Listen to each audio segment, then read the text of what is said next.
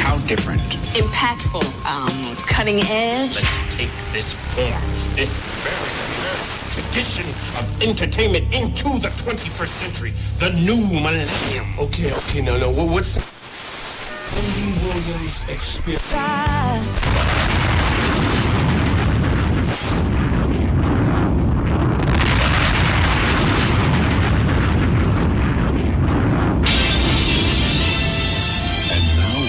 To bring you our feature presentation.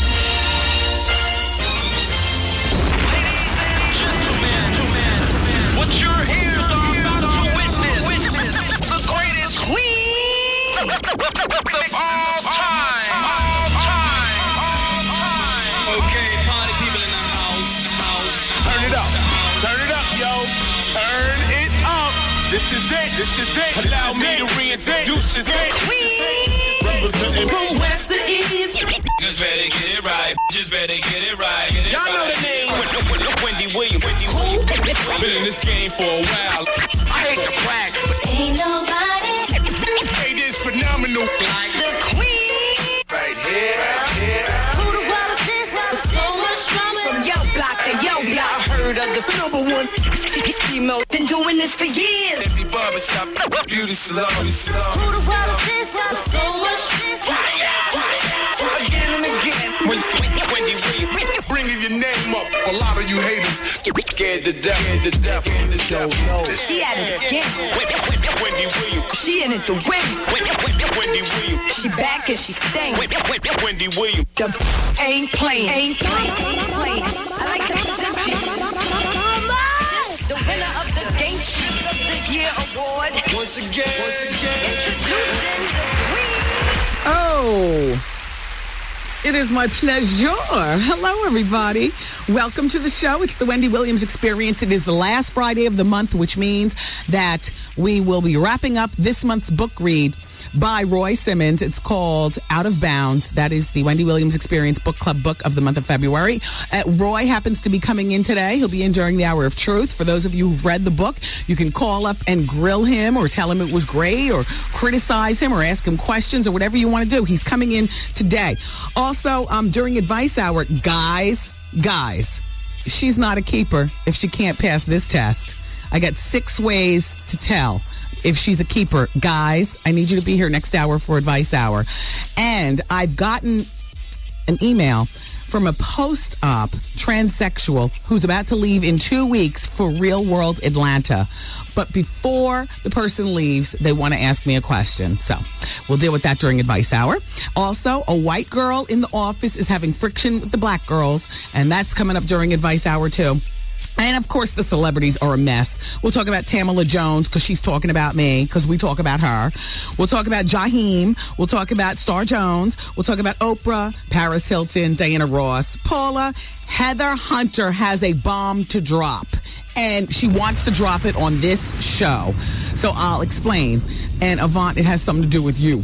And we'll also talk about Whitney Houston as it relates to the Winter Olympics and you know, you all's thoughts and whatnot. And when I got that footage, tapage or whatever you call it when it's not TV, audio. Oh yeah, it is what it is.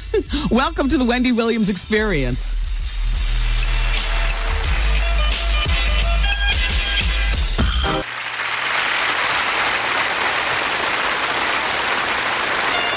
Ladies and gentlemen, it is with great honor and distinction that I introduce to you the queen of all media, Wendy Williams. Hi, everybody. How are you? I have an email from Helena Feinberg from Yeshiva University. She says, Wendy, I had to wait an hour before replying because I was so angry at you yesterday. I wrote you a respectful email and you responded over the air in an aggressive tone. I do not appreciate that. You might as well have said like you people do, you know, aggressive. Thank you for your invitation, but no thank you. It totally sounded like you and your staff on the show were inviting me to one of your black parties to ridicule me. I so don't need that. How dare you criticize me for going to yeshiva when you went to a black college in Boston? Wendy, you lost a listener. I'm disappointed, but it doesn't matter because now I really know how you are. I don't care what you or your listeners say about me because you can put that where back there. Put that where back there. Signed, Helena Feinberg from Yeshiva University. Helena, Northeastern University is not a black college, darling. And I mean, what can I say? Okay, let's move on. Oh gosh. Okay, you guys, it's like highly requested. Shout out to Matilda in Brooklyn, Queens. She wants to hear it. You guys have been asking for it because based on the people poll question, nobody watches the Winter Olympics. Like, I think that the response was like 20% of you said yes, you do, and 80% of you said no. Therefore, and I'm part of the no. So we all missed Whitney Houston's actual performance at the Winter Olympics. But if you turn down the music bed, Hollywood, and just hit that, let's listen to this.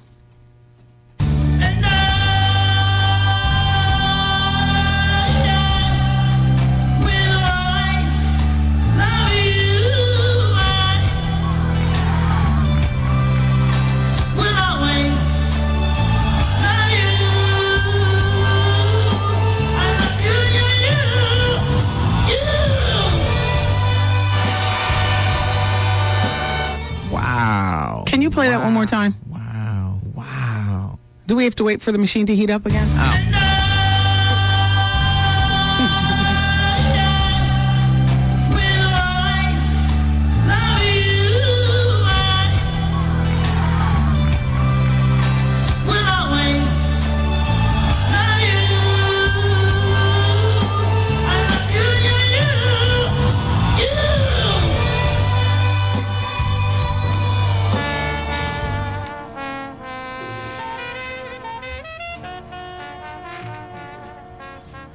That is like so stunning to me. That is so stunning. Just damn. Oh. So Matilda says, yesterday I happened to have been preparing dinner and listening to your show at the same time last night when you played the piece from Whitney Houston, because we played it yesterday, but later on in the show. Not you. Get out. Hey, who's on the telephone? She says, I could actually envision her doing. Oh man, yeah. Hello. I really thought that Lisa. Lisa. Yes. Oh, this is my girlfriend Lisa Carnegie. She's going to Puerto Rico with us too. You hear me talk about her. I called Lisa last night, as I often do, riding home from the show, to discuss the day's events. She listens online when she can in Virginia. Go ahead, Lisa. She never heard it until today. I told her, I said, tune into the show. I'll play it for you. Lisa. Oh my gosh. Like, I thought you were exaggerating when you first taught me. No. I was just like, there's no way that. I told Lisa last night going home that on a scale of 1 to 10, this was an absolute 0. And I was just like, oh, that's just Wendy being drama over the top. There's just no way. That is, I wanted to cry. Exactly. I wanted to cry. Okay. Like, you couldn't even have made American Idol with that. Oh my gosh. Okay. Anyway, any big plans for the weekend? Oh, yeah. Well, I definitely have to go check out Medea. Hello. Oh, wow. Yes. Oh, good. And I'm going to check out Sinead's new movie. Somebody's got to support her. Yeah. Sinead, huh? Yeah. Sanaya. Whatever. Sanaya. What's in the name? I'm going to see the movie. Hey, remember at Dons and Divas, Lisa, that Heather Hunter was there? Yes. Okay, so my friend, short. What? She is short. She's very small, but very, very aggressive, right? Yeah. Like, you could totally picture her with strap on. Absolutely. Exactly. So my friend Myra Panache is a gossip. So she sent me this. It says, Myra received a call from former adult star Heather Hunter yesterday. Heather was very angry. Her anger was directed at R&B singer Avant. Now, do you know Avant? Yes, okay. Absolutely. Okay, good. King Magazine had set up Heather with Avant on a blind date, which they documented in a recent issue, which included photographs. They went out for dinner and played billiards. After the date, the magazine asked Heather how she liked Avant. And would she go out on a date with him again? She replied, I liked his vibe and I would go out with him again. When they asked Avant how he liked Heather and would he go out with her again, he said, hell no, she ain't my type. I like a woman curvy and she's too thin for my taste. I don't believe it. I don't believe it. I don't believe it. I don't even believe he said that. Listen, Get out of here. Listen to the rest. Needless to say, Heather felt dissed because during the date, she claimed Avant was all up in her grill, and her fans on MySpace.com are outraged. Heather called Avant after reading the remarks. He denied making the comments. There you go. Yeah, no. And she felt dissed by that? And then, hold on, the last sentence is, she plans to contact Wendy Williams next week to drop a potential bomb on Avant. Huh. Now, I don't know what the bomb is. Huh. But... is it really going to be a bomb? I don't know. What could be that big? I don't know. Or not that big. Maybe the how you doing bomb? Yeah, I'm just going to say that's just so overplayed. Yeah. No, it's going to be that big. Speaking of which, before I let you go, are you going to be listening all afternoon, Lisa, or what are you doing? Oh, yeah, I'm going to try, definitely. Do you have meetings and stuff? I had them all this morning. I am done. Are you good for Advice Hour next hour? Oh, yeah. Oh, do you still watch Real World?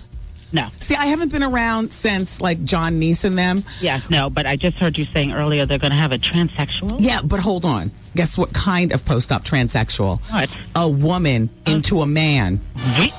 Exactly. Oh. Exactly. And nobody will know? And no, well, I guess apparently he's sharing it with the Real World audience. Oh, my God. So does she stand up? How does that work? Listen. Just like, wait. So the post-op tranny gave me an email, and I just got the email yesterday. I'm going to do it on Advice Hour today. He goes to Atlanta in 2 weeks and has a question for me and wants to talk with me about some stuff. So I'm going to read the email on the air. Okay. Yeah, exactly. Exactly. Yeah, I think I'll stay tuned in. Whatever. Yeah, exactly. Hey, so I'll talk to you over the weekend. You got it. All right. Bye. Bye. Hey, this one's for you. Play that again. Oh my gosh, never mind. Let's go to the telephone. Forget about it. Hello? Hi, it's Wendy. Hi, it's Wendy. How are you? Hi, Wendy. I'm good. How are you? Good. My advice to you is on Valentine's Day, you had the young lady up there with the underwear from her boyfriend. With what? Remember she had the underwear from her boyfriend? Oh, yeah. Okay, in the end, she said she needed 2 leaves. And you gave her 2 leaves. Wendy, never ever do. I'm a nurse. Okay. And I'm telling you, never do that, because if she had an allergic reaction to it, she could sue you. Oh, okay. Well, I won't give her a Tylenol or anything. See, because don't give anybody anything unless it's a best friend. No, I'm an extreme person. I won't give nobody nothing. Thanks for the tip off.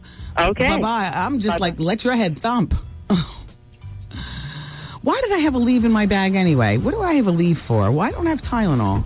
You know what? They are Tylenol in a leave tube. The tube is like really dirty on the outside because it's been around forever. Line number 5 is Shay, 40 in Harlem. Shay's a friend to the show. Hey, Shay. Hi, Wendy. How are you? How are you? It says you want to talk about Whitney. Yeah, my girlfriend happened to catch the episode, her opening on the Olympics. Yeah. And she said that her wig was terrible. It looked like she brought her wig from 3rd Avenue. Yeah. And the bag, she said that she was awful. But just listening to it, she doesn't sound like the same Whitney that we used to normally hearing. No. It's just a sad, sad day, right? Yeah. Thanks, Shay, for checking in. Okay. You have a wonderful weekend. You too. Nicole's on line number 6, and she's in Brooklyn. Hey, Nicole. Yes. How are you? It's Wendy. Hi, Wendy. Hey. Oh my gosh. So nice to speak to you. Thank you, You're Nicole. a friend of my head. Thank you, Nicole. I listen to you all the time. Thanks, Nicole. I just wanted to say that Whitney sounded completely awful, and like your friend said, I completely agree that it wouldn't even make it through American Idol. Yeah. And it's a shame that she used to be so great. Yeah. And everybody used to just look up to her. Yeah. And it's just crazy. Yeah. But I really wanted some advice. I'll try and call back in Advice Hour. Terrific. Thanks, Nicole. Okay, Bye-bye. bye. All right, and one more on line number 7, because that's Margot. And she wants to talk about Whitney. Then we have to go into the break, and we're going to change topics and whatnot. You guys can call about whatever you want. Hello. Hi, Margot. Hey, Wendy. How you doing? It's Wendy. Good. Nice to have you here. Let me tell you something. I need to find out. Whitney, did she hit rock bottom here, or did she hit rock bottom when she was on that Michael Jackson special? Your name is Margot? Marco, M-A-R-C-O. Oh, Marco. Okay. What is she doing? I'm really trying to figure her out. I mean, I'm not here to pick and pull at this point. You know what I mean? It's absolutely beyond that. Right. Yeah. All right, Wendy. Nice to talk to you. Thanks, Marco. All right. Bye-bye. Okay, so you guys, we're going to go into the break. We got a lot to get through today. I got a lot of your faxes and emails where you're just commenting regarding whatever. We'll talk about Beyonce and, Tamala Jones, and, Carney Wilson, the teen in Oregon who was shot 4 times at school. Yes, keep it here. It's the place to be. It's the Wendy Williams Experience. Thanks.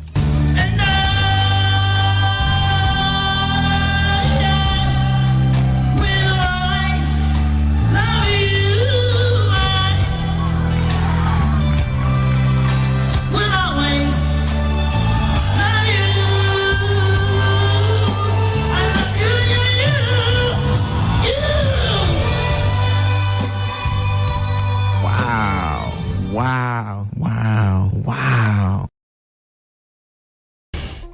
Hey, it's 107.5 WBLS, today's R&B and classic soul.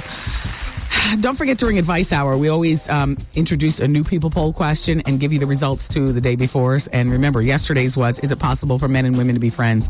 I can't wait to deliver the results. In the meantime, the radio station is going to Puerto Rico. We're going to have a great time.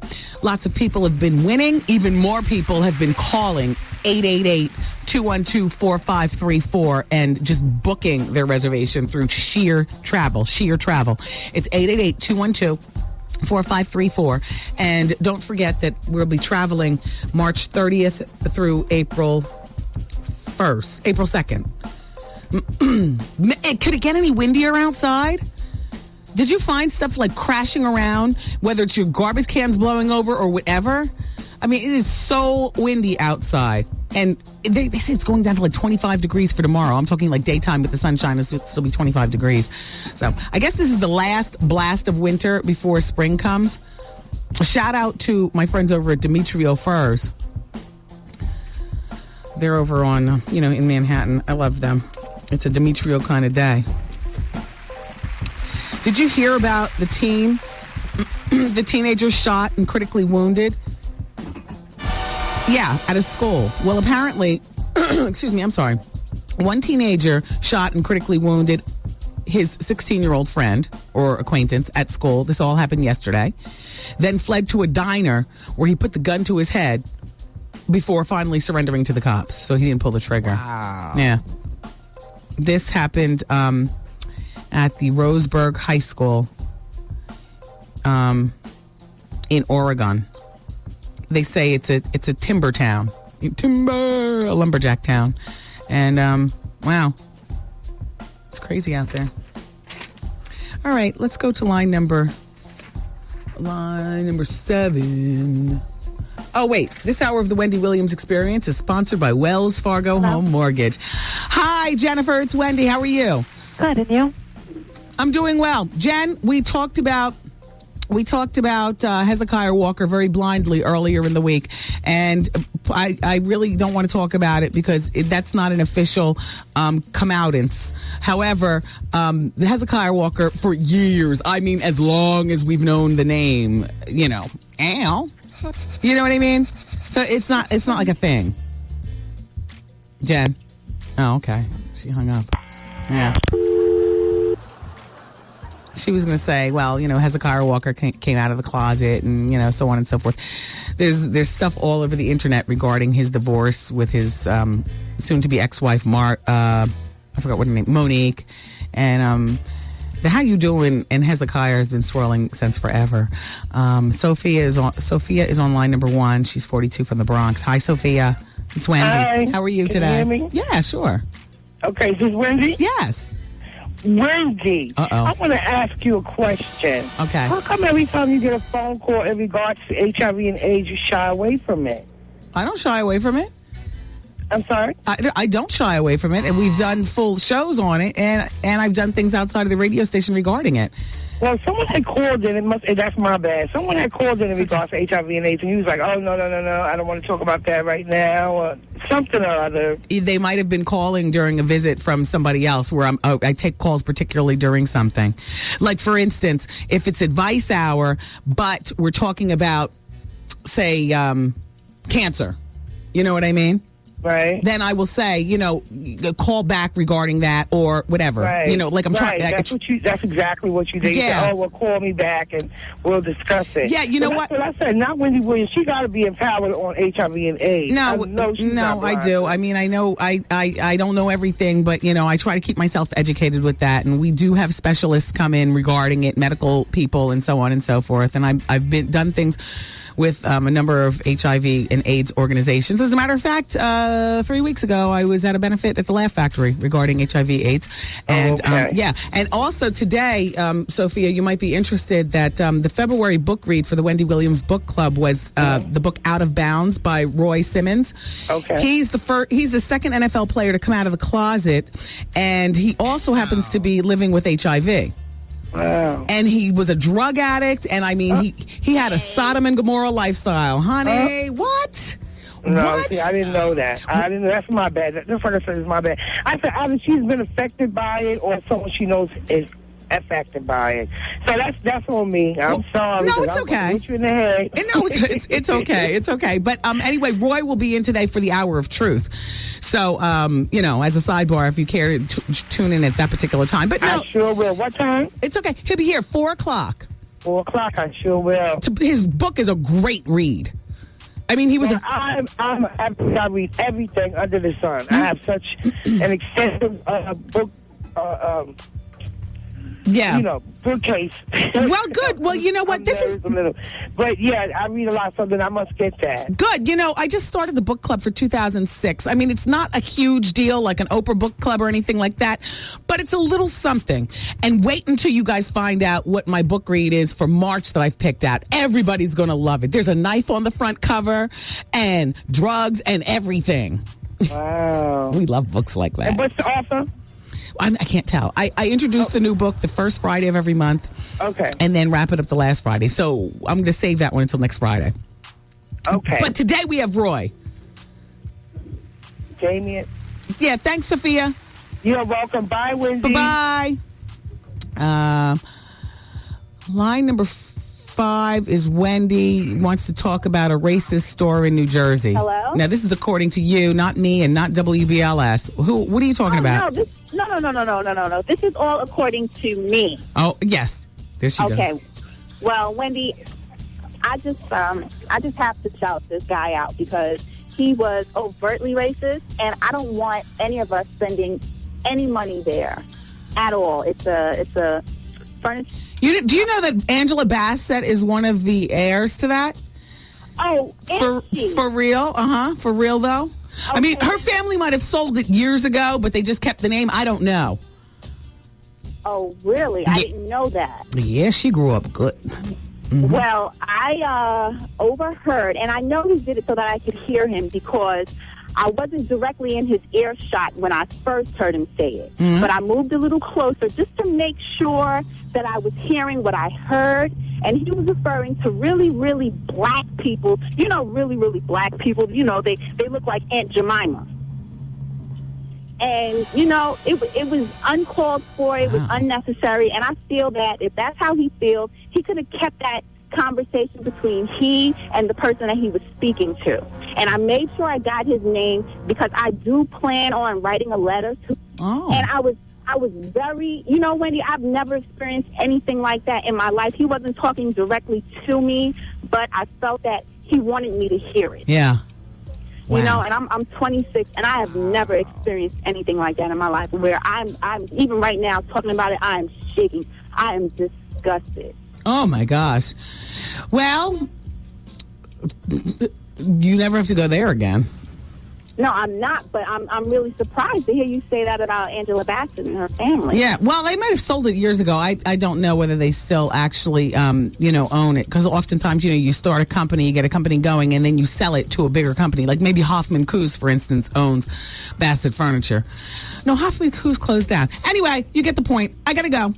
I get it. Bye, Wendy. Take care. Bye, Wendy. Bye. Her name is Wendy, too. All right, you guys, we have to continue with the break, and we'll be back with the rest of the class and the Wendy Williams Experience in the building till 7, right here on BLS. Yo, check this out. This is Chuck D of Public Enemy, and you are checking out and listening to the one and only Wendy Williams Experience right here. So keep it locked. Don't turn. You might miss something. Damn.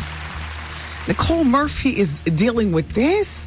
I don't know. I guess sometimes you think that after, a couple has been together for a number of years and had a lot of children, and I just shared so many things that there'd be some things that wouldn't be up for discussion. She told Essence Magazine regarding Eddie and the transvestite thing. He told me there was this person on the corner crying, so he stopped to help. But I'm thinking, well, why the hell did you let them in the car? So even she's questioning him. Like that's that's a sideways jab in the back, right? Yeah. Wow. And Mariah Carey is going to launch her own line of jewelry and accessories. And guess what, girls? The great thing is that it's going to be sold exclusively at Claire's boutique. I used to love Claire's. Oh my gosh, they've got like really cheapy, and I say this in the best way, earrings, necklaces, purses, makeups, and rings. Mariah, that is so cool that you're selling your crap at Claire's, as opposed to, trying to go, upscale and sell it like that. I love when the celebrities make things available, to the everybody crew. So, Terrence Howard, I don't know why I'm so phlegmy today. Terrence Howard says that he prefers Kelly Clarkson to rap music. Like, I think Terrence Howard, not for nothing, but in this bid to get the Oscar and stuff, you are like smoothing yourself out so much and pushing up to white Hollywood so much that on a few occasions I've caught myself looking at you like, huh? And this is one of those times, but okay, there's no accounting for people's musical preferences. People, listen to what they want. He says he prefers Kelly Clarkson in rap music, even though he's nominated for playing, the pimp in Hustle and Flow, and the group was going to be there doing the song and whatnot, and they're nominated. But he says his personal taste in music is, here's his example. He prefers James Taylor, Paul Young, Jim Croce, and Kelly Clarkson. Yeah. Like, there's no neck snapping in that music at all. Damn, my mom has better taste in music. I mean, in terms of, not better taste, I'm not, discounting them as musicians, but wow. Wow. So, Tamala Jones spoke to, what magazine was this? What magazine did I rip this out of? Was it Smooth Magazine? Yeah. Are you sure? I thought this was King Magazine with Takara on the cover. Maybe not. It was Smooth Magazine? And she was on the cover. Okay. And in it, one of the things that they say to her is people say that Nate Dogg set your house on fire after Wendy Williams got in his ear. Well, okay, so Nate Dogg, who I really love, just because there's something country cool about him. And any song that he's on, to me, is like an instant hit. Like, hearing him collabo is like ear candy to me. So Nate was on the radio show, and I was trying to pry him about his personal life. This happened maybe 2.5 years ago. I was trying to pry about his personal life, and finally he let it go that he was engaged. And so I said, wow, to who? And he's not talking. And so, I give him a little bit more liquor. And then, no, I didn't. I don't believe we were drinking, or maybe we were. I have no idea. It was 2.5 years ago. But anyway, he said he was engaged to Tamala Jones. And I said, wow. I said, whoa. And I just, just shared with him, a couple of Tamala stories. And so this is her response to the interviewer here in the magazine. I did have a fire, but I can't say that he did it. People have speculated that, but I don't know. I will never say that he did it because I wasn't there. As far as the fire department was concerned, it was faulty wiring. Whoever did the construction on my house before I bought it did it cheaply. It happened around the time that Ish was going on with me and Nate. But honestly, I don't think he did it. I honestly don't. Listening to the firemen and the insurance company, Ish just doesn't go down like that and remain unanswered. Yada, yada, so on and so forth. What ended up happening is he went back to Los Angeles and he broke off the engagement with her. And I didn't intend for him to do that. I mean, I was, just a little, shocked that he was engaged to her because she's got like this little reputation. A little reputation, but, reputation enough that, when you walk in the door, like with your girl, like you don't want to have to make eye contact. Do you understand what I'm saying without talking? You don't want to have to make eye contact with the next nooker. And that one over there, and that one over there, and that one over there. Like, damn, is there anybody you didn't? I mean, And old Nate, he was so country and naive. I just had to, like, oh, baby. Hold up. Wait. Anyway. Wendy, I totally disagree with you. You could not pair a woman molesting a child the same as a man molesting a child. A man is much worse. He can get the child pregnant. He can cause emotional and physical damage. And I would much rather a woman molest a child over a man molesting a child if I had a choice. And that's CJ. And this comment is relating to, we've been here and there. We've had conversation about that basketball coach that was molesting those girls. And now she's on probation. And I'm like, oh my gosh, there's 3 girls. And for one of them, she used, what they said, penetration. I don't know whether that was digital or strap on, but either way, it's like, wow. And didn't they say invasion? Sodomy. Yeah, And I'm like shocked that she didn't get jail time because a man would have gotten jail time. So CJ is saying it's not, no, you know what? I understand what you're saying, but women can sodomize just like men. And apart from pregnancy, you can get STDs from tools also. And the emotional damage is the same. It could be worse. You know what? It could be worse. Woo! Can you imagine not having, lesbianic feelings, and your gym teacher or somebody comes in and pushes you down on the ground and pulls the tool out and gives it to you, and it pulls up your shirt.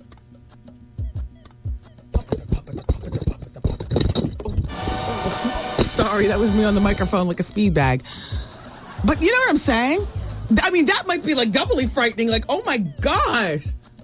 I mean, I don't know. I just, I say jail time for molesters. That woman out in California, they let her off too easily.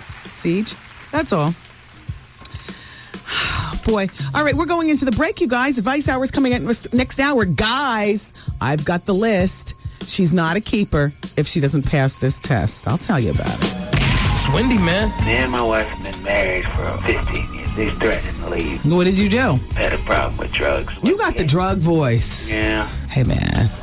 Just asking, what's your drug of choice? You name it. Coke? Yeah. Weed? Yeah. Crack? Yeah. Heroin? Yeah. E-pills? Yeah. Whippets? Alcohol. Gorilla? Yeah. PCP? Yeah. The Wendy Williams Experience. Wow.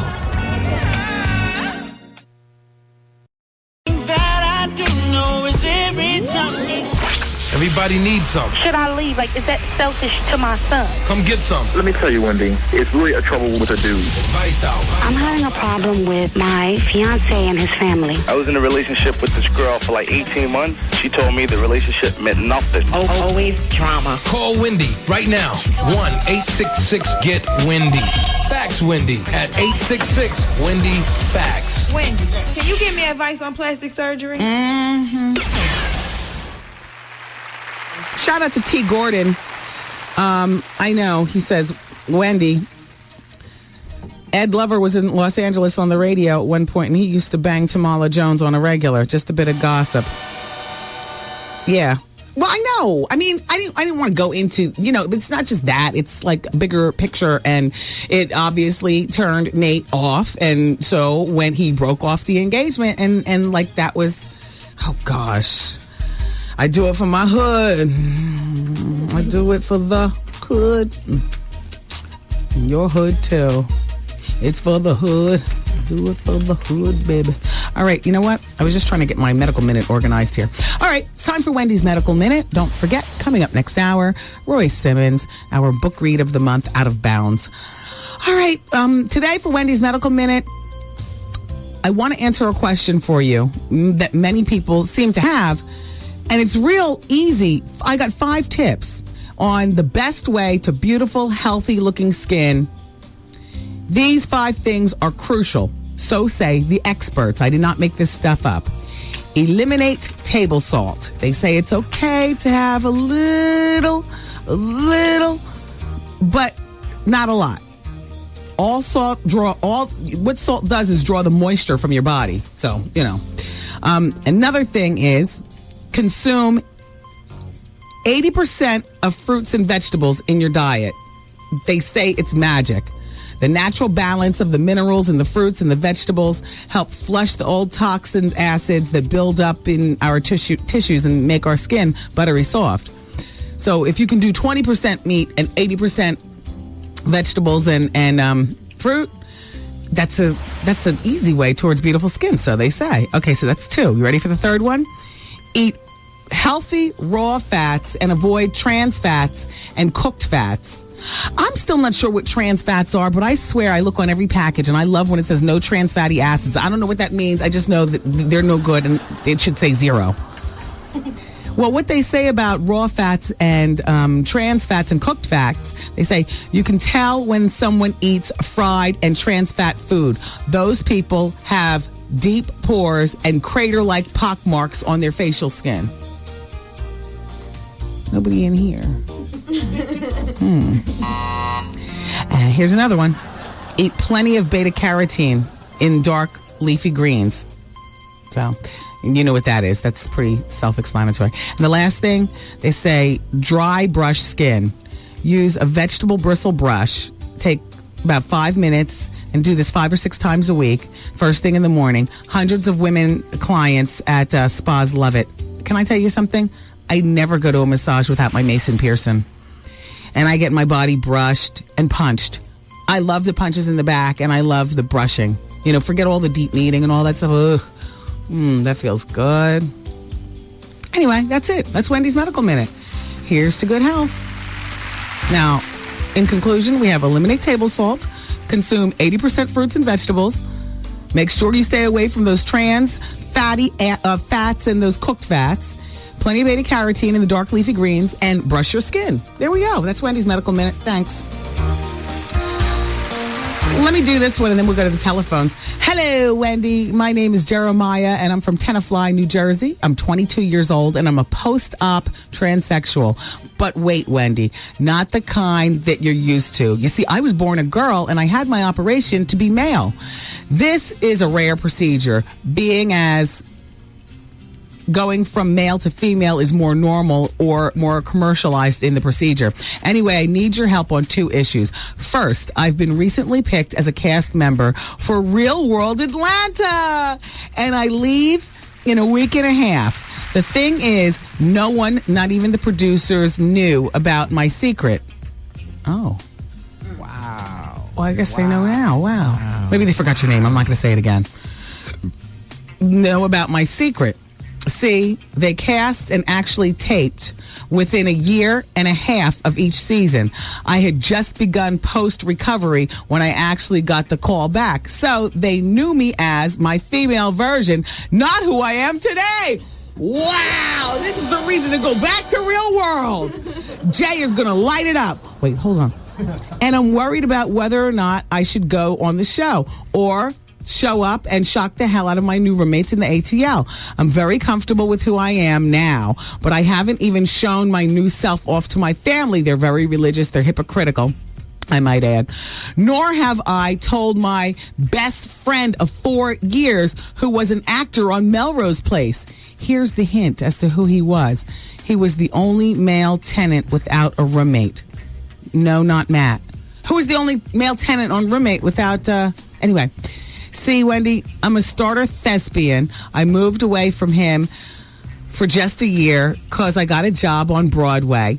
We actually broke up before the surgery because of distance. Therein lies my second problem. Wendy, I want him back. Bad. He was and still is my first lover. He wants to get back with me also, but I'm terrified to show up as a man. Wendy, now granted, this actor is gay himself and knew and loved the idea of me going male, but he doesn't know that I actually went through with the situation. So it's either no show, no man, no career. I don't know which I can co-experience without it blowing up in my face. I need help. I'm a brand new male and I need advice. P.S. Say hi to Woody for me. If I wasn't in love already, I'd like to holla. Oh, that's so nice. First, I do want to say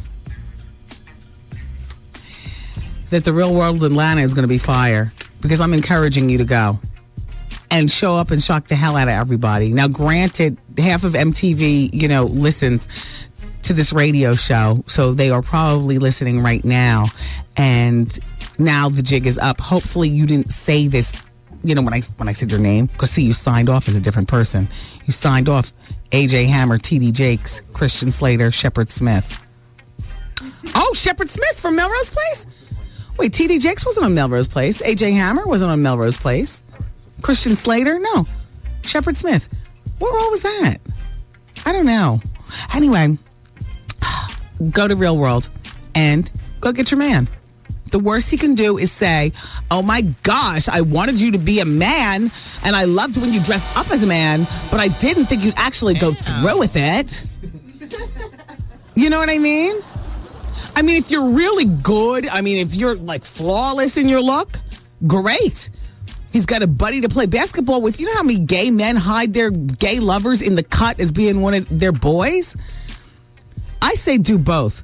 Star, yes, I did say star, because you will be the star. Star on MTV's Real World Atlanta and knock on your Hollywood friend's door and see what happens. And I wish you well, and I will be watching. Congratulations. I hope that you're happy. Boy, oh boy. Does insurance cover that, or did you have to pay for that out of pocket? Just a question. Wow. And do you have sensation on all 7 inches? How big did you request? You know what I mean? Like, if you're going to get an attachment, if they're going to tool you up, how big did you request to be? Wow. Oh, I got so many questions for you. All right, look, it's still advice hour. Let's go to the telephone. Okay, wait. I'm not liking these people. Obi, I don't want to talk about Sophia. I don't know who that is. This is advice hour. Christopher's on line number 7. Christopher's 18 years old. Hi, Christopher. Christopher? All right. Well, Daryl is 20, and he's on line number 6. Hey, Christopher. All right. Well, Daryl's not there either.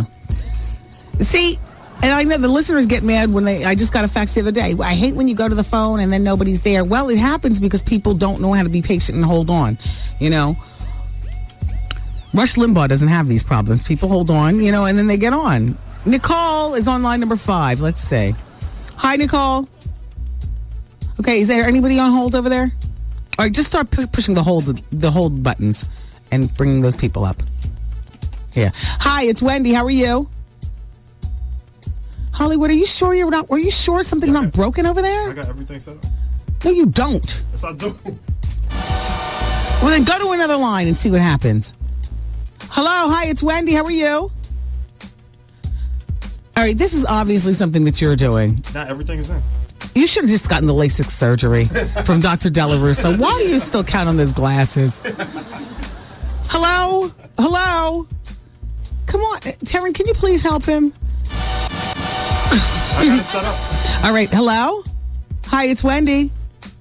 Oh, for goodness sakes. This is something beyond my control. All right, well, it's okay. All right, hello? Check 1, check 2. It's Wendy. How are you? Okay, you try to get the phones fixed, and I'm going to a letter. Dear Wendy, I'm homesick today, and I thought I'd write you to ask you advice about my current work situation. I'm a 34-year-old white woman.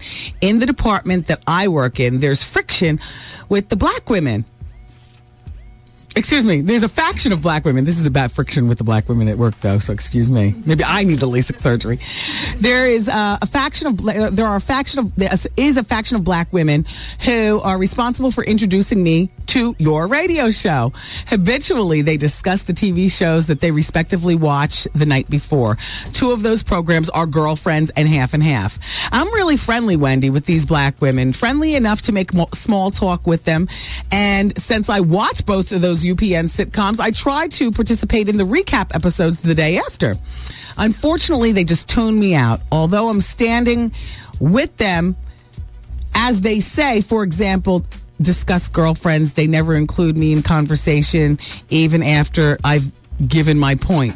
They even rudely roll their eyes whenever I verbally participate. Wendy, I get so frustrated. My question to you is, should I pull them aside or confront them, or just let it go and dismiss it as one of those things? Am I being too sensitive? That's signed Caitlin Bagel.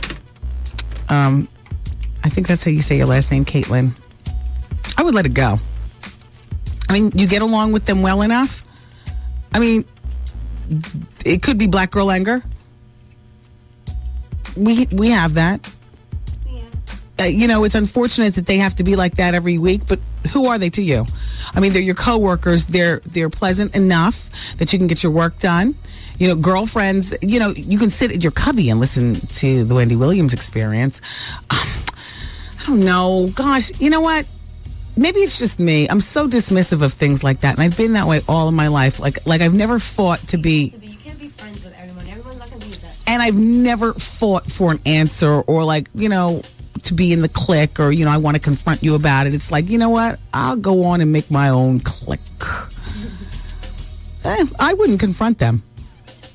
I wouldn't say anything. They're not your bosses. They don't cut your paychecks.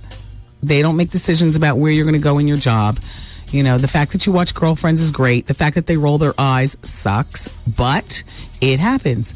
It happens. It happens in workplaces all the time. I just think that some people get too offended by things that go on at work. A lot of it doesn't even matter at the end of the day. Pick up your check, file your papers, or whatever it is that you do at work, and go home. Work is not a place that you make friends. I don't even like work as a place to make lovers. Maybe a quick jump, but... And I've been down that road before, and I just know that, I had to be the bigger person. It's just, work is work, and your life outside of work is a whole nother situation. Yeah. Thanks, Caitlin. That's a real white girl name. Like Becky, right? All right, have we fixed the telephone or not? Let's try one time. All right. What line? Any one of them that's blinking, it doesn't even matter. Go, or I'm going to read to the... Hello, it's Wendy. Hi, Wendy. Hi, how you doing? I'm doing well. It's Advice Hour. How are you? I'm fine, and you? Good. What's your name? My name is Belinda. Hi, Belinda. What's happening? Oh, well, I need your advice for something. Okay. What I'm calling about is I've been in a relationship for a real long time, and he's just not the type I want to be with anymore.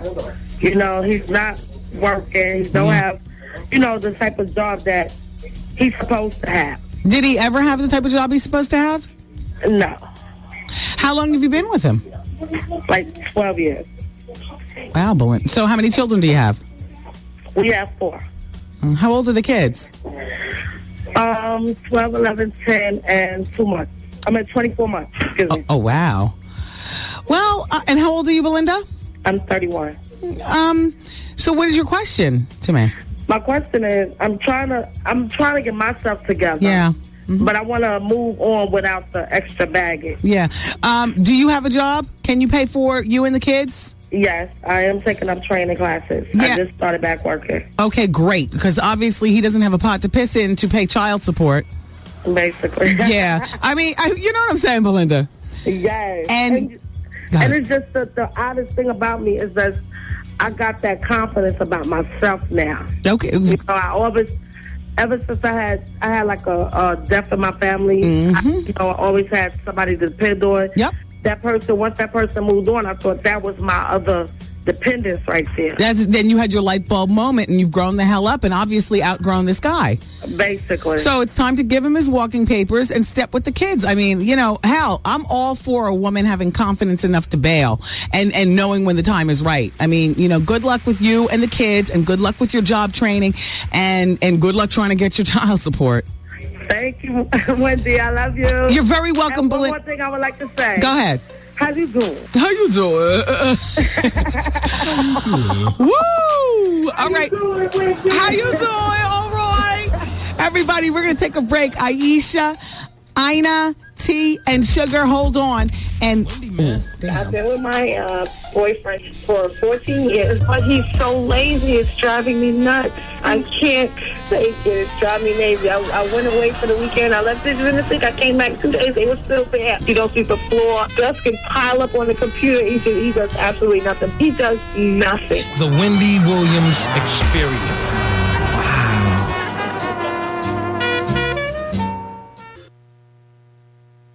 107.5 WVLS presents the WVLS Diet Pepsi Getaway and Play Trip a Day.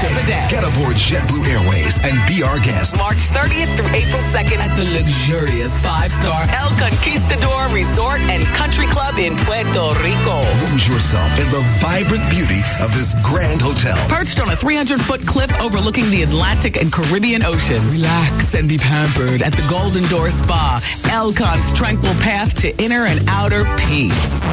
Oh, hell, let's get to the point. We're going to party. We're going to have fun. I got DJ Quad coming from Jersey and JC Jace coming from Brooklyn and SNS coming from Uptown. We're leaving nothing to chance. Keisha Coles is going to be entertaining us, and I need you to be at my private island party. It's Palomino Island. It's in Puerto Rico, and we're going to get down. Sponsored by Bally's Total Fitness. Meet your potential. The Universal Circus, back in the tri-state area. And Benjamin Rugg and Home Furniture Designs in Secaucus, New Jersey. So listen to the Steve Harvey Morning Show each weekday morning at 7:15 a.m. He's going to tell you the next time you can call in and win. Be the correct caller and pack your bags for the WBLS Getaway and Plane Trip a Day to the El Conquistador Resort in Puerto Rico. Or call Sheer Travel 1-888-212-4534 and book your trip to join us. It's the WBLS Trip a Day Getaway. Courtesy of Diet Pepsi. Light, crisp, refreshing. And the station giving you fun in the sun. 107.5 WBLS. WBLS and the New York City Department of Health encourage you to quit smoking. Call 311 for more information. Oh, yeah. Now, if you would rather call Sheer Travel to book your trip to Puerto Rico, you can just dial 888-212-4534. I encourage you to call that number. It is more affordable than I thought. I mean, wow. For 5-star, for, a few days and great parties and all that other kind of stuff. Jeez Louise, if you are in the mood for a vacation, come with us to Puerto Rico. 888-212-4534. Okay, so thank you, Jackie and everybody else. Grant Show apparently was the only tenant on Melrose Place who didn't have a roommate. Grant Show, you doing? Wow, wow. So what's up for the weekend? Yeah, man. Ow. It's going to be cold, but it'll still be light at 5 o'clock. I love, I can't wait until, the time changes and all like that. Wow. This weekend, I know in Newark at the Hilton Hotel at the airport is the all-white affair. Shout out to DJ Qua. He's going to be doing the music. Shout out to Race and shout out to Carlin's Cut Up. Oh, gosh, that sounded like I coughed right on you. Excuse me.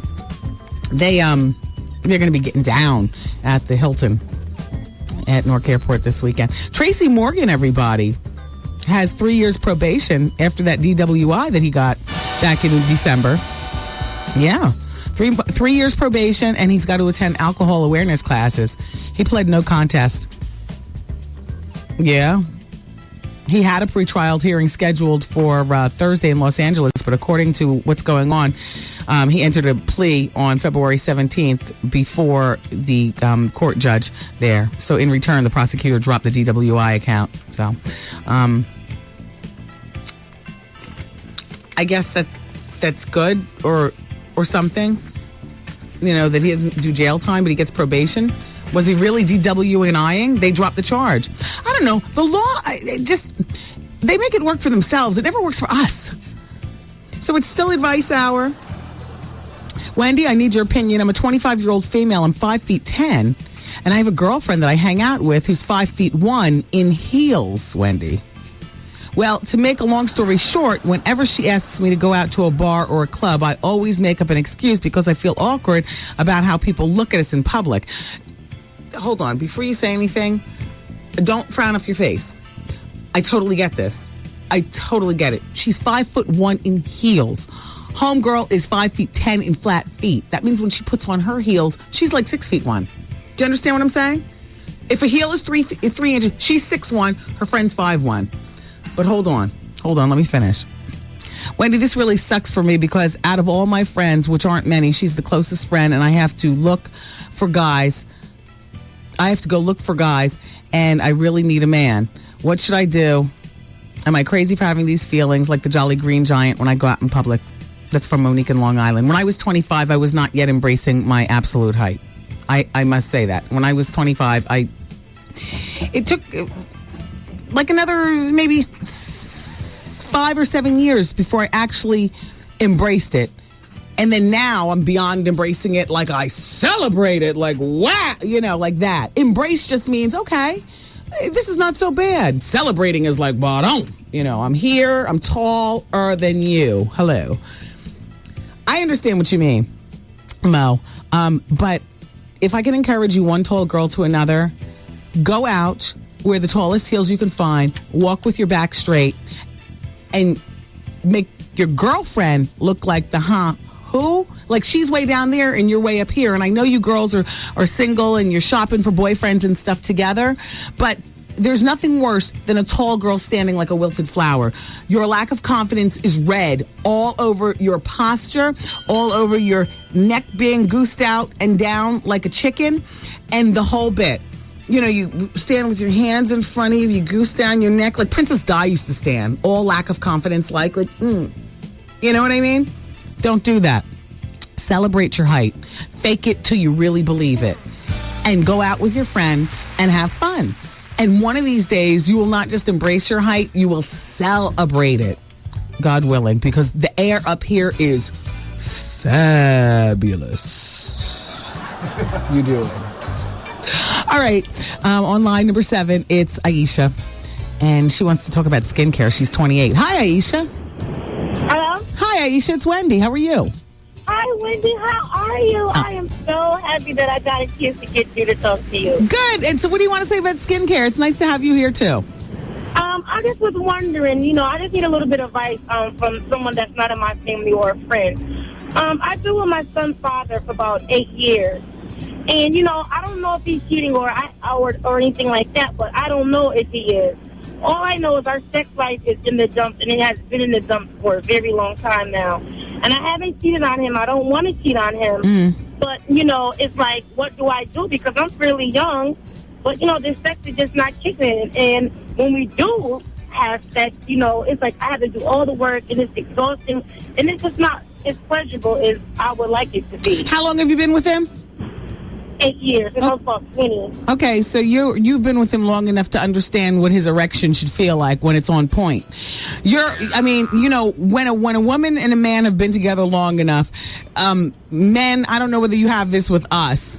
I don't believe that you do. See, we've got a wonderful thing with you in that you've got this Richard, and the Richard stands at attention differently if you only have sex once a week than if you have sex every day. And if it's your second time in the day having sex, it definitely stands differently. And if it's a woman, an intuitive woman, and it doesn't take much to know the dills of familiarity. You know what I mean? Do you sense he's cheating through his erection? No, it's not like that. He's a good man, don't get me wrong. No, that's not what I'm asking you. As far as I know, he hasn't, did anything like that. I'm just wondering, what should I do? Because, I don't want to cheat on him. That's not cool. But I would rather leave him alone first.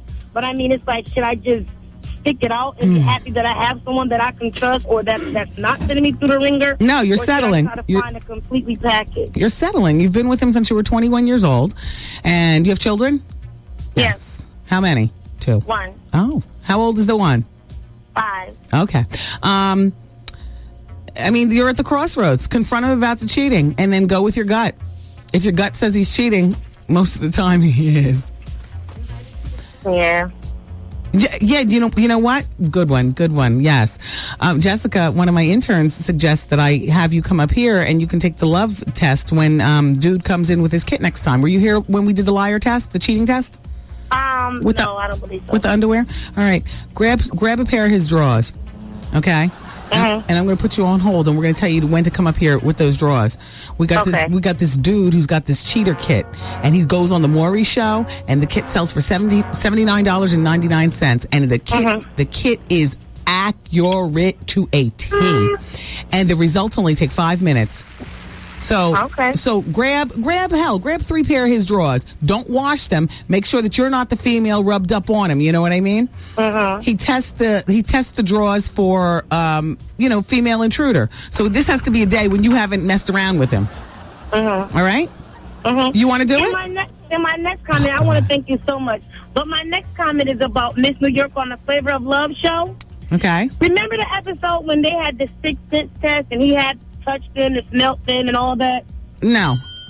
Okay, he had an episode where he was blindfolded and he had to smell them, touch them, and all that, arouse his senses. Okay. And Miss New York allowed him to stick his hand up in her drawers. Well, I guess that proves that she's not a man? Yeah. Yeah. All right, Yeah, listen, I'm going to put you on hold, Aisha, and we'll invite you up for the cheater test. Jacqueline. Oh, Jacqueline. Okay. It says Aisha's on line number 7. That's why I thought you were calling about skincare. All right. Hold on, Jacqueline. We're going to take your information, okay? Okay, thanks. All right. In the other room, take the information for line number 7 so we can invite her up regarding the cheater test. All right. We need to continue with this break. Sugar, T, and Ana, just hang on a second, okay? It's the Wendy Williams Experience until 7 on WBLS. The boy Lil John, and it's that fool Big Sam. Sam, how you doing? I'm doing good. How you, man? How you doing? How you doing? How you doing? How your mama doing? How you doing? How is you doing?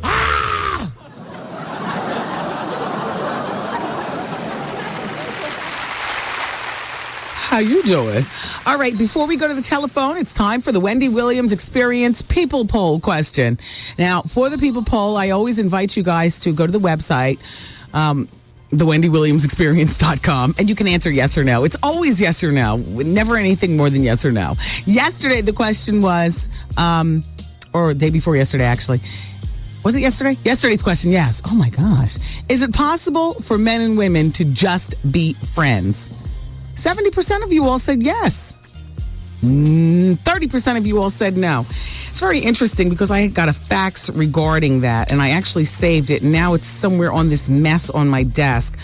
But you know what? The guy is friends with the girl after he dug her out, of course, years ago. Which, yeah, if you've already been there, then hell yeah, you can be friends. Or if the person's not attractive in any way, shape, or form. I'm not just talking about physically. I'm talking about, having a little swagger about him and the whole bit, and nice little job, and so on and so forth. Anyway, 30% of you all said no. They can't be friends. 70% of you all said yes. Today's People Poll question, and I'll give you the answer on Monday, okay? Honestly.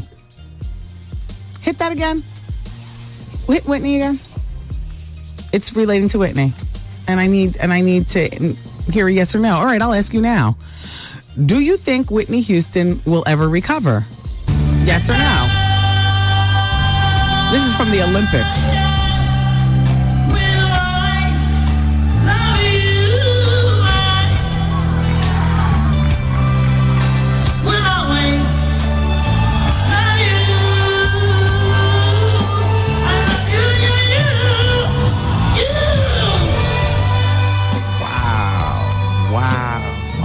Wow. Yes or no? I'll leave that up to you. Wendy at thewendywilliamsexperience.com. Okay, men. I was reading one of you all's men's magazines. These are men talking to men, but I was spying. I was reading your magazine, and there are 6 key things in this magazine to tell whether your girl is a keeper or not. And she's not a keeper until she passes these tests. Number 1, responsibility. The test is, men, play the blame game. The next time she rear ends someone during rush hour or spills coffee on her lap, listen to her post-game analysis. Successful couples focus on the positive, says Scott Holtzman, MD. He says, is she the eternal victim or does she accept responsibility? Like, oh, I'm so clumsy, or oh, you ass.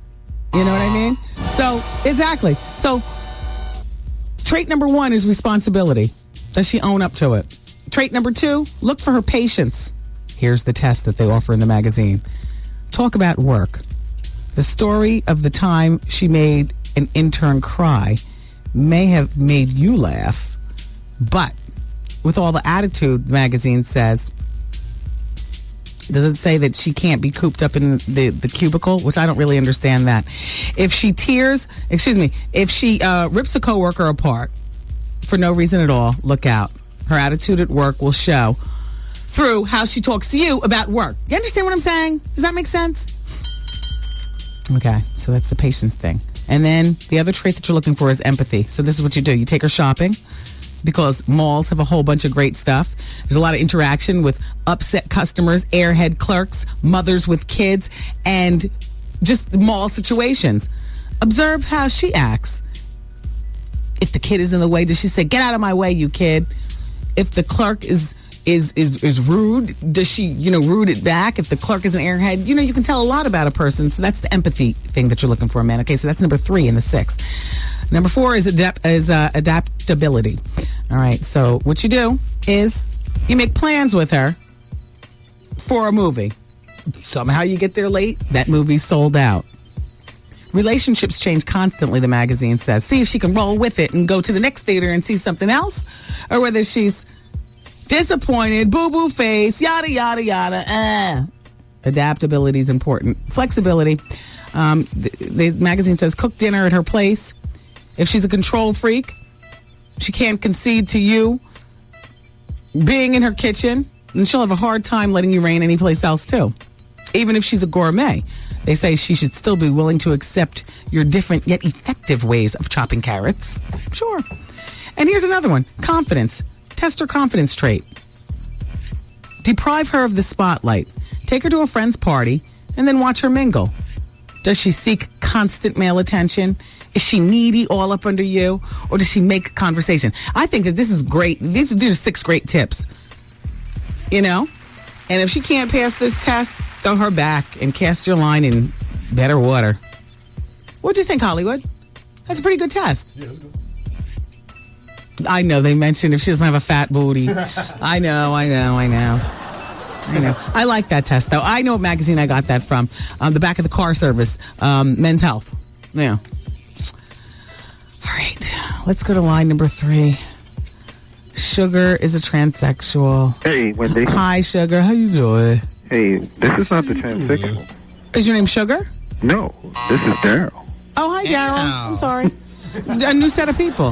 Hey, Daryl. Hey, Wendy. Hi. Hey, I got a question. I know your mother, your parents always told you to be nice to your neighbor. Yeah. Right? Yeah. Well, the situation, I went to a DL sex party on Sunday night, right? Okay. And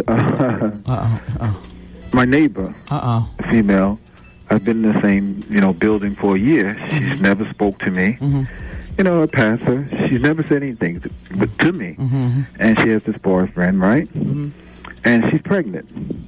So as I say, I go to this DL party Sunday night, and I meet someone, and it's dark. I get my session on, get my shot. So, it was good. So we decided to take it to the restroom in the lighted area. Right. And it was her boyfriend.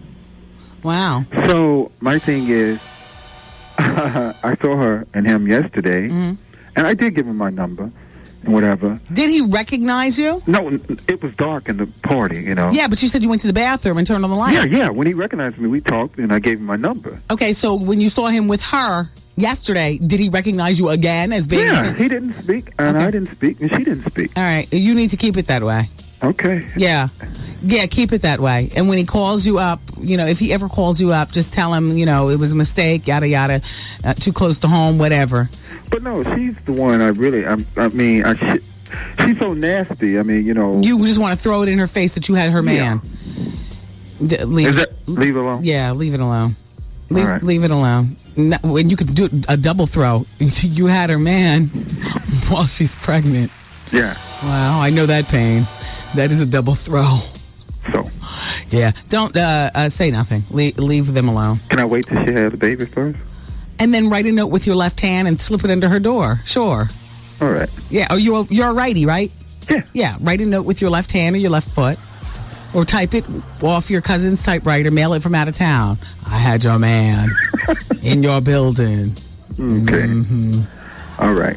And say how you doing at the bottom, so she understands it's from another man. All right. And yeah, and by the way, these chicks, they need to know these DL parties, man, in Brooklyn. Yeah. I mean, hey, the guys that were there, I don't look gay, and none of the guys there. Yeah. And it's something, man. I know the DL lives. Do they still have Latino parties?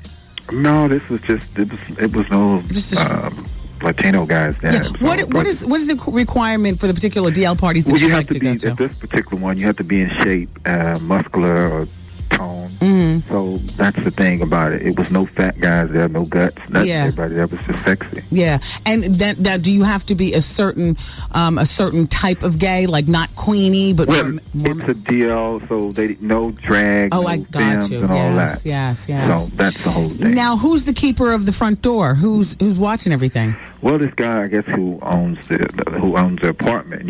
You do a clothes check and everything, and it's real dark. Wait, hold on! Don't cut me off. We are talking about something that the women are interested in. Hold on. Mm-hmm. What do you mean a clothes check? You take off all your clothes and walk around in your boxers? Your boxers and briefs or whatever. Right. How much does it cost to get in? It's no charge. I can't say that because I don't want, Oh. Yeah. Is it over $50? No. Wow. Can you smoke weed in there? Yeah, there's a space for that. Yeah, can you do coke and e-pills and stuff? Yeah. Yeah. Now, who provides the drinks? Oh, they provided the drinks as well, and the lube and the condoms. And the lube and the condoms. Interesting. Yeah. Now, how many rooms were there in the brownstone? It was it's 2 floors. It actually was in the basement, the first floor, so 2 floors you could go to. How does it smell in there with all you men all in and out? Well, in some of the rooms, some guys didn't. So that was the deal on that, Yeah. Yeah. All right. Well, you take care, and thank you so much for enlightening us. All right. Have a wonderful day. Bye-bye. Yeah, don't forget, leave the neighbor woman alone, please. All right, everybody, keep it where you got it. Our book read of the month is about to come in. His name is Roy Simmons. It's his second time on the show. His book is called Out of Bounds, and we will wrap up this month's read with our author. I encourage you to fax and call and email while he's here. Thanks. It's Wendy, man. Secret society, what is that? What is a secret society, world? Rappers, they know how to get. They got to be sworn to secrecy by homosexuality. The Wendy Williams Experience.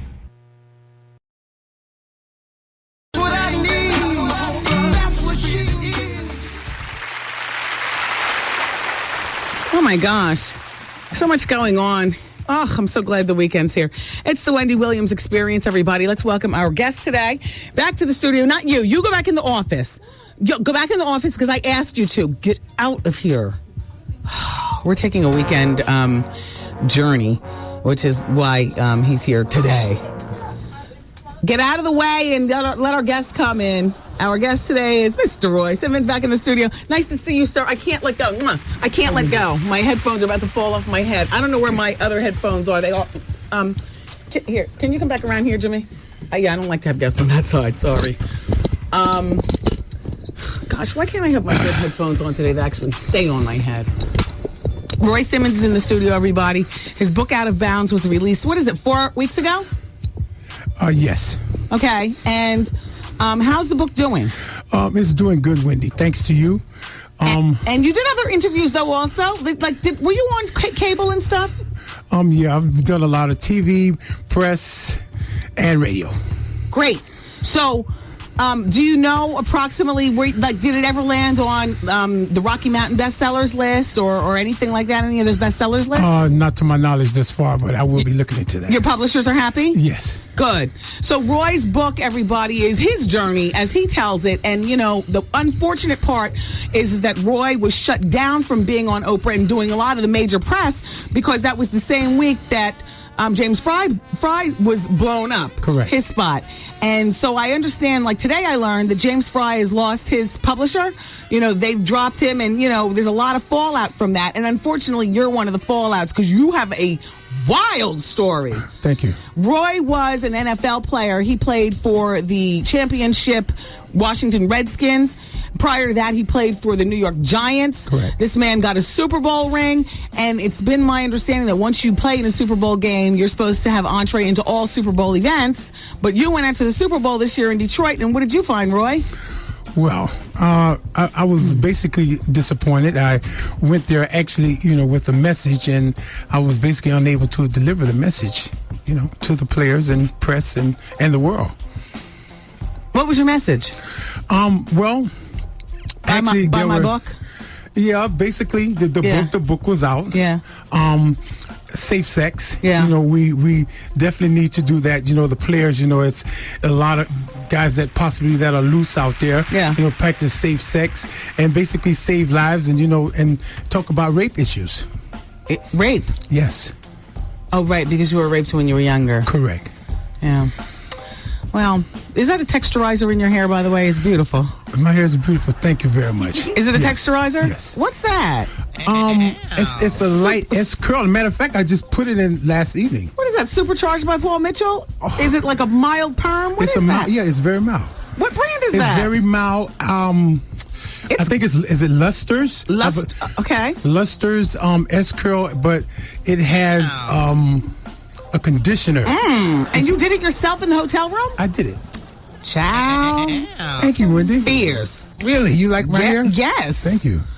So I love yours too, Wendy. Well, thank you. I really, really do. It clips in and out. Wait, look, I'll take a clip out for you. No. Wait. Oh, I can't. Oh my gosh. You're beautiful. I got You're so many beautiful. of them. You're beautiful. This is so tacky. Look, it's like see this? Oh gosh. Well, damn. Besides that, Wendy, I just I want to thank you so much. Thank you. I'm so much endeavored to you. I really appreciate Thank you. what you've done for the Roy. world. Roy. Not only me, the world. Listen, it's not a thing. Are you suing the NFL? Like, how far do we take this?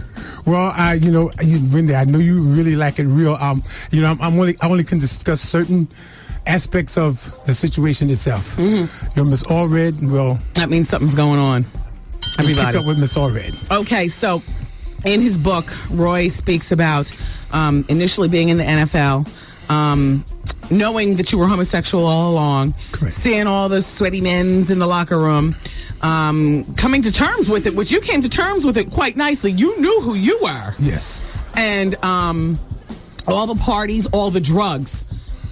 The drugs. You talked about your rape at a young age. Yes. You talked about when you found out that you had HIV. Correct. It's really something else. I mean, the book is not going anyplace. It's called Out of Bounds by Roy Simmons, and we would love to take telephone calls. Now, has she been? Oh gosh, she's still. All right. I think she put somebody on hold. 866-GET-WENDY. It's 866-GET-WENDY. Call if you've read the book or if you have a question for Roy. We would love to hear from you. And we can go to the telephone blindly right now. I think Shanique was in the other room doing something. I have no idea. Hello? Hi, it's Wendy. Hello? Oh. Hello, hi, it's Wendy. Hello. And you're on the phone with Roy as well. Girl. Hi, how are you? I am so excited. I commend you. And I just think you're the bomb. You know what I'm saying? I picked up the book from my husband, and for me, I bought 2 copies. I think it's just really a good book. But you know what? What you're saying is true, because you know that show, Playmakers. When they had that show on the air, as soon as they started talking about the gay stuff, they took that off the air, honey. Wow. They don't want that exposed.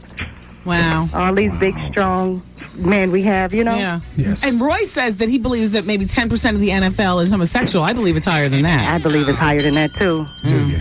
It's just too, I mean, it's nothing we can, I don't know where it's, I don't know. Yeah.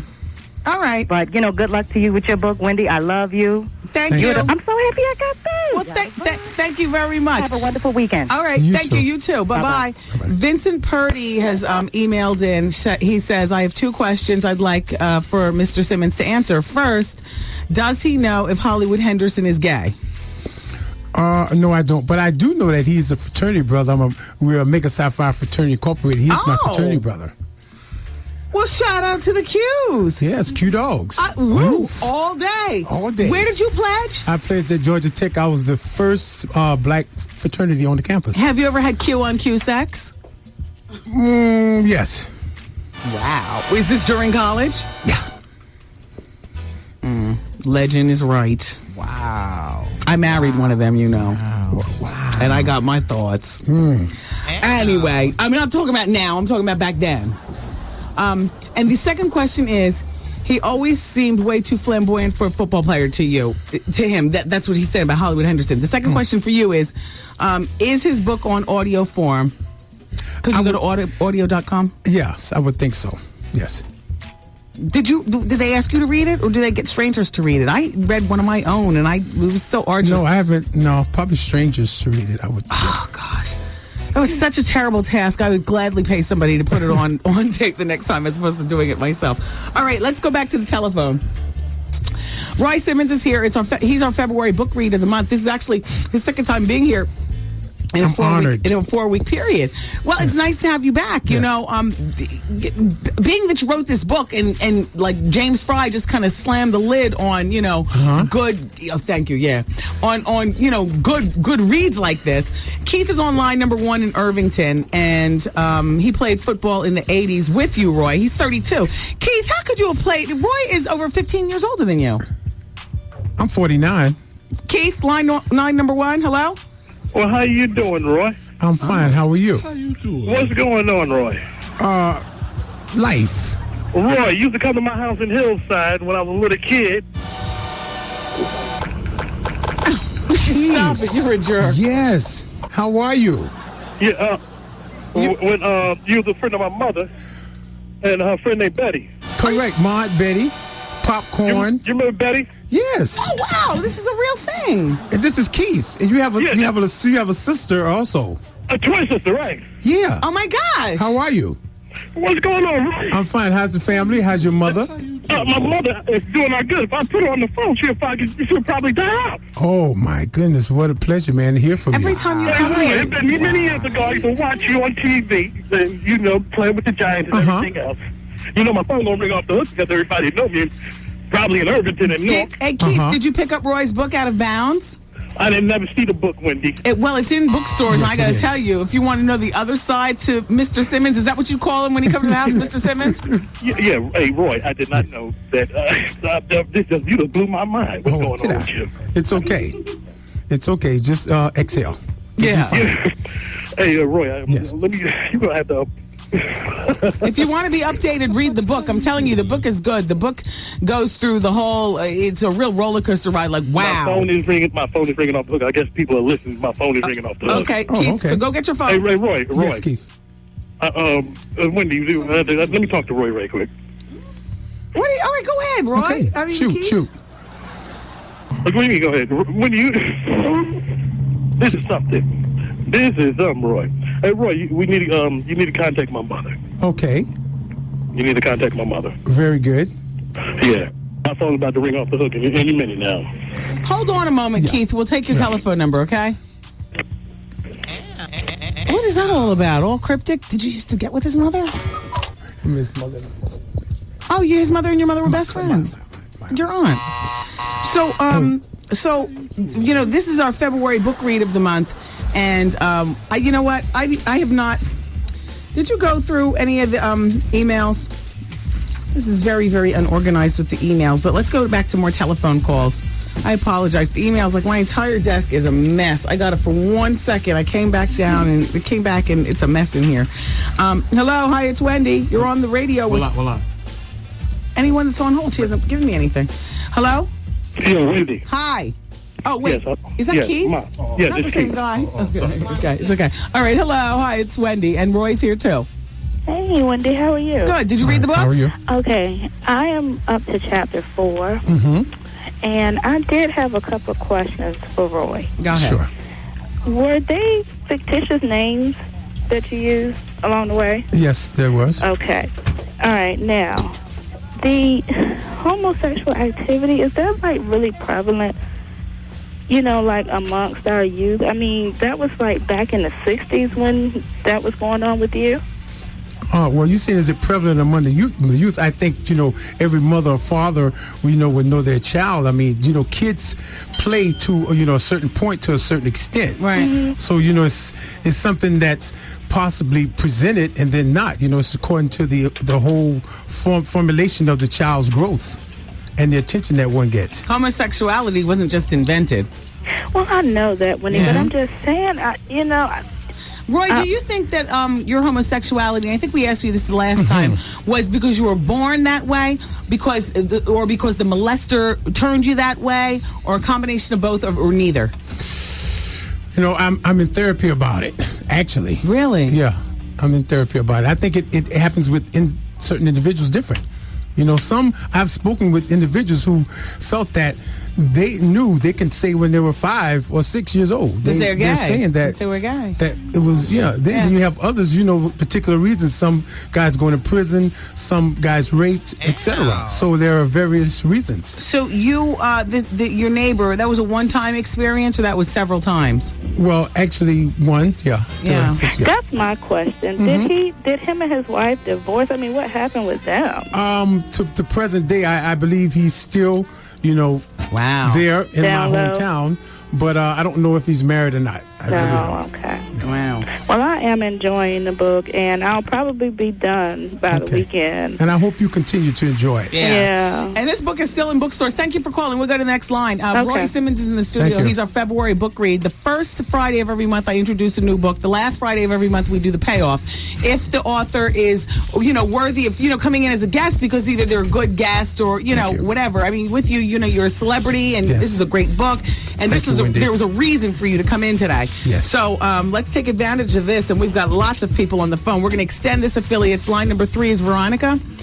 Hi, Veronica. She's calling from Virginia. Hi, Go Veronica. ahead, Veronica. Hello? How you doing? How you doing? All right, hold on. Line number 7 is Wendy in Atlantic City. Wendy. Yes, hi. Hi, Roy's Hi, Wendy.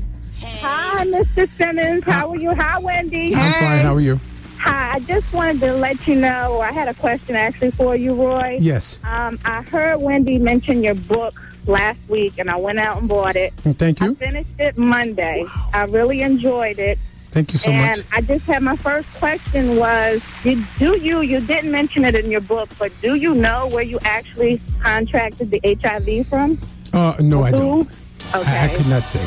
Were you having unprotected sex at that particular time, though? I tried my best to have protected sex, but I'm quite sure at some point in time. Because you were still getting so high at that point. Yes. Yeah, that a lot of things happen. Right. And because you mentioned in the book, you were very out there as far as the sexual activity, but it wasn't a little bit towards the end of the book where you did mention that the majority of the time you did use protection. And my interest, I read it in 3 days, and I was like, oh, my God, did you give it to, I believe, Sheila?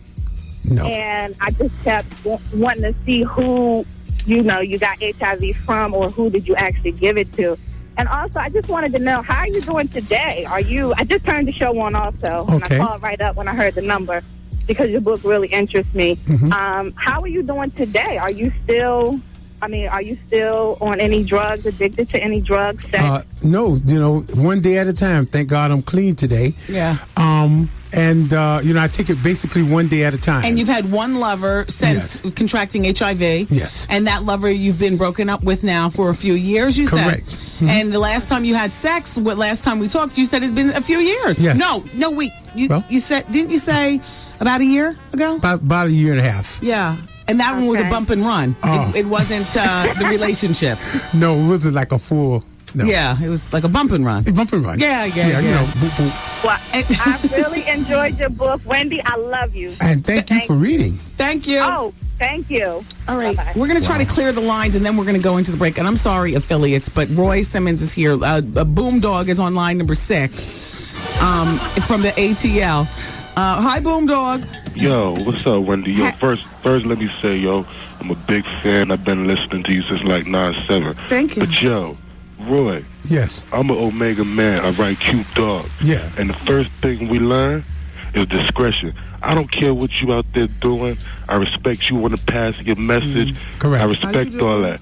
But you need to keep my frat name out your mouth, homie. What? You sound stupid. What? You're making my frat sound real stupid. But wait man. a minute, Boom Dog, he walked the burning sands like you. Man, nah, he ain't walked the same burning sands I walked. Do you have the horseshoe on your arm? I have. I'm branded. I'm branded, brother. Just like I earned doing. it. It wasn't given. I did 11 weeks at Georgia Tech, first black fraternity. Georgia Tech, and I'm going down to Georgia Do Tech. you dance and I'm like they do? Yeah, I do it. Yes. I was show dog. Name out your mouth, boy. All right, Boom Dog. Thank you for calling. We're not here to argue. Bye-bye. No, we're not. Peace and love. No, we're not. Exactly. Okay, one more time. I know the Kappas right now are like, yes, the spotlight is off us because we are legendary. Alphas don't even jump up. Cousin. Okay, so line number 5 is Karen, and we're gonna take Karen's gonna be our last call. Hi, Karen. Karen? No, this is not Karen. All right. Well, who's this? Trisha. Hi, Trisha. How are you? Hi, Trisha. Fine. Hi, Wendy. Hi. Go ahead and talk to Roy. Hello? Yes, I'm here. Yeah, Roy is here. Hi, Roy. Hi, how are you, Trisha?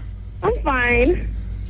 I was just curious as to, when you were with the guys, when you were, doing your drug thing, and you were with the guys. Oh my God, stop playing cricket!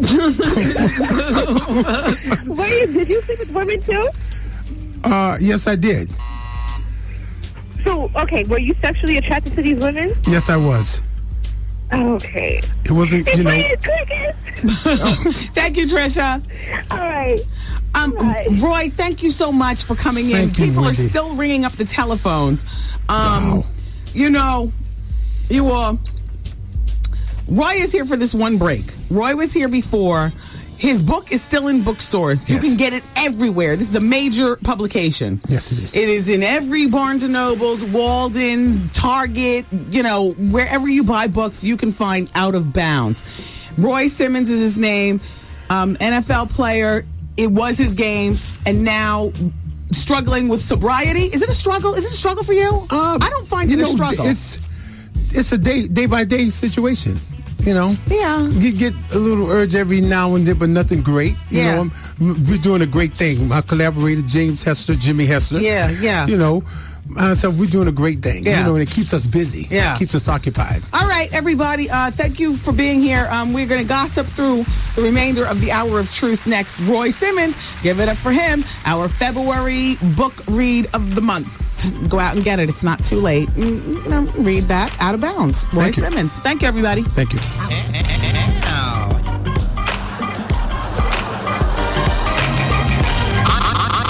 How you doing? It's Wendy, man. My boyfriend and I have been dating for about 4 months now, and first time we had sex, he could not get it up at all. Maybe it's drinking. Is he a drug user? Does he take any depressants or anything? No, nothing. Maybe it's... How you doing? The Wendy Williams Experience. Yo, did you catch this flashback? Benny is located in South Africa, listening to the Wendy Williams Experience. He's on line number 4. Hey, how you doing?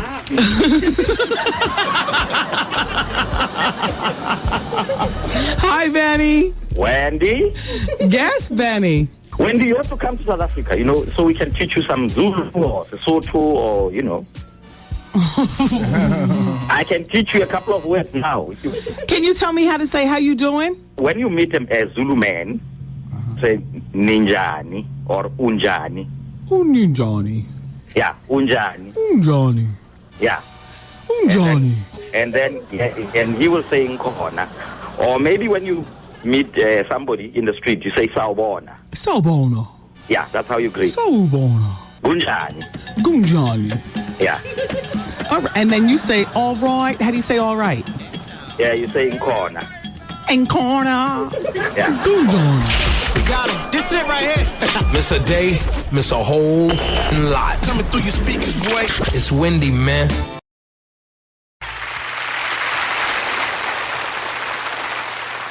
Hey, everybody. It's the Wendy Williams Experience. Roy, oh boy. Okay, so next Friday, I've got a brand new book to introduce you to for the Wendy Williams Experience Book Club. Remember, it's every first Friday I introduce a new book, and then the last Friday of the month, we'll take a few phone calls and whatnot on it. For those of you who don't read or who, I don't mean you're illiterate. I mean, don't want, read the books or whatever. I don't want to bore the hell out of you. I know how it is. But for those of you who follow along, we'll give you a taste. There's a lot of really good music, really good, books out there. So, if I can introduce you to, 1 a month, 2 a month, 3 a month, that's great. All right. Let's go to the telephone. And while we do that, I'm pilfering through my paperwork, trying to clean off my desk. By the way, Cassidy is going to serve the rest of his time in jail. Then he's going to be released in the next 2 or 3 months. And Swiss Beats, the monster, is still right there by his side. Full Surface, the label. And Swiss Beats will be coming out with a new CD. Very well. Oh, and yesterday we talked about Mario. He's trying to sue his way out of, that Wankster contract that he supposedly got into. Well, he's working on his upcoming album. And good for Mario. He's cute with that little turned up nose and that smooth skin. Right? He's cute. He's got that little turned up nose. He looks like a Chris Rock's younger brother. Right? Yeah. And I got a chance to see Chris Rock's show last night for the first time because it came on at 9 o'clock instead of 8 o'clock. So I was actually home, packing and watching. I like that little show. I like it. I like it. You know what? Shout out to Jaheim. Jaheim with the Velvet Vocals from New Jersey. Jaheim sold 150-something thousand copies of his new CD in the first week. And I think that is terrific. All praise where praise is due. But damn it, Jaheim. I mean, it was just really effed up how the video went down. Remember on my CD, Jaheim took the same song that was on my CD and put it on his CD, but without the Jadakiss part. Managed to sell, well, that's okay, because outside of a very few people at Virgin Records, we did not have as much support as we should have. Shall I name the names of the supporters? Till Welsh, my A&R. Thank you, Till. White Boy Matt, I know you were fighting for us, sister. Lionel, I guess you did what you could. And Leote, my ride or die chick. And maybe a handful of others whose names I might, but F. Jermaine Dupri. He was so, I'll say alleged, but the word came back. So he was working on his young and fly and flashy CD, at the same time. And he so wanted that to be his big, the big bust off on the record label that he literally was like, allegedly, vetoing everything having to do with my CD. I mean, if it wasn't for Question Mark Entertainment, we would have had like zero promotion on the CD. Just Jay Black is still driving around in Brooklyn with the shrink wrap of my CD that came out in August. Hey, Jay Black, I got a fax from a girl today saying you drive my van up to the strip club. Mm-hmm. But anyway, Jermaine Dupri, just a hater. What? And you would think, and I was like shocked to hear that because I'm like, what does Jermaine have to hate? I'm just dabbling in this. It's not like I'm and I turned out a really good product. My CD was really good, and Jaheim was on it and stuff. Anyway, we should have shot the video. I say all that to say, Jaheim, but oh well. I'm glad you took our song and your songs added to it, and you rode with 150-something thousand copies. That's all right. Every time I think about, can't make up my mind. Remember that? I still about. And then Jadakiss came in. That was our idea. Jadakiss, yeah, put it down. 16 bars. Back to Jaheim's. Every time I think about. Yeah. And Jermaine hating a mile a minute. Young, fly, and short. You will always be short. Oops. Ooh, I'm sorry.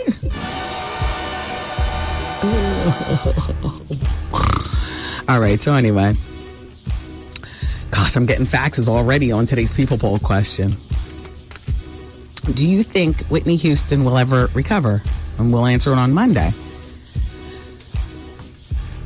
Lisette Brown says, Wendy, I really don't think that Whitney will ever get her singing voice back to the way it used to be. First of all, she does drugs, and second of all, she smokes like a chimney. What a tragedy. Bobby is doing better than with his voice than she is. Wendy, unfortunately, no. I don't think that Whitney will ever recover. I have a sense that it is taking Whitney a lot of time to accept the fact that she has fallen off. She carries herself as if she's still it, but by the time she snaps out of it and tries to make a comeback, she will be old news. As far as I'm concerned, she has one foot in the door for has-beens. Maybe a spot on The Surreal Life is next for her. Signed, Tiff in White Plains. What did you say? Wow, like that's a good idea? No. Oh, okay. I was going to say. No. The woman has dignity or something. Okay. Are you ready? All right, let me read this one. Wendy, I listen every day on my ride home from work. You keep me company. Get up. I heard you talking about Whitney Houston. She looks crazy. A crazy marshmallow mess. Yeah, don't call her names like that. I mean, it's beyond that. I mean, this is not to be calling Whitney names and everything. I'm just asking you all a question. And having been, well, not there, but for the grace of God, can we hear that again?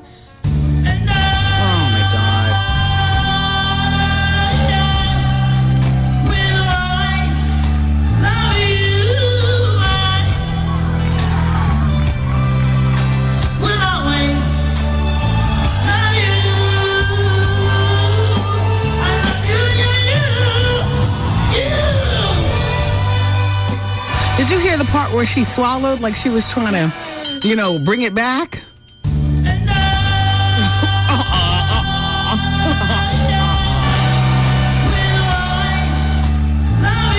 Wait, here comes the swallow.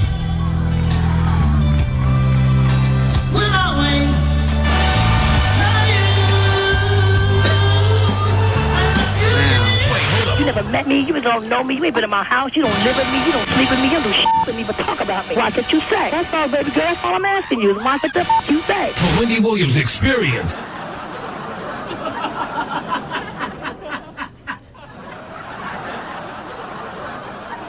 I feel funny about talking about this, but I feel as though people are asking, did you hear, did you see, did you da-da-da-da-da? And I'm like, no, I didn't hear, I didn't see. I don't watch the damn Winter Olympics. Taryn, get me the footage. Taryn got it for me. And so there it is. And I played it for you guys, and I'm hearing it. I'm just like, wow. That's all I can say. Wow. I mean, that's beyond commentary. I'm just asking a simple question now. Do you think Whitney will ever recover? 4 people in the room. Raise your hand if you think yes. Whoa.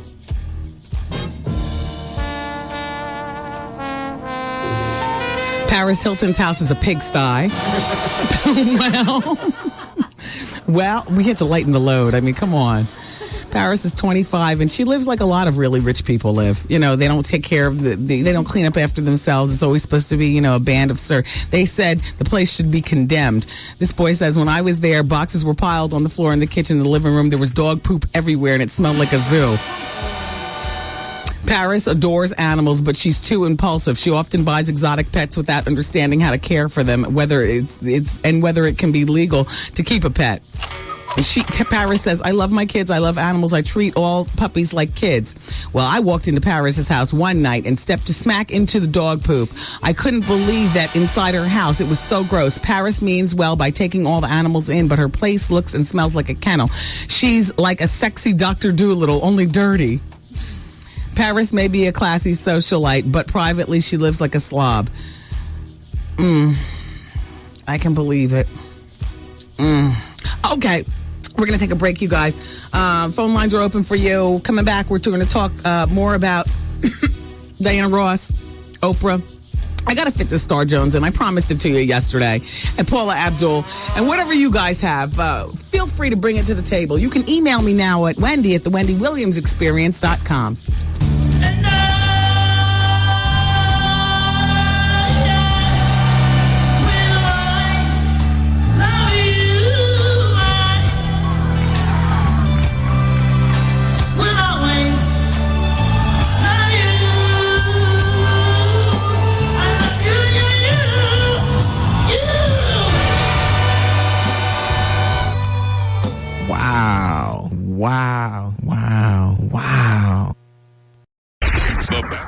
Steve and Wendy. Saturday morning, Steve Harvey, 6 to 8 a.m. Wendy Williams, 8 to 10. No, excuse me. So you thought you missed something? Catch the best of the Steve Harvey Morning Show and the Wendy Williams Experience. Saturday morning, 6 to 10 a.m. on 107.5 WBLS. Today's R&B and classic soul.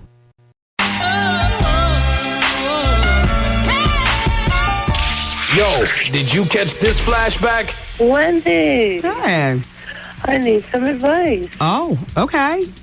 About plastic surgery. Oh, that's right up my alley. Okay, let's talk. Okay, when you had your sex change, Mm-hmm.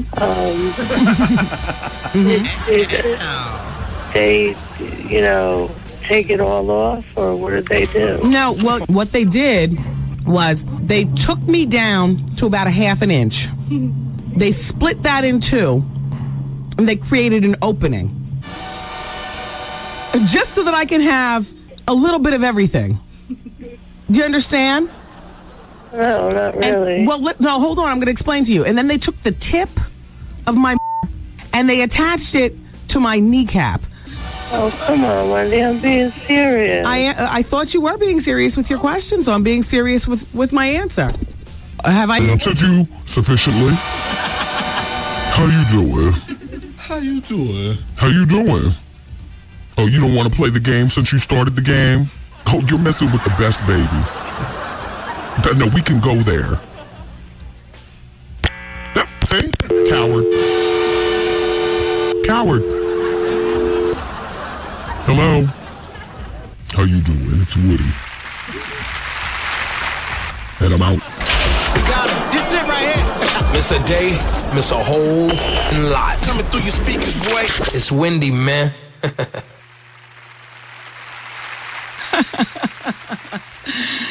It's the Wendy Williams Experience. The phone lines are still popping.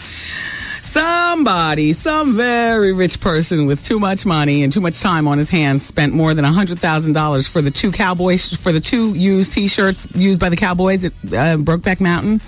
The ones that Heath Ledger and Jake Gyllenhaal wore. Yeah, well, and he's 45 years old. His name is Gregory, and this is what he said. They really are the ruby slippers of our time. I would never wear them, put them on, or separate them. He logged on to eBay and bid $101,151 with just 28 seconds before the 10-day auction came to a close. So he swooped down on the whole situation and won. He adds, there is no buyer's remorse. The most fun thing I ever bought. Wow. So,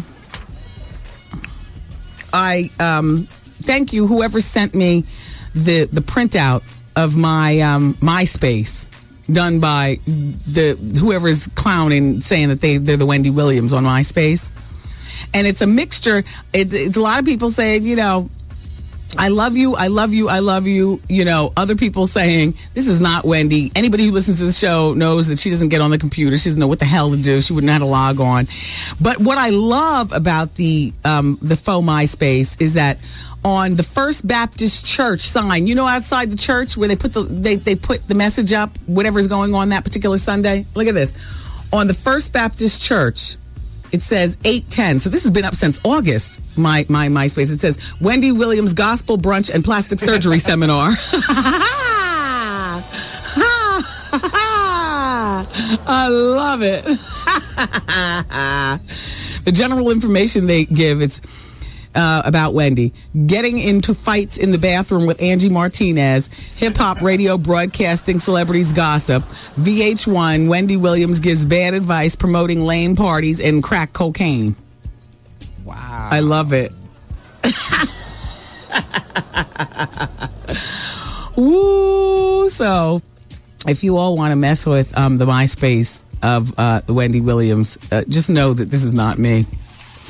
As a matter of fact, I don't even know who printed this out. This is one of the listeners who understands I'm part of the 10%, wouldn't know how to get online. Oh, boy. Okay. Carney Wilson is preparing for a solo CD, in case you're interested. Okay, let's move on. Okay, well, all right.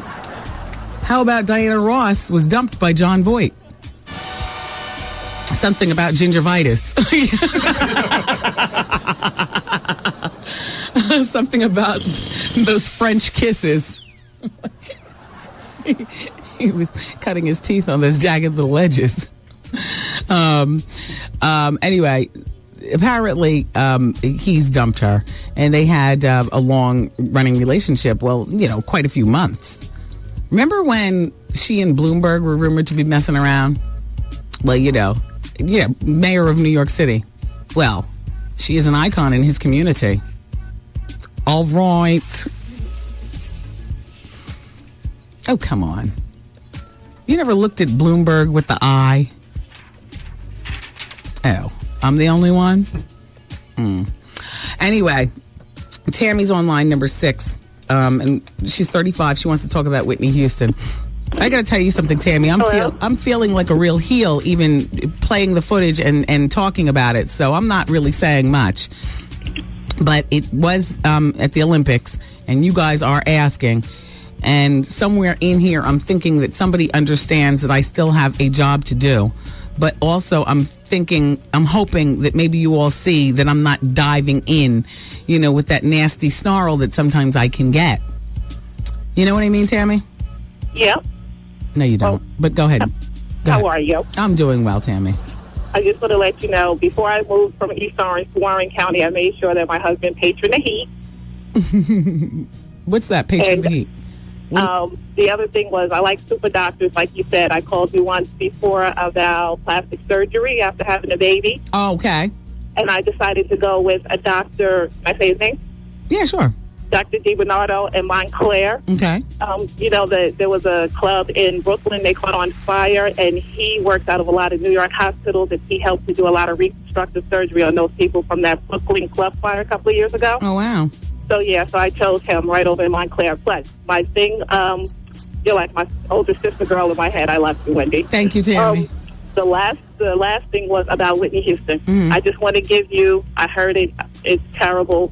Here's a thought for you. There are people who will question. Whitney Houston, did you say the 5 heartbeats? Yes. Remember Eddie Kane Jr.? No. Is that the one that was strung out? The one that was all strung out, and remember he came back in his silver jumpsuit? So when you said, will she recover, that's the person I thought of. Eddie Kane Jr. from the 5 Heartbeats. She's a horrible mess. I hope she gets better. Thank you, Tammy. But love you. Bye. I love you too. Bye. And Jamal is on line number 7. He's 41. Okay. Well, line number 5 then is Caroline, and she's 43. Yeah. Hi, Caroline. 41. Hi. How are you? Turn your radio down. I did. Okay. Welcome to the show. Hi, Wendy. How are you? I'm doing fine.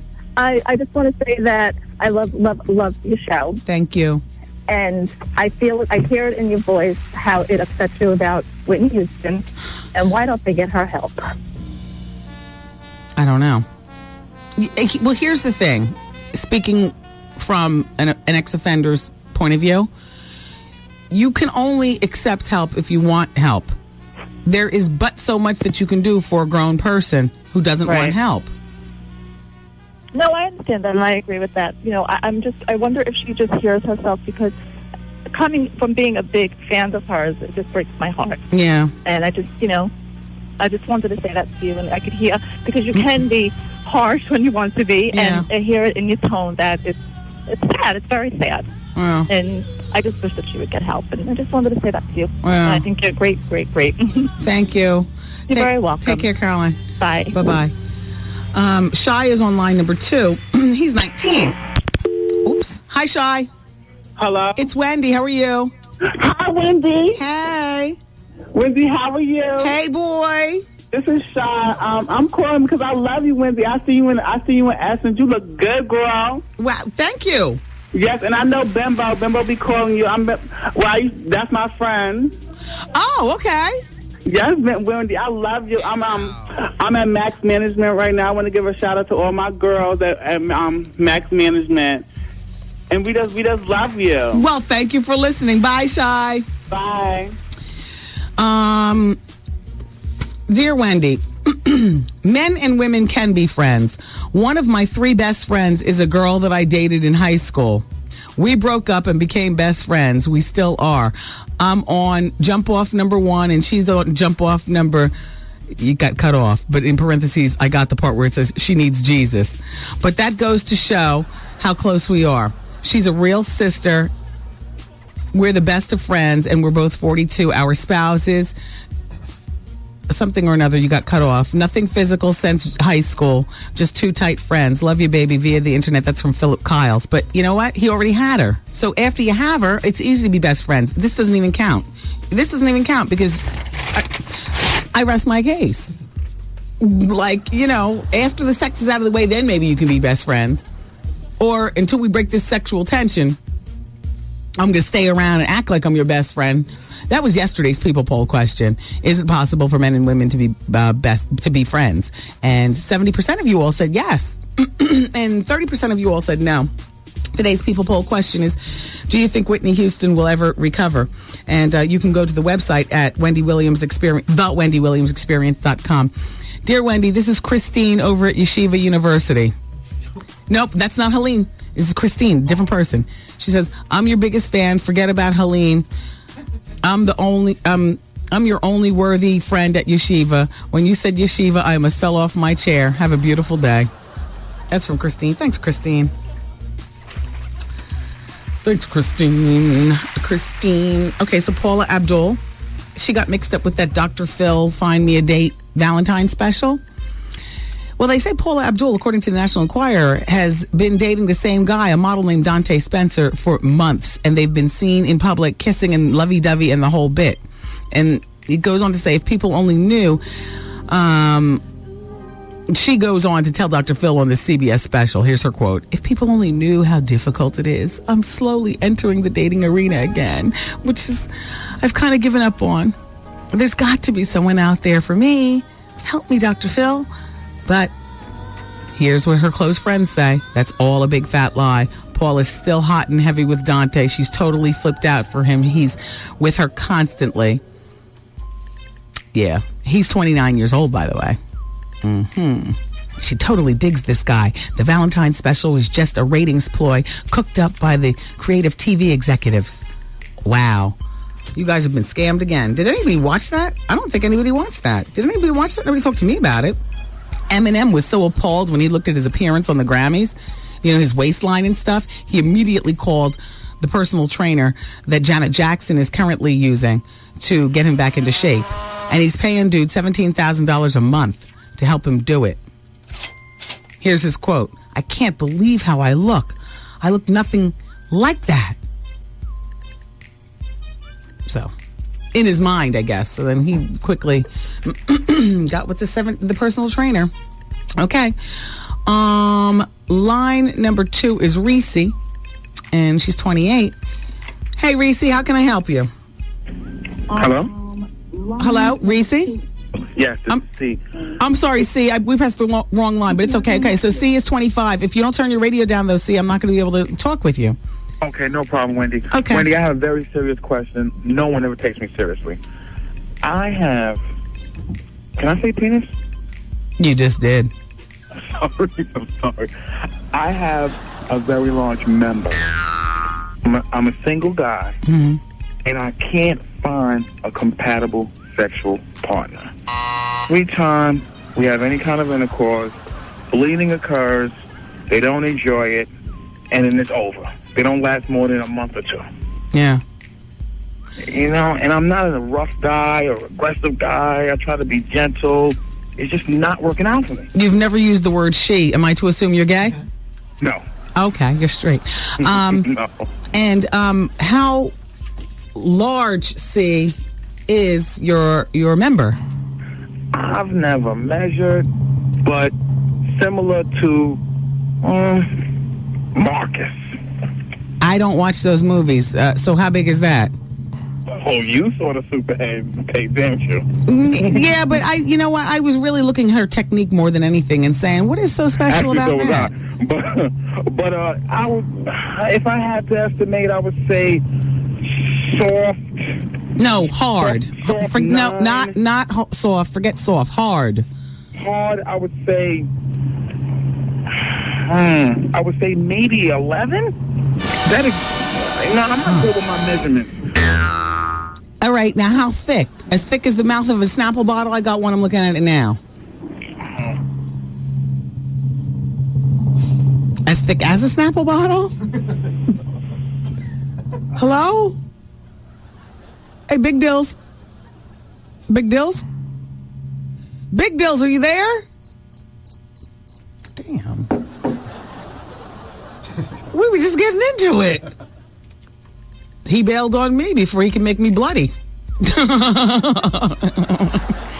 I mean, I don't know what to say. See, I'm sure because you realize, what you have. I'm sure you don't have to be reminded to not be rough, to be, extra sensitive and take your time and all that other kind of stuff, and you still produce ripping and blood and stuff.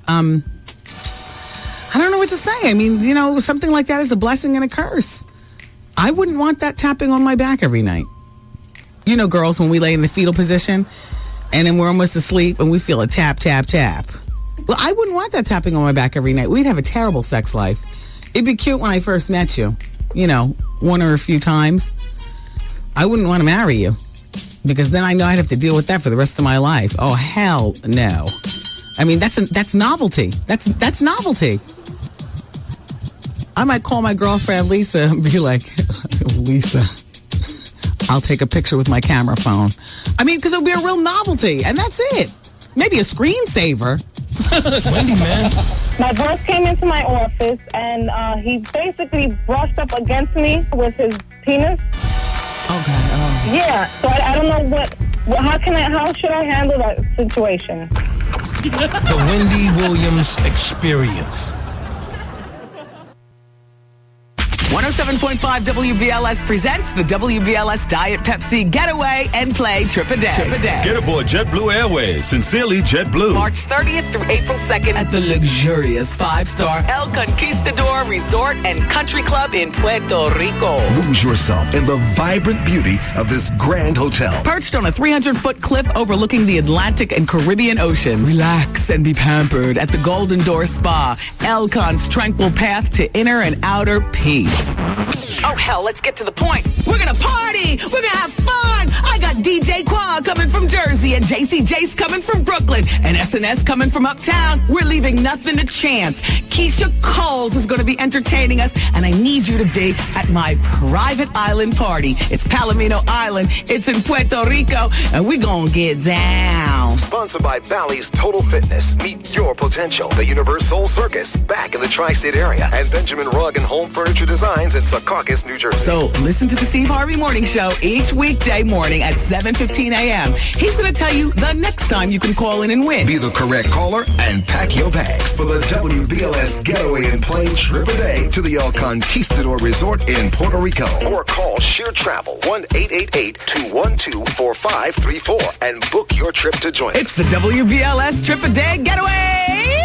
Courtesy of Diet Pepsi. Light, crisp, refreshing. And the station giving you fun in the sun. 107.5 WBLS. WBLS and the New York City Department of Health encourage you to quit smoking. Call 311 for more information. Yeah, I can't have my evening bags with a snap because I like to have my drinks, and if they drop, then my personals start to fall out of the pockets. You see what I'm saying? For a bag like this, you know what I mean, Steve? Steve, you know how I am. Can she make me a 20 by 6? I can find out. That's all I can do is find out. Okay. Are we on the air?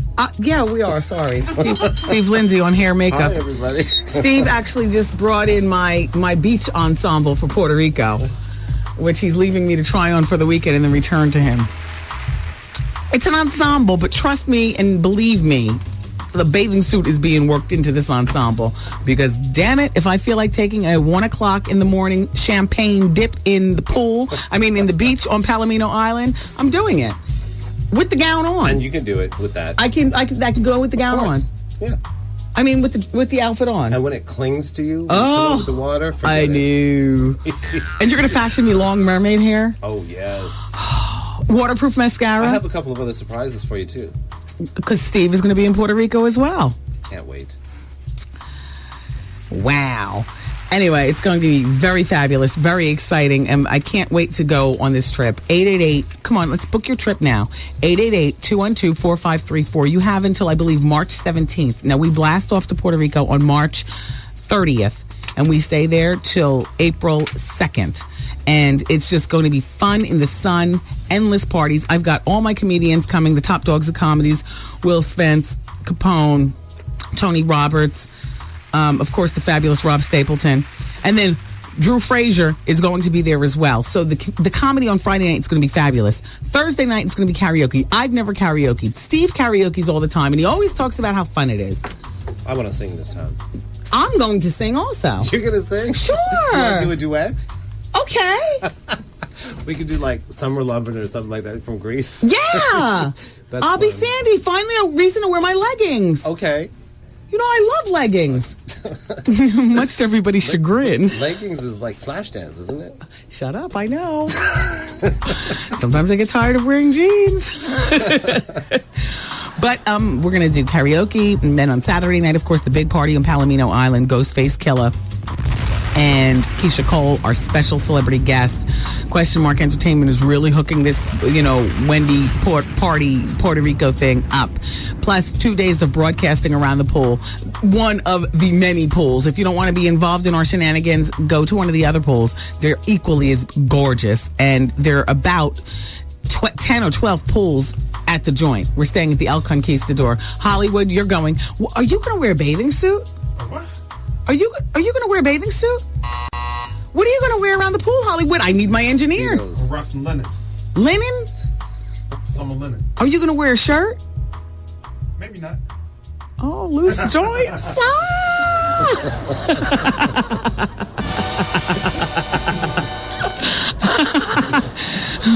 Hollywood suffers from the opposite problem that I have.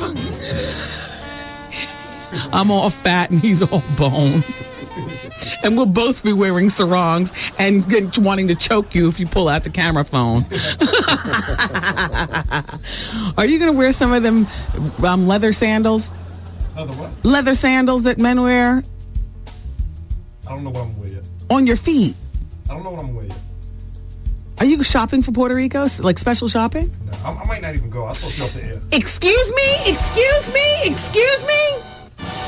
You're on my guest list. I'll talk to you off the air. No, we can talk now. What? You might not go to Puerto Rico? Are you serious? Yeah, I'm thinking about not going. Why, you have a stalker? No, I'll talk to you off the air. I don't want to talk on the air about it. Is everything okay? Yeah, I'm good. I just don't want to talk on the air about it. Matter of fact, I'm going to shut my mic. Wow. You gotta be kidding me. This is the trip of a lifetime? Wow. The rabbit must have died. He's gonna save his money. Because in 9 months, he's got the rabbit test. Where'd I pull that from? Listen, everybody. All right, so we're going to Puerto Rico.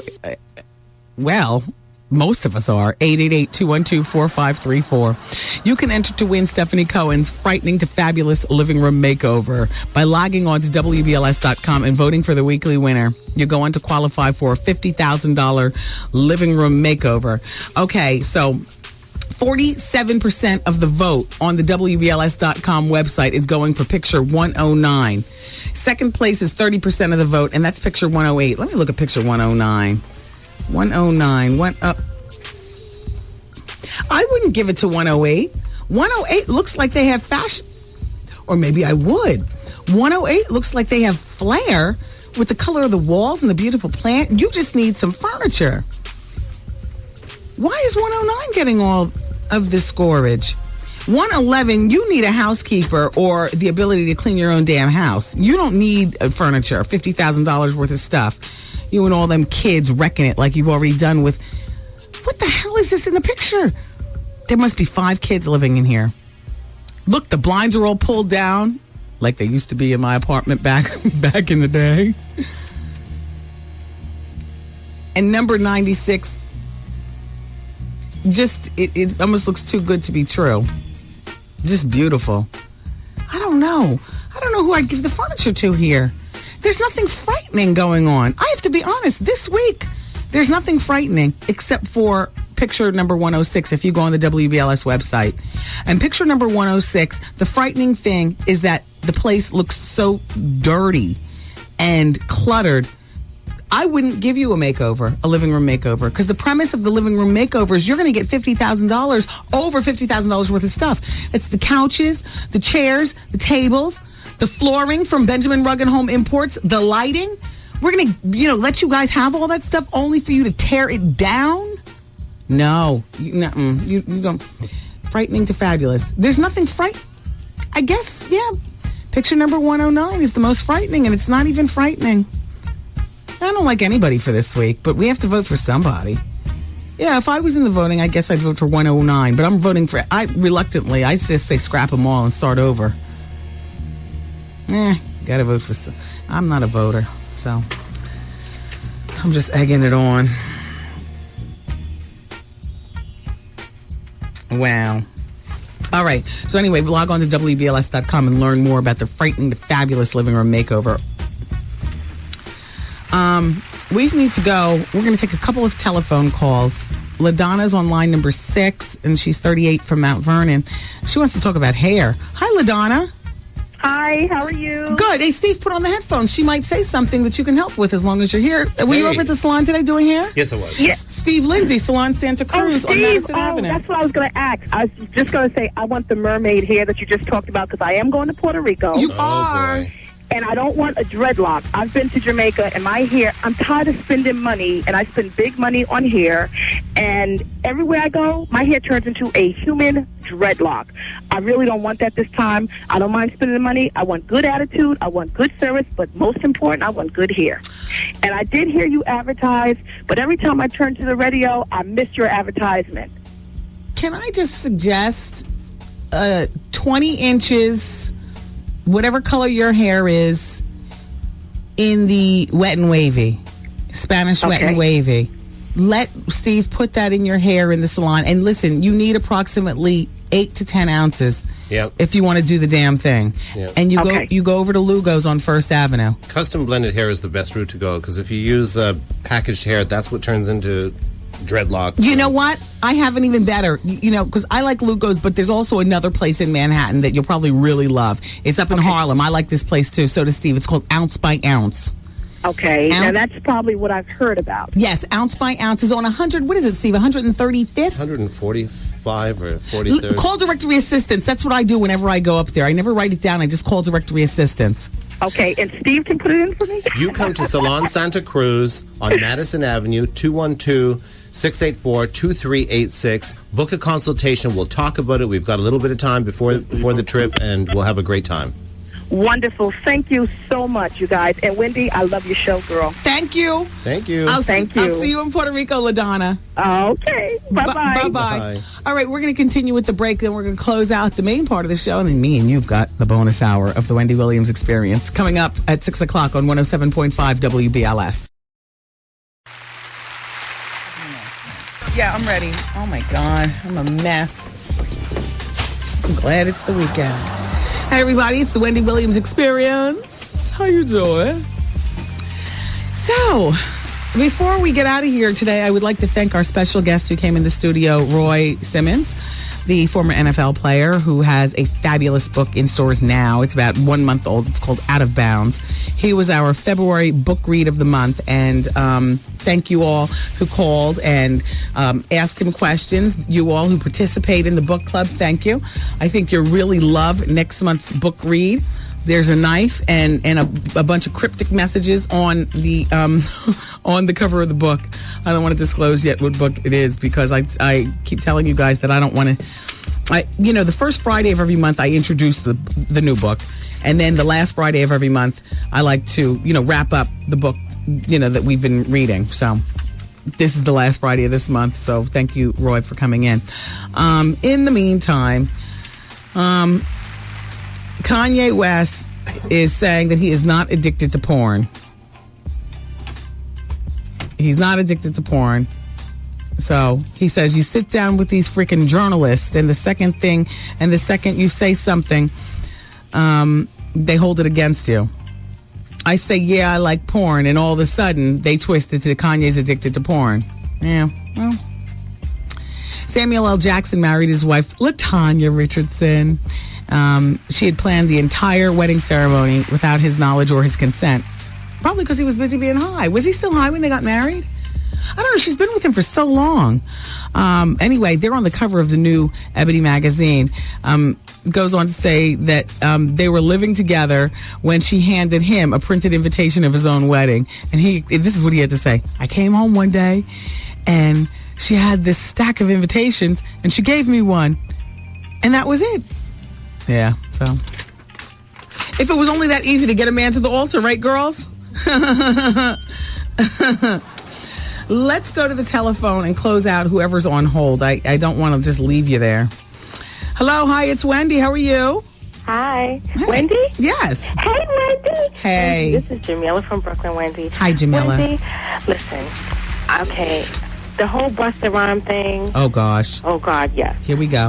First of all, I can't even stand to hear that damn that song, Touches song, because it makes me think about the poor guy that passed away. Yeah, Israel. But even more so, what really makes me upset is, I'm sure everybody at that video shooting was someone in the industry or somebody that has money. These guys have deals, and I'm not saying they got a lot of money, but they got enough money. Yeah. And hardworking people go out there and work all day long and bust their humps to make a little bit or half of what these guys have, and they still don't know how to act. It just makes me so mad. Yeah. Yeah, well, thanks for calling. Okay, thank you, Have Wendy. a good day. Bye-bye. Okay. Hello, hi, it's Wendy. Hi, Wendy. How you doing? I'm doing fine. How are you? I'm fine. My name is T. I needed some advice from you, Wendy. Okay, T. Okay, I go to a graduate school down here in Atlanta. I'm from New Haven, Connecticut. Mm-hmm. And the school is predominantly like a white school.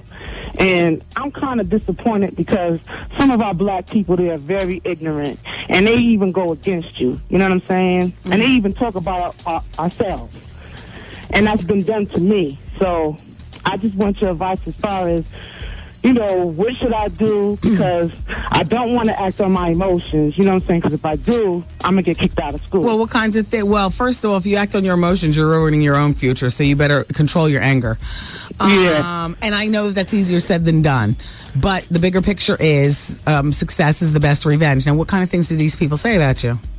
Excuse me? What kinds of things do they say about you?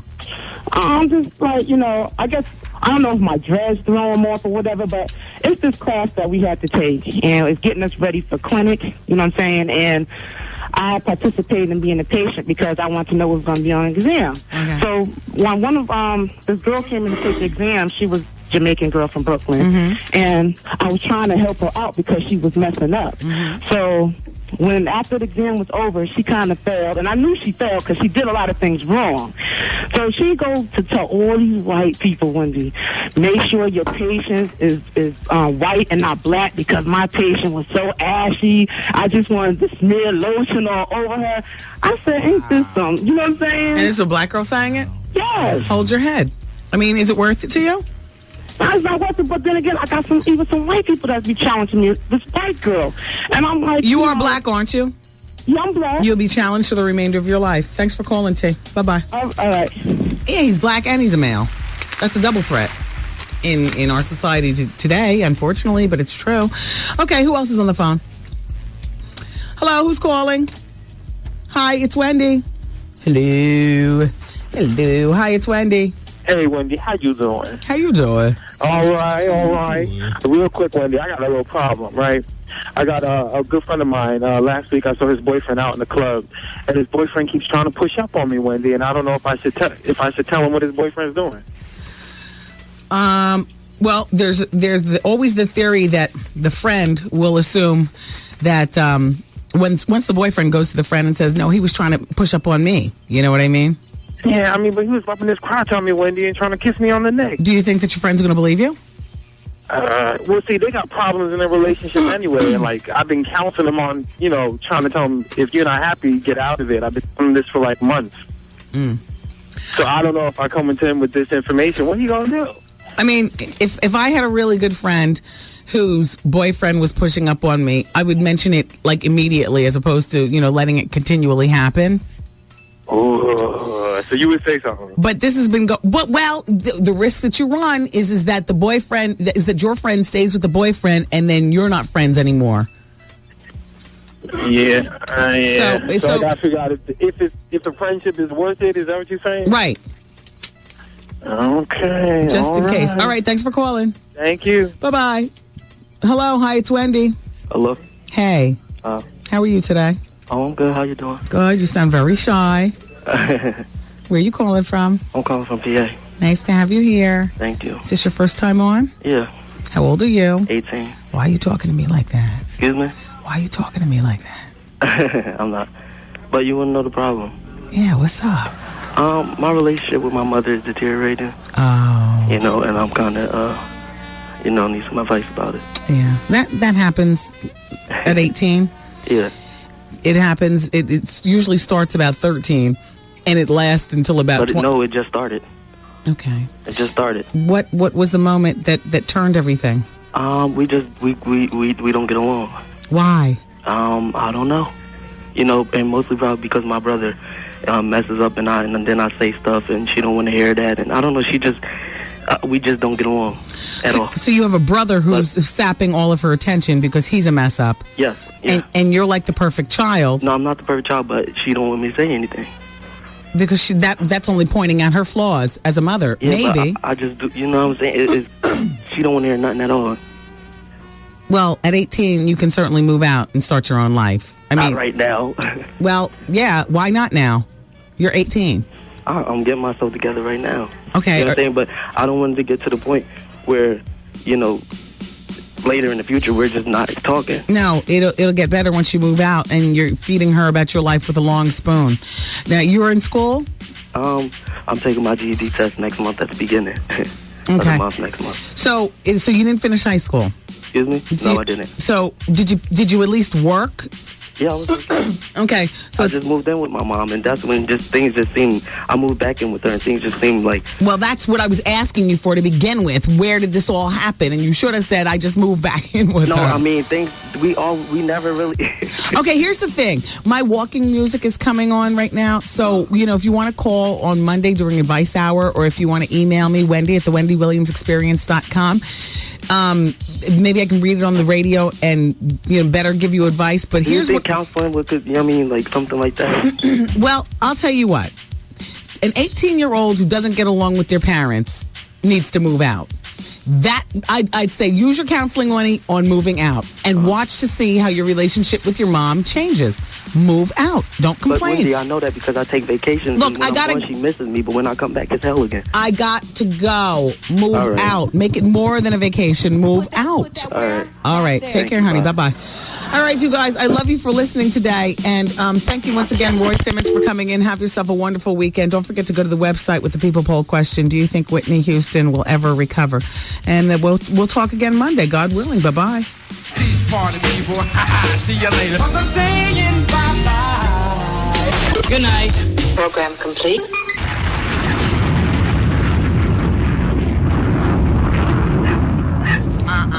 I ain't going nowhere. Actually, I have good news and bad news. The bonus hour comes up at 6 o'clock. That's the good news. The bad news is I got to leave early, but I haven't. But I've hooked you up with something fabulous. Be here. I'll be here to explain and take your phone calls and stuff, but just partially through the bonus hour, I got to leave. But I'm going to leave you with something fabulous. On a scale of 1 to 10, you'll love what I'm going to leave you with. I hope. If not, well, it's the weekend. I don't know what that means. All right, keep it here, everybody. The bonus hour is 8 minutes away on 107.5 WBLS.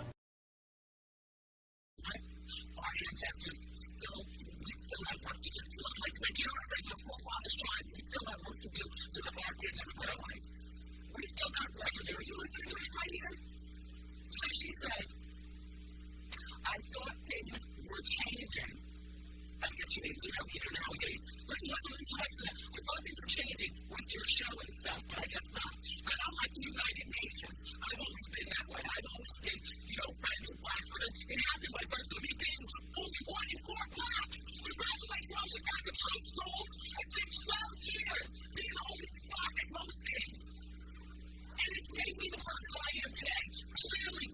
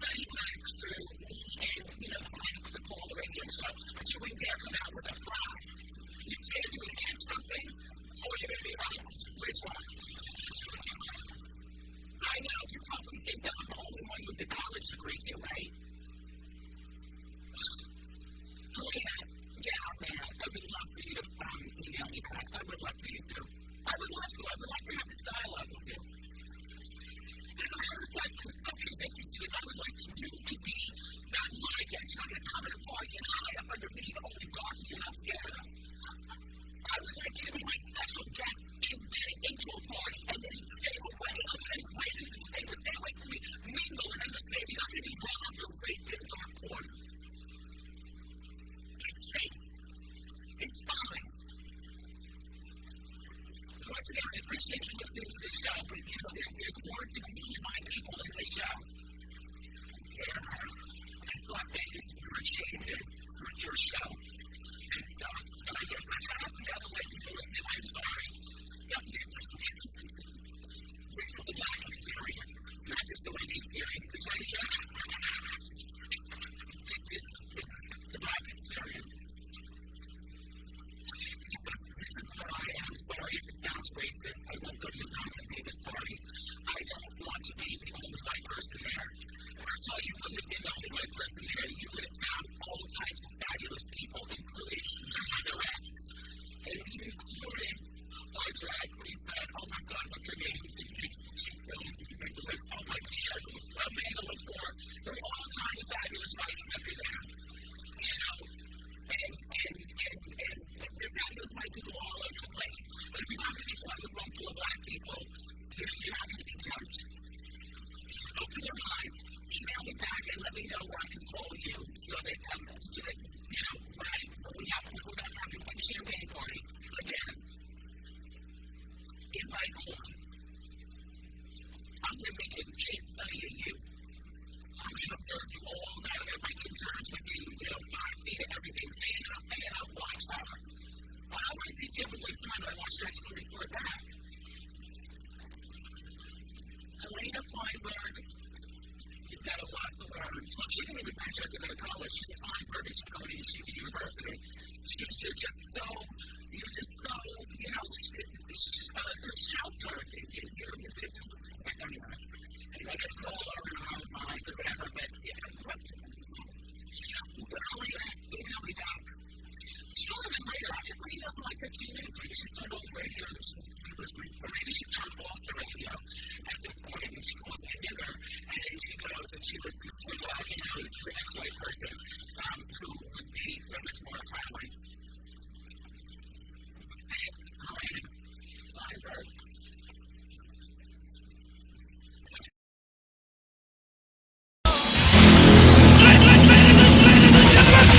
It's Wendy, man.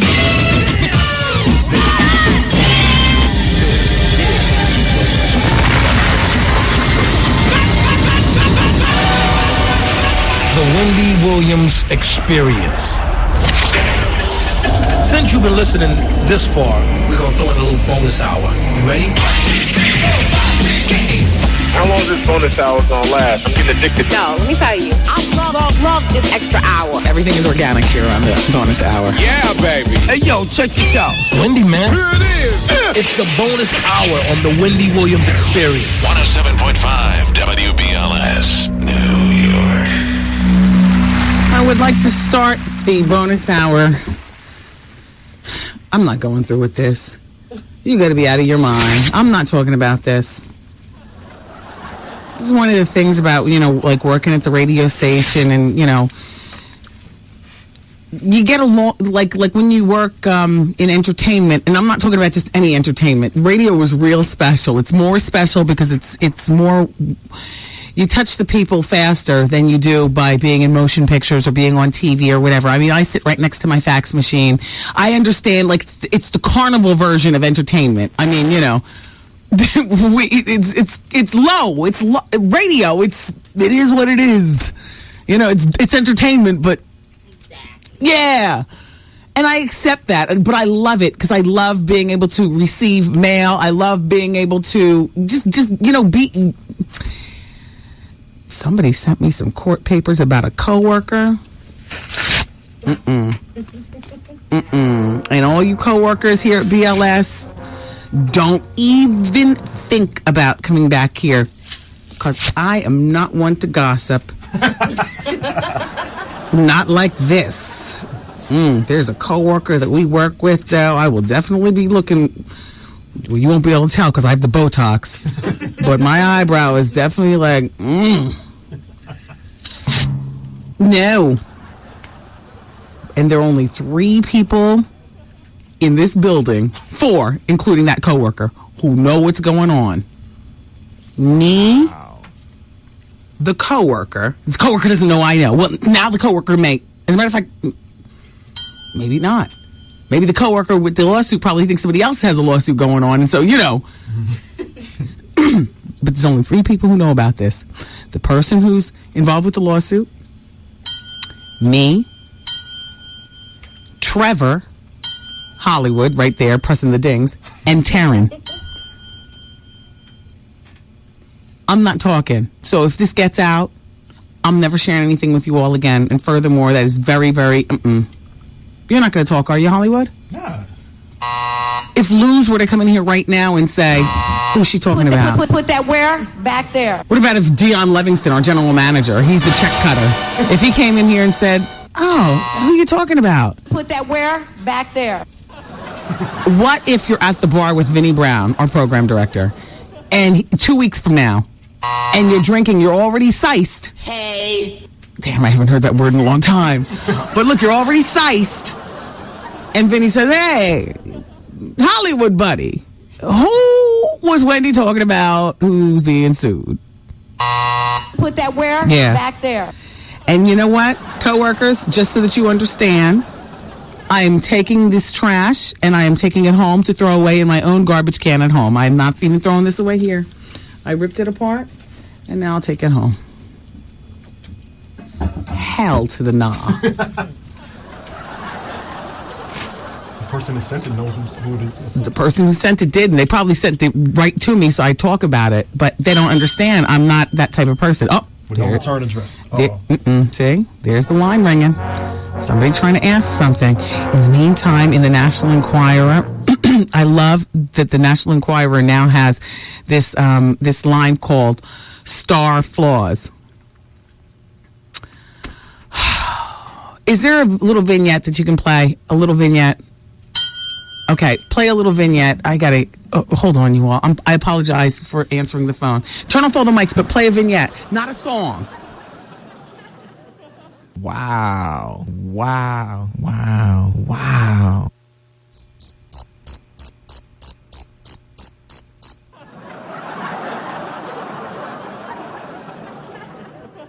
Yo, did you catch this flashback? Yeah, hi. My name is James. Hi, James. Wendy, I called yesterday to make the correction about Angela Bofield, a song. Yes. The 2 guys that called in, the Let Me Be Your Angel, that was by Stacey Lattice song. Yes. The Angel itself, that was by Angela Winbush solo. Okay. When she was now today, the Sergio Mendes, yes. The Never Gonna Let You Go, that was a ballad. The disco, now we on the upbeat, that was I'll Tell You. I know you remember that. Yes. I'll Tell You Where You Have to Go. Oh baby, 1979. Yes, wow, on Electra James. Records. You are a crow. Because he did the real thing before that. Stevie Wonder wrote that disco. The early, like about 1977. The biggest one was I'll Tell You, 1979. It was on Electra Records. I'm off the phone, but just let this play because this is a funny one. Wendy? Yes, James. And Wendy, one more thing. And when you mentioned the Try It Out, that was by Gino Sucio. James is on a roll. This is the funniest part. I'm familiar with a lot of music.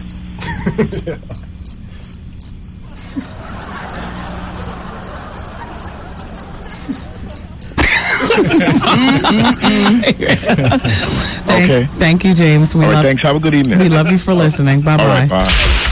Just sit right here. Miss a day, miss a whole lot. Coming through your speakers. It's Wendy, man. Thanks, guys. I thought that was a nosy coworker wanting to know who it is, but it wasn't. And then once he started playing the vignette, I had to roll with it and ride it out. But Anthony came in here from he's the chief of production from WBLS. He came in here. We didn't say one word to him. We froze him out, didn't we? Hollywood, you didn't look at him. The interns stayed looking down. You all don't know anyway, but they stayed looking down, and I stayed focused. I was listening to James talking about Gino Socio. I didn't even look at Anthony. He thinks he can, come in here in between the breaks and get the down low. No. Let's go to the telephone. Are these same people still on hold? Is anybody there? Hello? Hi. Hi, who's this? This is LaTanya. Hi, LaTanya. How are you? Hi. How are you today? It's Wendy. I'm good. I'm calling about the song. We got to get off the phone with you, LaTanya. Your phone sounds terrible. Call back on a better line. No, what about now? Okay, go ahead. Okay, so Tony Braxton Storms was "You're Making Me High." Yes. And the other one was "He's Not Man Enough." Yeah, that was. He's not man enough. Yeah, you're right. With Robin Givens. With Robin Givens, exactly. Yes. Love you, Wendy. Love you, show. Love you too. Thank you for calling. Bye bye. Bye. Yeah. By the way, everybody, Carol Burnett did not attend her daughter Erin's wedding. Now, you know, Erin has been in and out of rehab. I mean, she was a real wild child. Carol Burnett's daughter, Erin. But she just married this rock and roll guy named Tony West, and he's 28. And they got married on Valentine's Day over at a friend's house.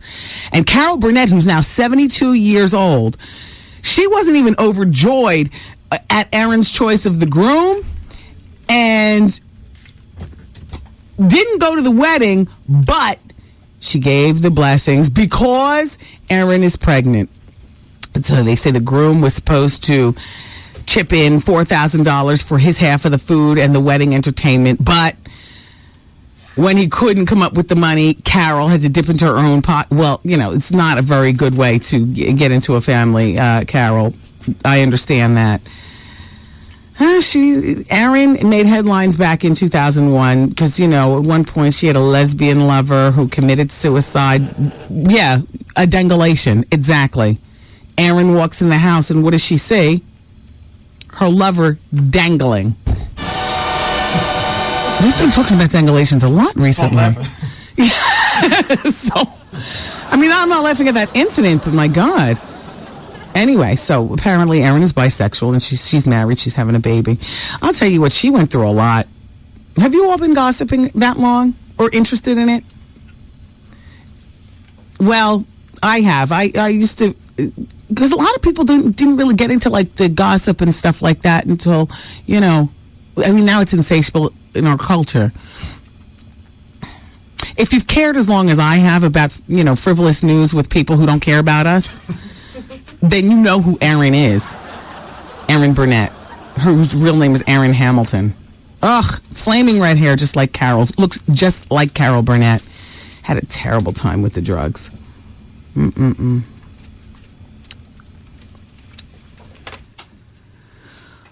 Wendy, I've been dating someone for over a year. Now, we started dating a few months after my dad passed away. He's 35 and I'm 29. I'm a lawyer, and he does well, mostly blue-collar work. He makes less than half of what I make, but here's the dilemma. I have never been married, but I want to get married soon. Remember, she said she's 35. We talk about it. However, I know that I will have to pay for most of the things if we get married. He does not have much. He doesn't have much, and he doesn't have good credit. I just don't know if our relationship is doomed already. I've never been with someone like him, someone who I have to seriously think about a future in terms of finances. Although we have these financial issues, we love each other a lot, and he's really been there for me the past few years after losing my dad. My family and some friends disapprove of the whole thing. My family doesn't want me to struggle, and neither do I. Nor do I want to be the main provider, Wendy. I have one best friend who married for money and another best friend who married for love. But the one who married for love is the one paying for most of the things, as her husband makes a lot less than her. But both of my friends are happy and expect the second one. And the second one who pays for most of the things, she struggles from time to time. I don't know what to do. Help. Signed, Anonymous. You're 35 and he's 29. I mean, on one hand, love does not pay the bills. On the other hand, money does not equate happiness. Money does not equal happiness. And love doesn't pay the bills. So, I don't know your man, but suffice to say, he is who he is at 29. I mean, there'll be a little changing, like maybe, you know, once you have children, he'll, you know, get extra jobs and all that other kind of stuff. In terms of changing him and everything, I don't see you changing. And yeah, okay, so you're going to have to pay for things, and you'll probably file separate tax returns because his credit's not good or whatever. I mean, you'll have to make concessions, I guess. That love does not pay the bills. You've been dating him long enough to know whether he gets angry that you're the breadwinner.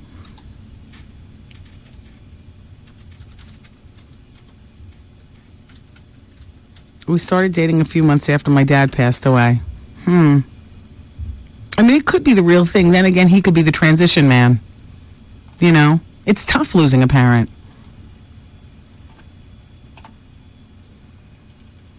I don't know. I don't know which one to do. I don't know. And this is big. This is huge for you. You're 35, you got a great career, you want to get married, and you want to have children. I don't know. It's tough. It's tough. There's some women who could never marry a guy with less because they've worked so hard. And I respect that. And then there's some women who, you know, are so wanting to get married that they'll take whatever. And, you know, there are plenty of women out there like that. You know, people look at Star, but, you know, I just don't know. I don't know what you do. I don't know. Rebecca is on line number 5. She's calling regarding the Confederate flag. I didn't see that story from Bricktown. It's not there. Shamika, I don't want to. Shamika, Rebecca, is this you? Rebecca? No. Okay. Shamika's on line number 3. Shamika, I really don't want to speak about Hezekiah Walker. I mean, I feel as though what we talk. Hey, Shamika. Hey, Shamika. Hey. What do you want to say about Hezekiah Walker? I just wanted to know. Okay. No. I've seen everything, and I know hang up on that before she says one word too many. She can listen through the radio. I've read it all, and trust, this is not brand new. It has all been out there for years. Press nothing. I see you reaching. I know that's what you do, but press nothing. This is beyond a button flavor. Yes, Hezekiah is legendary.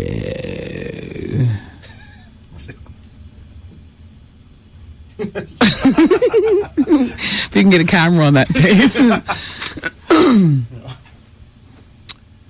Okay. Line 2, it's Osman in West Orange talking about muscle and weight loss. Hi, Osman. Hi. How are you? Who is this, Wendy? Wendy.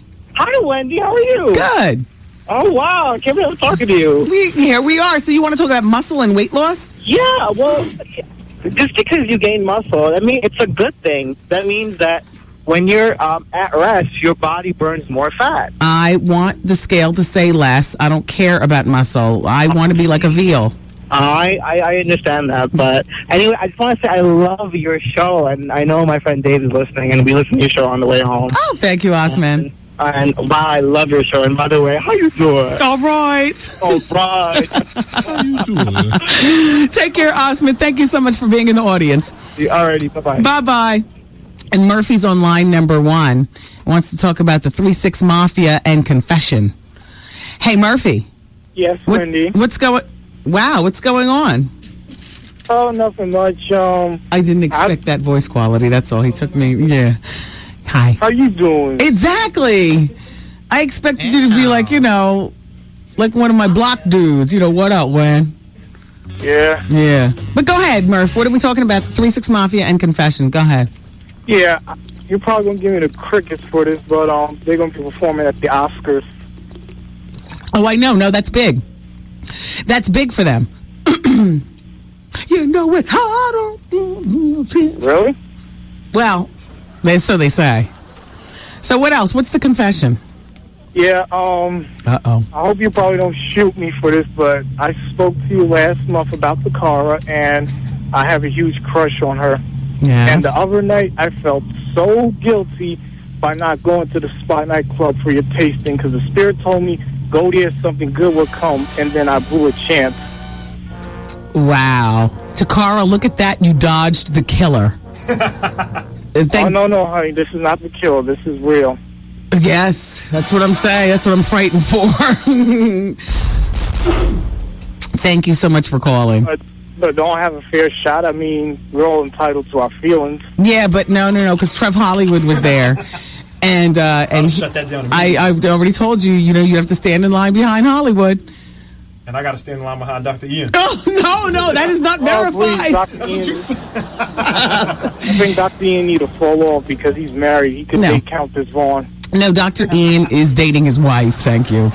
I hope so. I just joshed them about that. But I am small-minded. I don't see where, I could be friends with, a man and not be thinking about anything if it has nothing to do with business and we're both attractive and here we are, we're out at dinner and then we go have champagne and all like that.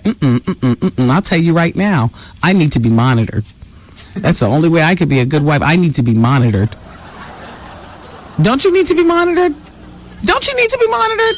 Shoot. Monitor me, because if you don't, I have a certain amount of resilience in me, or not resilience, but a certain amount of strength. Like I'm strong, you know what I'm saying? But jeez Louise. Yeah, but Wendy, I didn't intend for it to be a joke. I'm being real honest. I know. I'm scared. I'm trying to lighten the mood. I understand. I know you love Takara. All right, but thanks for calling, okay? Okay. All right, bye-bye. How you doing? Yeah, exactly. How you doing?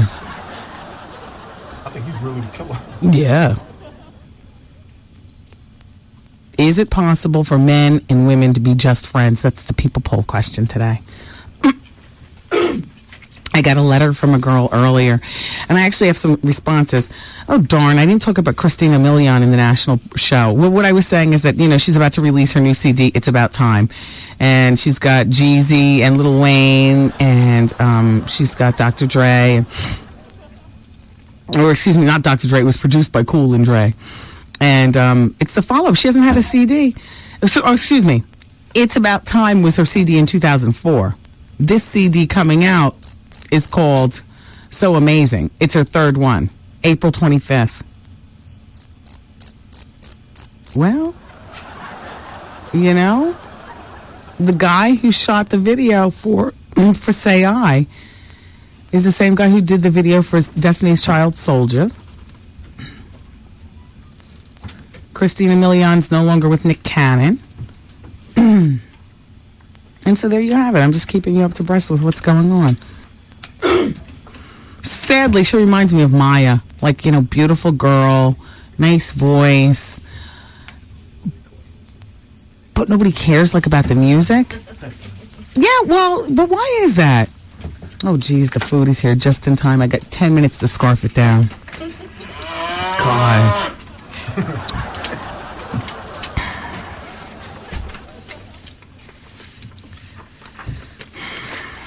So I got this fax. She hasn't faxed back yet. Maybe we lost her. Maybe she doesn't want to listen anymore. But I'm sorry. I had to say what I felt.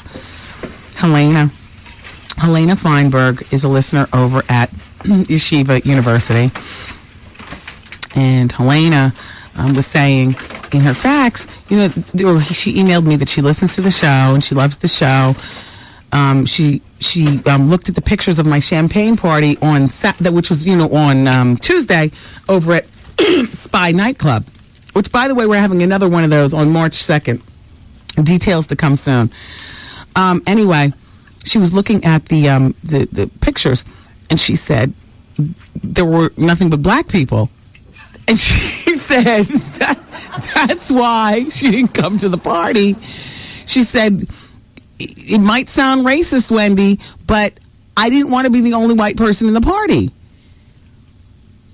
So I appreciate that she listens to the show and everything like that, but I'm sorry. First of all, there were white people there, but that's besides the point. She was nervous about being the only white person in the room, and as people of color, we've experienced that. It's like a regular thing in our lives. And I was just very offended by what she said, but not offended to the point that I didn't want to help enlighten her. So I would have invited her to something, not to sit up under me, because obviously I'm safe, Oh, not Wendy. She's, I remember in Ocean Township, nigger. Oh, Wendy, not you. You're not like the What? And I had the same fire in me back then.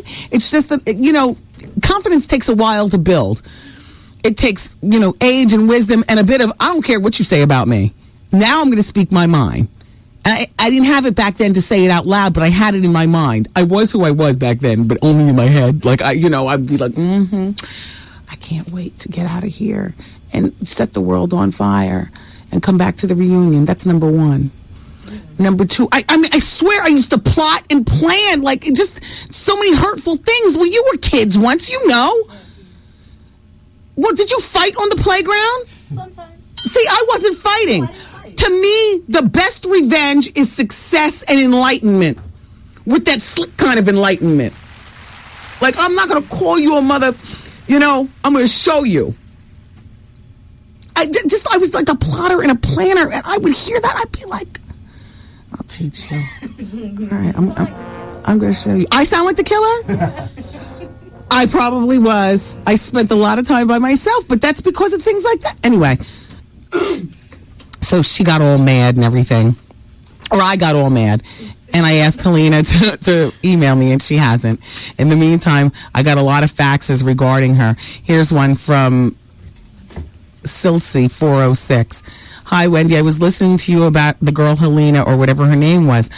I'm half Yugoslavian and half Turkish, and I came to this country when I was 9 years old. I'm married to a beautiful black man and have an amazing little girl. Not only do I demand my daughter be proud of being black, but she and her, that's air bubbles. I'm telling you, I got 6 minutes to eat, or I starve for the remainder of the night. I can't believe I've been so busy all day I forgot to eat. I'm really not even hungry for this, but I know I got to do something or I might pass out.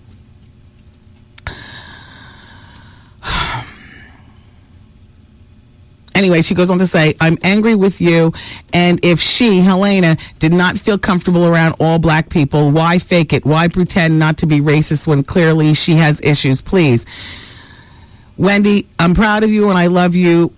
I'm not a black mom. I'm not a black woman, but I'm raising a black woman, and I'll be damned if some white person's discomfort makes my family feel less than a U.S. I am angry with you. And if Helena, so she's mad at me. Why are you mad at me? Because I wanted to invite her to something? To show her how it is? I don't know. I mean, it is what it is. Shout out to all the white people listening. I appreciate you. I appreciate everybody listening, first of all.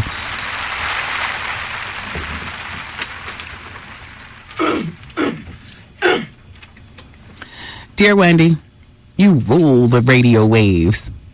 I'm putting up my Beavis and Butthead fingers on that one. You rule! Yeah! I started listening to your show about 9 months ago. I was desperate for something different to keep my mind sharp during the commute to Long Island. You keep me interested and laughing the whole time as you keep it real. A little about me? Well, I'm a 44-year-old woman, white, middle-class, suburban, working wife and mother of 2 sons, 7 and 2. I had baby number 2 at 42. No fertility, no complications the old-fashioned way. I'm one of the lucky ones. Having a baby at 42 is a trip. Hard on the body, but easy on the mind. But because you know what to expect, and you have the maturity to deal with it. But I have a question for you that I would love for you to answer on the air. You ready for the question? By the way, she was talking about older births because we talked about that during the advice hour. All right, here's the question. Why are lyrics to so many rap hip-hop songs so sexually graphic? Help us, the sexually naive white audience, understand why all these black artists are talking, what all these black artists are talking about when, where, how they are doing it. I'm going to call in one of these days so we can talk. Continue to do what you do, because no one does it better. You are the queen. That's from Michelle Gary. Wait, aren't people talking about sexually explicit stuff over at Z100? Yeah, but not the way rappers do it. Not the way rappers do it. Is it that they use more sexual content, or that the flow is more creative? I mean, you know, artist for artist, it's a creativity thing. You know? I can't answer that. I can't answer that. Tara got the Whitney Houston audio. You know, you do?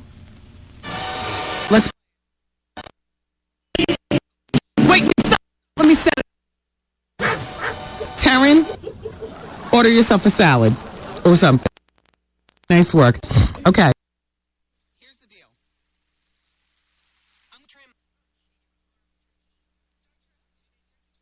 What's up? This is Andre Benjamin, Andre 3000, Benjamin Andre, and you're listening to the bonus hour on 107.5 WBLS.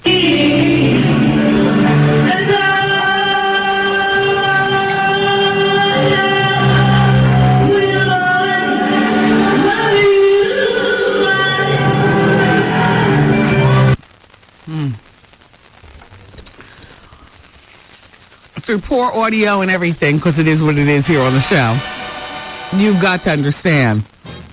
Yeah. I scarfed down a huge salad in 8 minutes. Wow.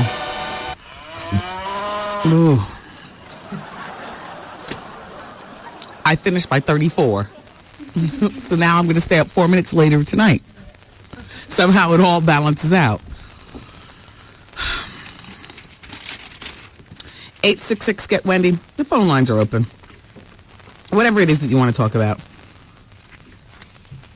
Dear Wendy, okay. Can you say overreact? Did someone piss you off today? Now you've received an email from a white person expressing concerns about being in a room with black people, and you come off like an angry black woman. Oh boy, she's one of these. She's one of these. Come on.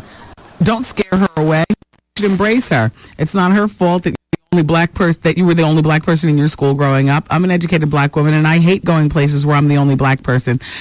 Not because I'm scared, but because I prefer to be around mixed people. Yeah, no. But you still go. And that's the point. But you still go. That you still go. Because if you didn't, it would stifle your process. Then again, I guess being white, many people say they don't need to mingle with us because we don't have anything to offer to them.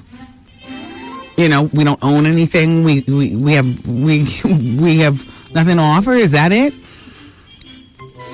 I don't know. I mean, I don't get it, but we can move along. You're guiding the show. Tony Danza, there's a beautiful picture of your daughter doing drugs in the National Enquirer. Smoking some weed. Getting it all. She's smoking out of a bong, too. A real pro. Big old lighter. As a matter of fact, she got 2 lighters on the set. A black one, and then I guess that one probably ran out. And then she's a green one. But it's the same bowl. Yeah, smoking some weed. Once around the pool and then in the car. Smoking some weed. Look at young Miss Danza. Smoking. Hey.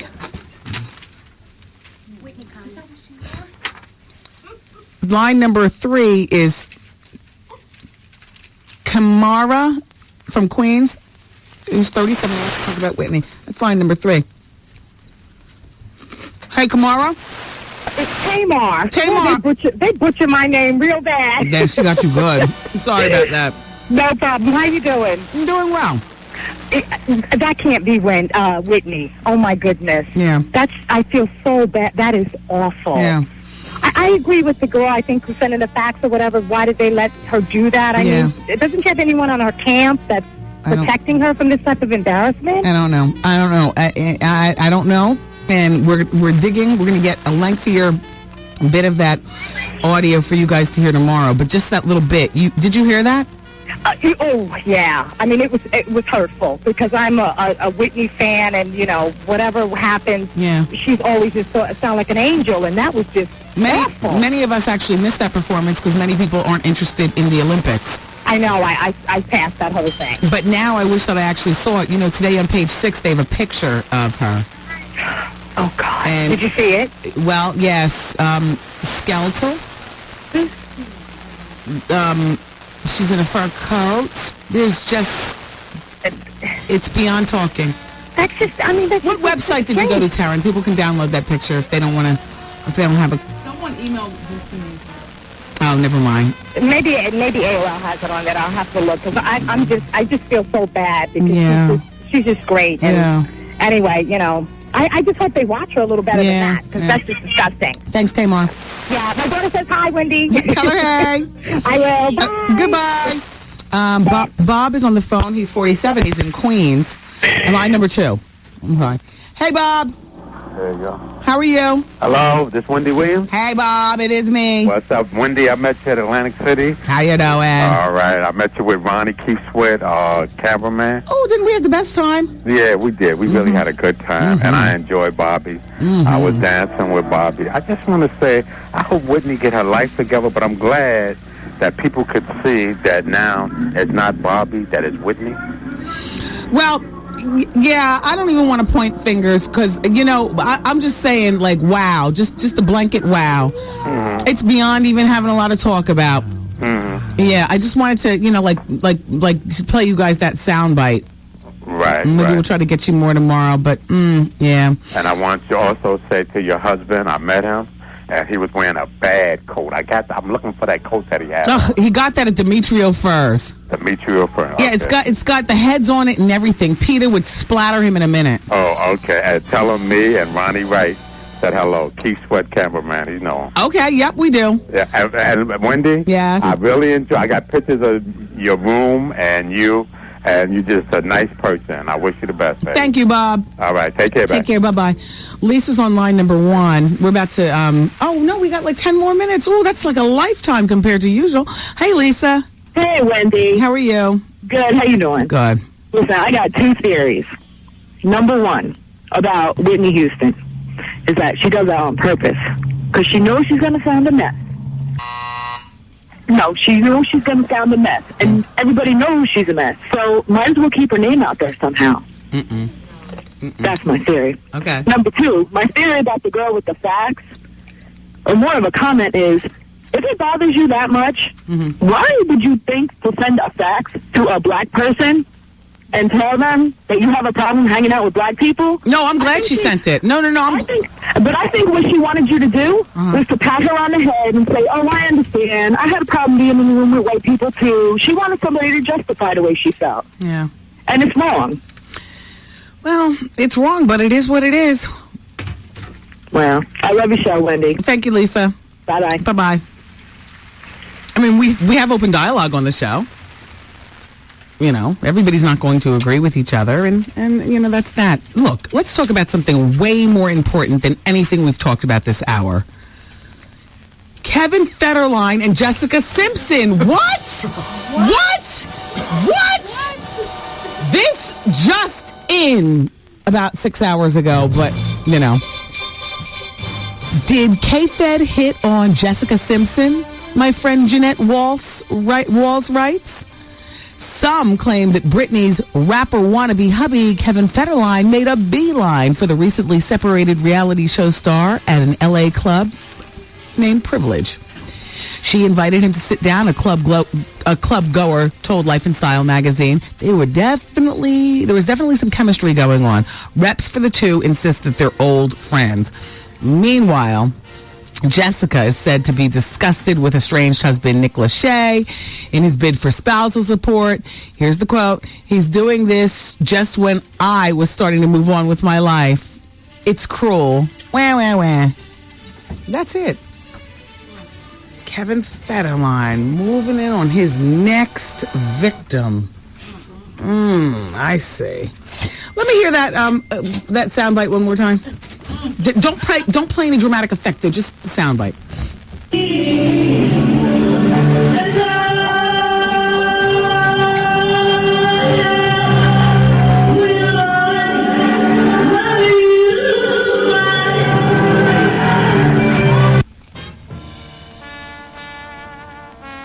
Valerie's on line number 5.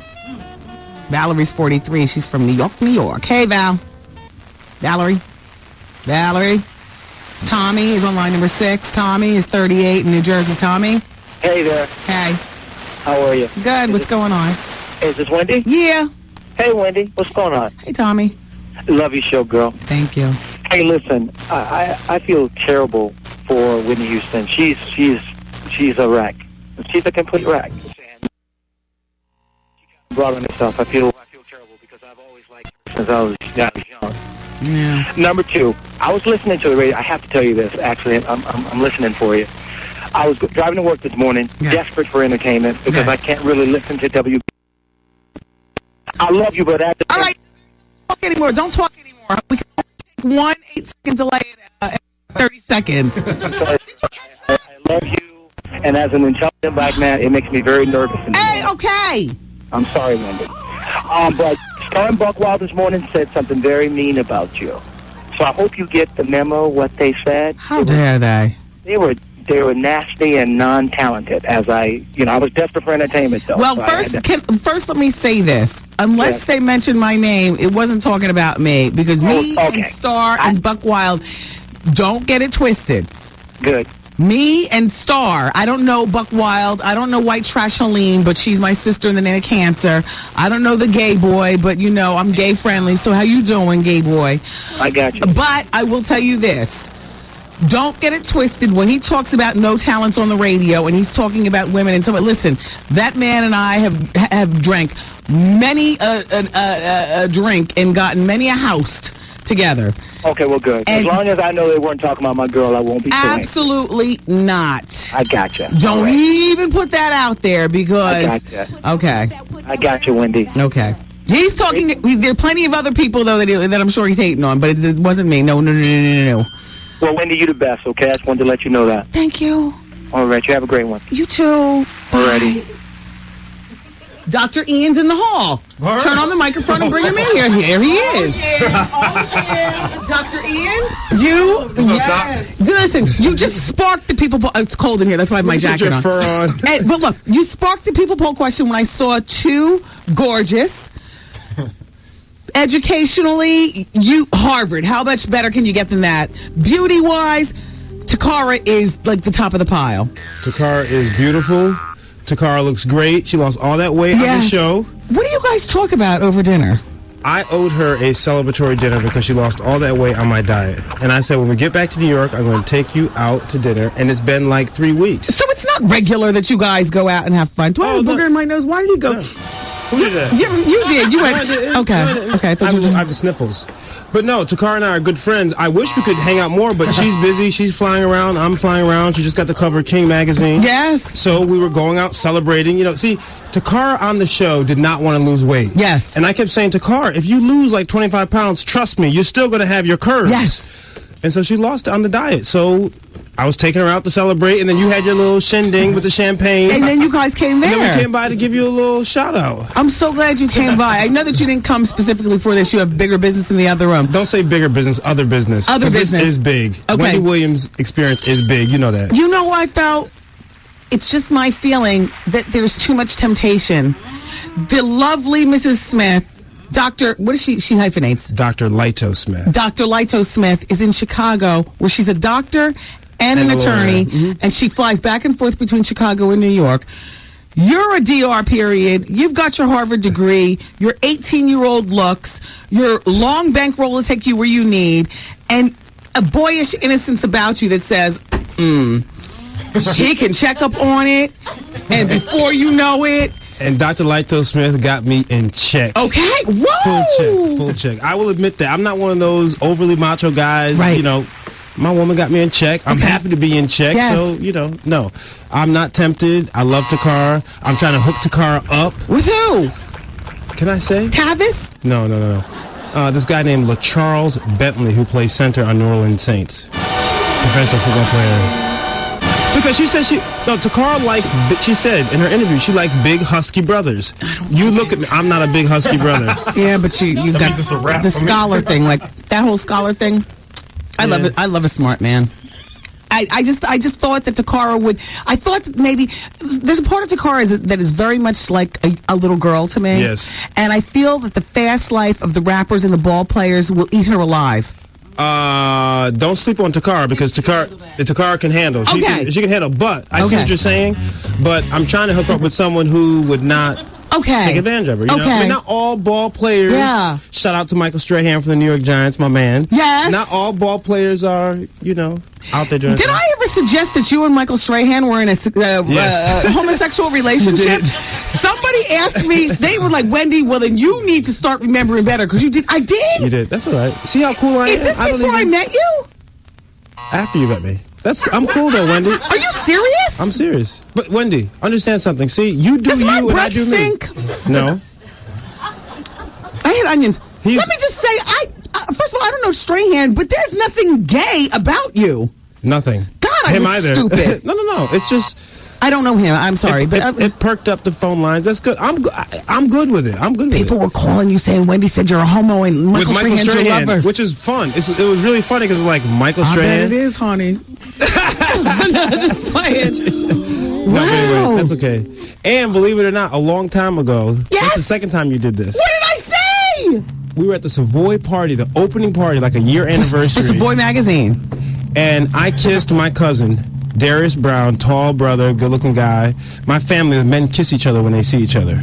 And I kissed him, and the next day you were like, this is before I met you, though. You're like, Dr. Ian Smith was seen kissing a man at the Savoy magazine party, and it was my cousin Darius. It's okay. You are kissing a man, though. Yeah, I was. So how I deliver it and how you spin it, that's on you. But it always thinking somebody's gay. I was just telling a story. It was the second level. You know how you got a way of saying things. No, I don't. I know this is radio, and I have to dress my voice up to talk to people. I have to say things like this. Right. And all that drama going. I don't talk like this in real life because you see my eyes popping and my mannerisms and all like that. On radio, all you get is the voice. So, therefore, if you and Michael Strahan are friends, very good friends. Fine. That's my man. I bet you are. And he does not need me for anything, trust me. I'm not going to put his business in the street, but people love him. I mean, he's a very popular guy. You love him. Problems, huh? But you love him. Like a brother. And you're a wonderful friend. Wonderful friend. And you do great things together. What kind of things do you do in private? Golf a lot. And Michael? Golf. I'm a big golfer. That big. You're crazy. This is the end of your show, so let's have some fun. That big, long iron club. All them rods. No, okay, Dr. Ian. I get it. Your party was good, by the way, the other night. We had fun. You know what? There's another one on March 2nd. On March 2nd. Takara got my number the other night, and I didn't get hers. I want to have lunch with her. There's something in her. Like, she was asking me, and I'm not going to even tell you guys, or you, Dr. Ian. Maybe she already shared with you, since you all are so damn close. But she shared some stuff with me the other night, and it was just enough that I was just like, you know what? I don't really do this very often, but I want to have, like, I want to be more to her. Ow. There I go. I want to be a lot of double entendres going on. I want to be more to her than just I see her out socially and she comes up on the show. You know what Takara needs? Honestly, I mean, I'm a black male and I try to be a friend to her. She needs a strong, black, successful woman to kind of show her around the pitfalls that exist out there. That's exactly the space I want to fill. And I don't even have your cell number. You gave her your cell, and I don't even have your cell. You want to know why? Because I don't believe that men and women could be friends. And you know what? I don't need any flare-ups. That's it. You don't think men and women could be friends? No, absolutely not. Some of my best friends are women. You want to know what? And your wife is out in Chicago, so you can do that. No. My wife is fully aware she knew I was taking Takara to dinner. She loves Takara. Takara came to our wedding. It's today's People Poll question, Dr. Ian. Is it possible, this is spawned from you and Takara, for men and women to stop having man? I am talking about a man with an attractive package, like right, you got multiple degrees, you're Ivy League, you're not a bad-looking guy at all, you're successful in your chosen career, beyond successful in your chosen career. You're so successful in your chosen career that you're now on TV, which is the next level. You understand? You do seminars, you write books, you're an attractive package. Takara, curvy, shapely, famous, beautiful, young, beautiful, whether she had the 20 pounds or not. Charming personality, the whole bit. No. But see, here's one thing you forgot out. What? You forgot, you omitted. I'm an old-fashioned cat. I'm just old-fashioned. I've been my girl for years. Keep it going. For years. I know you told me you were college sweethearts. You went through medical school. You dated for, what did you say, 12? 14. 14 years prior to getting married. You don't even know how big a relationship 14 years is. Oh, no, 11 years. I've been with my husband for 11 years. Married for 7. Right. You guys are good friends? Yeah. And you're romantically involved? We started out with the romance immediately. What? The first date was about, you can check up on it. And I'm going to let you check up on it. I like him, by the way. I met him. I met at your party. Yeah, For the first time, finally. Yeah, he's a good dude. Cool cat. He's a good dude. He works so much, though. He's always out trying to make things right. He's hustling. Because he's my manager, so we got to catch the light while the light is good. I want him to sit down and chill and drink some champagne. He never does that. He doesn't do that until the time is right. Right. You know, but the champagne is our project, so, you know, that's what I need. See, I was able to sit and chill. He lets me do that, which I absolutely love. All right. Well, listen, the bottom line is I disagree with you. I don't, but you and Takara. We'll continue that there's when an I come exception back to in the every show. rule. Does Michael Strahan know about you and Takara? Now, that would be a good match. Strahan and Takara. Wouldn't that be on fire? He's about 6'4", about 2 Who? What? Is he? This Chi-Chi, the intern. All right, I gotta go. See you later. Bye, Ian. That's Dr. Ian. By the way, that's only the second time I called him Ian without the DR period. The first time I ever called him Ian was the other night at the party, the champagne party, and I felt weird about doing that. Like, I'm like, because I have respect for the doctors. They work hard for that. They stay in school until forever. No matter what, you call him Doctor first name, Dr. Ian, Dr. Yvette, Dr. Janine. All my doctor friends will tell you. I always call them, I gotta go. Look, I love you for listening. Take care. Vaughn is up next, and he's gonna be mad. Bye. Sorry.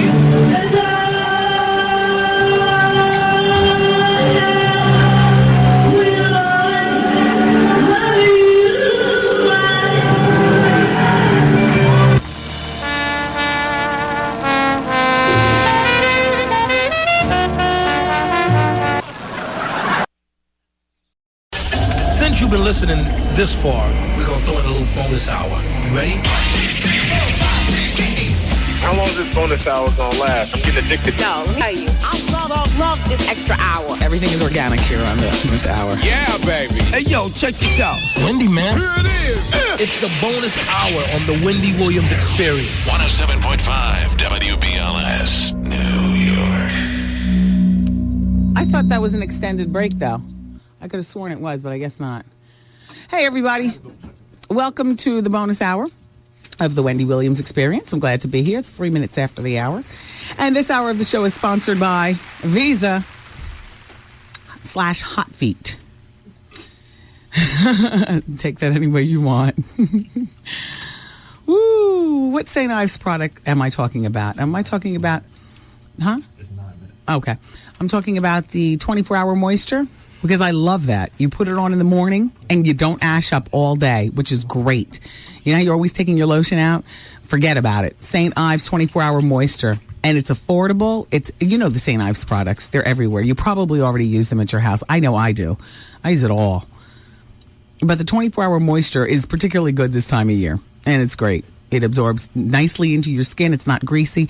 And St. Ives happens to be a proud sponsor of the U.S. ski and snowboard team. So there, if it's good enough for them, and they're out there all the time, it's good enough for us.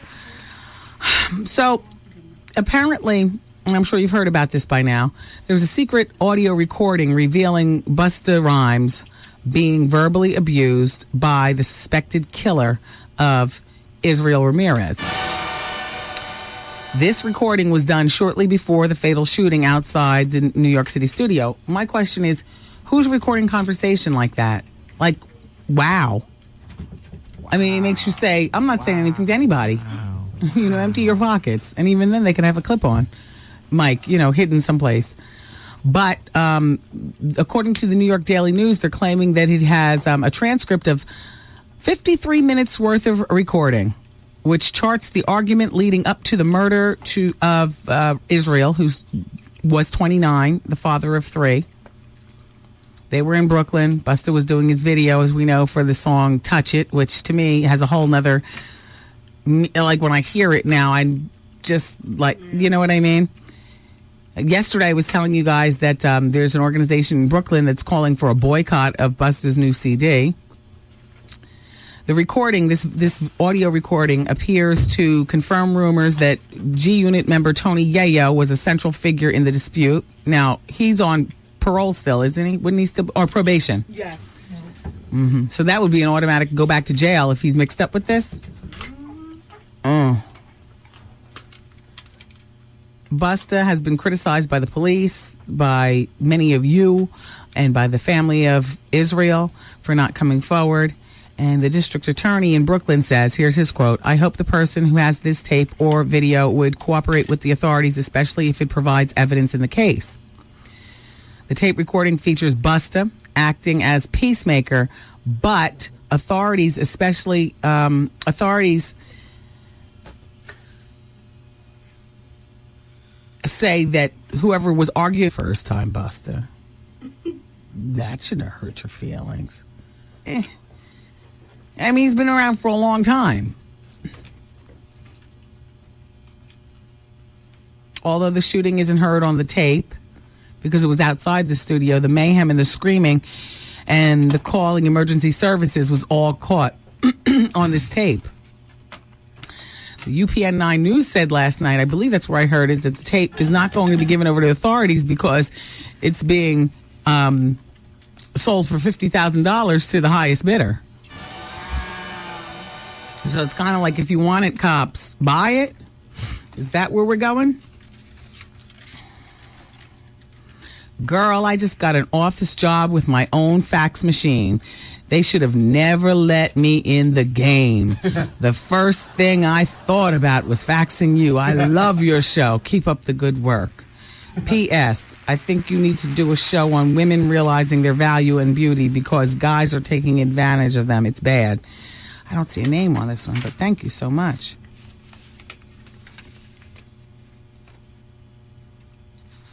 They say that C. Murder has filed a request in Louisiana Supreme Court for a new trial. He was found guilty in September of 2003 for killing a 16-year-old boy. The verdict carries a mandatory life sentence in prison. The boy died, even though, anyway, the boy died in January of 2002 during the alleged fight with C. Murder at Platinum Nightclub. And, we all know C. Murder is the younger brother of Master P. He's filed a request. I wonder how much Master P is a part of that request filing. So, you guys, we're planning, we have a weekend adventure plan that requires us to, get to some transportation in approximately 3 seconds. I've just awakened. I've just awakened my son. I was wondering why he wasn't running back and forth. Mommy. Yeah. It turns out he was sleeping with his mouth open on the couch in the pink room with Jimmy Neutron playing on the TV. And I just got him up, and I have my coat on, and I have to go.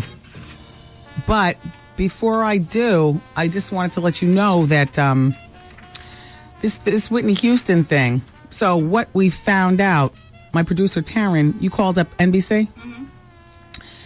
Taryn found out that this didn't actually, Whitney singing I Will Always Love You wasn't actually on TV for the Olympics. So what everybody's seen is pictures of her singing it, and they looked, oh gosh. But if you think the pictures looked, oh gosh, and I know last night we played only about 15 seconds, about 10 seconds. It wasn't enough. But my super producer got me a full, 30 seconds. She claps for herself.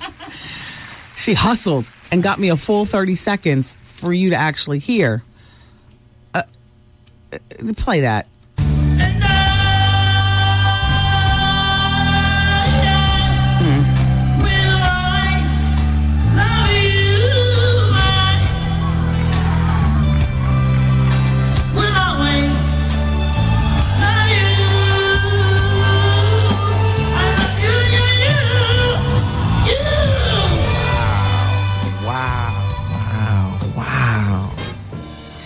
So I got this article from Chinan Javan from the National Post. And in it, she's writing about, the goings-on at the Olympics. And when it comes to the Whitney part, she says, "The Queen is back," was how Whitney was apparently introduced by the Italian host. But It was a tragic event from the moment she stepped onto the outdoor stage. First off, there was the outfit. Even though there were reports that the diva would be wearing a Russian fur for the anticipated Olympic kickoff, it looked to our eyewitnesses as more of a faux synthetic than a Pellux. And with it, she had on a cream turtleneck and ill-fitting white nylon pants.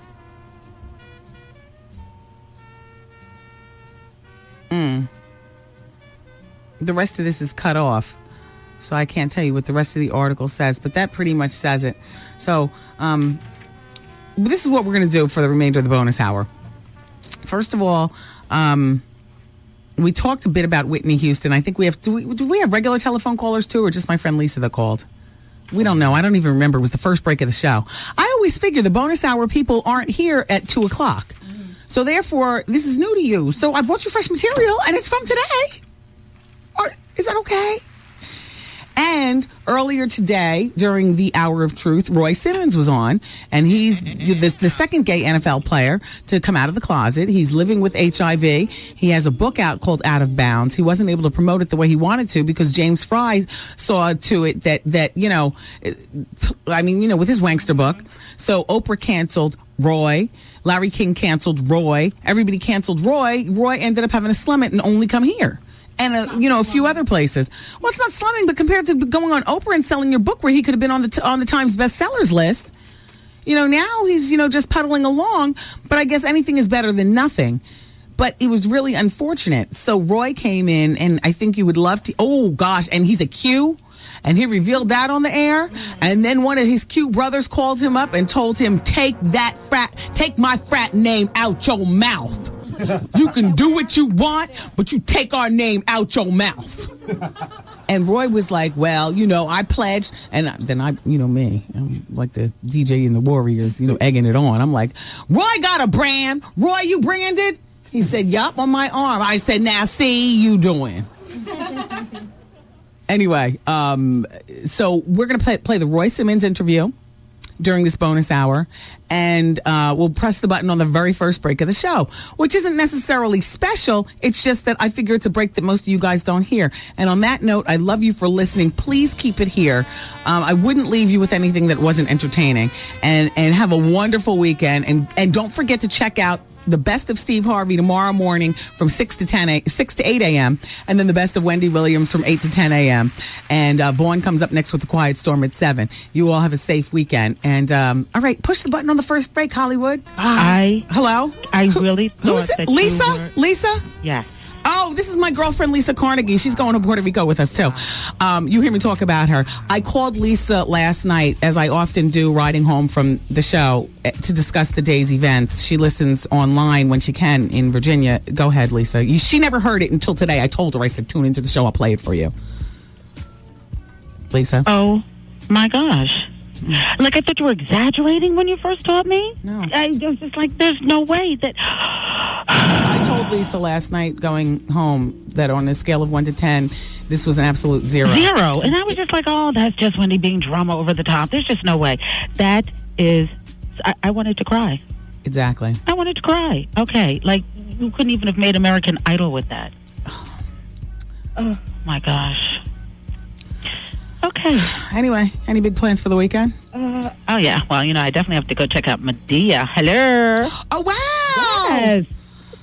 Oh, good. And I'm going to check out Sinead's new movie. Somebody's got to support her. Yeah. Sinead, huh?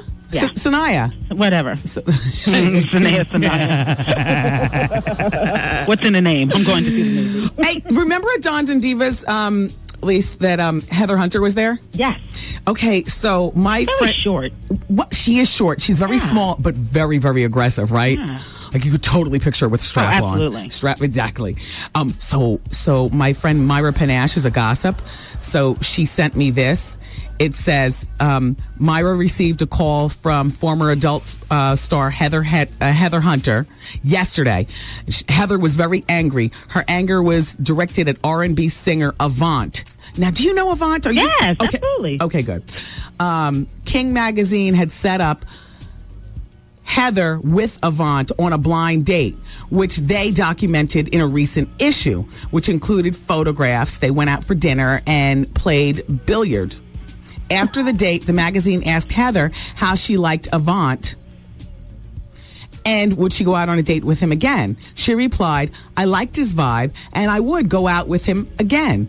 When they asked Avant how he liked Heather and would he go out with her again, he said, hell no, she ain't my type.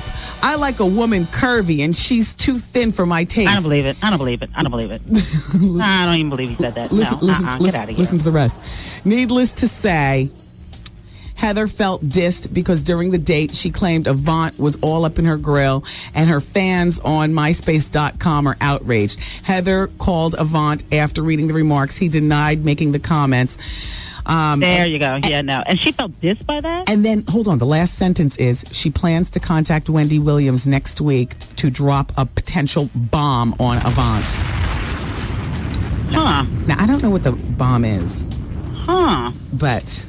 is it really going to be a bomb? I don't know. What could be that big? I don't know. Or not that big. Maybe the how you doing bomb? Yeah, I'm just going to say that's just so overplayed. Yeah. Wah, wah. No, it's going to be that big. Speaking of which, before I let you go, are you going to be listening all afternoon, Lisa, or what are you doing? Oh, yeah, I'm going to try, definitely. Do you have meetings and stuff? I had them all this morning. I am done. Are you good for Advice Hour next hour? Oh, yeah. Oh, do you still watch Real World? No. See, I haven't been around since, like, John Neese and them. Yeah, no, but I just heard you saying earlier they're going to have a transsexual. Yeah, but hold on. Guess what kind of post-op transsexual? What? A woman into a man. Yeah, exactly. Oh. Exactly. And nobody will know? And no, well, I guess apparently he's sharing it with the Real World audience. Oh, my God. Does she stand up? How does that work? Listen. Just like, wait. So, the post-op tranny gave me an email, and I just got the email yesterday. I'm going to do it on Advice Hour today. He goes to Atlanta in 2 weeks and has a question for me and wants to talk with me about some stuff. So I'm going to read the email on the air. Okay. Yeah, exactly. Exactly. Yeah, I think I'll stay tuned in. Whatever. Yeah, exactly. Hey, so I'll talk to you over the weekend. You got it. All right. Bye. Bye. Hey, this one's for you. Play that again. Oh my gosh, never mind. Let's go to the telephone. Forget about it. Hello? Hi, it's Wendy. Hi, it's Wendy. How are you? Hi, Wendy. I'm good. How are you? Good. My advice to you is on Valentine's Day, you had the young lady up there with the underwear from her boyfriend. With what? Remember she had the underwear from her boyfriend? Oh, yeah. Okay, in the end, she said she needed 2 leaves, and you gave her 2 leaves. Wendy, never ever do. I'm a nurse. Okay. And I'm telling you, never do that, because if she had an allergic reaction to it, she could sue you. Oh, okay. Well, I won't give her a Tylenol or anything. See, because don't give anybody anything unless it's a best friend. No, I'm an extreme person. I won't give nobody nothing. Thanks for the tip off. Okay. Bye-bye. I'm just like, let your head thump. Why did I have a leave in my bag anyway? What do I have a leave for? Why don't I have Tylenol? You know what? They are Tylenol in a leave tube. The tube is like really dirty on the outside because it's been around forever. Line number 5 is Shay, 40 in Harlem. Shay's a friend to the show. Hey, Shay. Hi, Wendy. How are you? How are you? It says you want to talk about Whitney.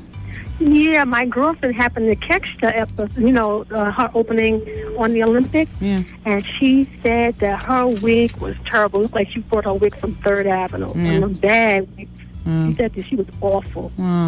But just listening to it, she doesn't sound like the same Whitney that we used to normally hearing. No.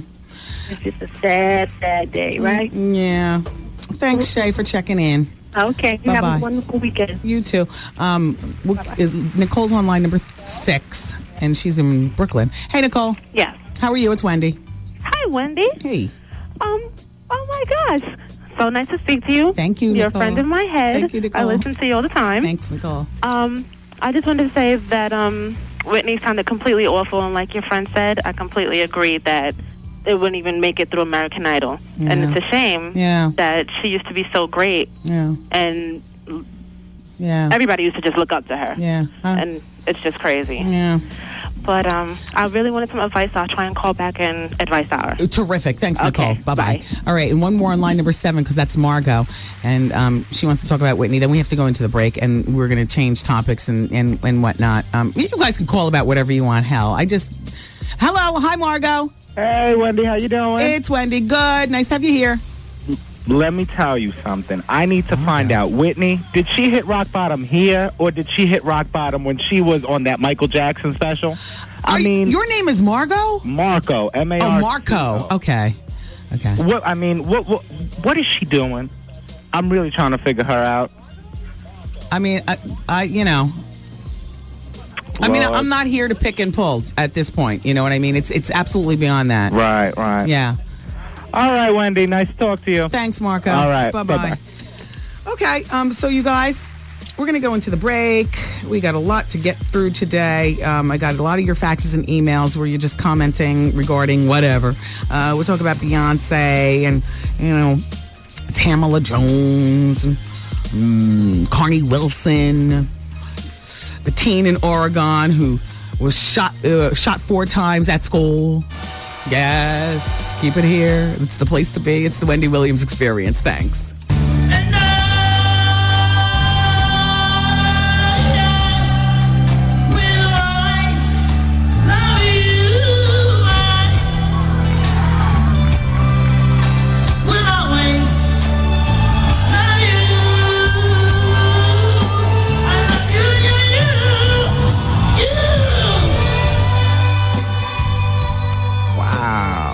Wow. 107.5 WBLS presents the WBLS Diet Pepsi Getaway and Play Trip a Day. Hey, all you golfers out there, we got a special golfers package for 4 at a very special rate. Check this out. Join us on the 72-par Arthur Hill Golf Course with a stunning ocean view of Puerto Rico for the Steve Harvey Celebrity Charity Golf Classic, presented by the Green Machine. Tyler Perry's Medea goes back to jail, and Washington Mutual JDC Home Loan Center. Get aboard JetBlue Airways. Sincerely, JetBlue. March 30th through April 2nd at the luxurious 5-star El Conquistador Resort and Country Club in Puerto Rico, man. Lose yourself in the vibrant beauty of this grand hotel, perched on a 300-foot cliff overlooking the Atlantic and Caribbean Oceans. Relax and be pampered at the Golden Door Spa, El Con's tranquil path to inner and outer peace. Listen to the Steve Harvey Morning Show each weekday morning at 7:15 a.m. He'll let you know when to call in to win. Be the correct caller and pack your bags for the WBLS Getaway and Play Trip a Day to the El Conquistador Resort in Puerto Rico. Or call Sheer Travel at 1-888-212-4534 to book your trip. And don't forget to ask about the special golfers package for 4 for the Steve Harvey Celebrity Charity Golf Classic presented by the Green Magazine. Tyler Perry's Medea Goes to Jail back at the Beacon Theater May 9th through the 14th, and Washington Mutual JTC Home Loan Centers. Come on, y'all, let's go to Puerto Rico. The WBLS Trip a Day Getaway, courtesy of Diet Pepsi, light, crisp, refreshing, and the station giving you fun in the sun. 107.5 WBLS. This hour of the Wendy Williams Experience is brought to you by Wells Fargo Home Mortgage. What's up? This is Dr. Ian Smith, and you're listening to the Bonus Hour on 107.5 WBLS. Get out of the way and let our guest come in. Our guest today is Mr. Roy Simmons, back in the studio. Nice to see you, sir. I can't let go. I can't let go. My headphones are about to fall off my head. I don't know where my other headphones are. They all. Here, can you come back around here, Jimmy? I don't like to have guests on that side. Sorry. Gosh, why can't I have my good headphones on today that actually stay on my head? Roy Simmons is in the studio, everybody. His book, Out of Bounds, was released, 4 weeks ago? Yes. Okay, and how's the book doing? It's doing good, Wendy. Thanks to you. And you did other interviews, though, also? Were you on cable and stuff? Yeah, I've done a lot of TV, press, and radio. Great.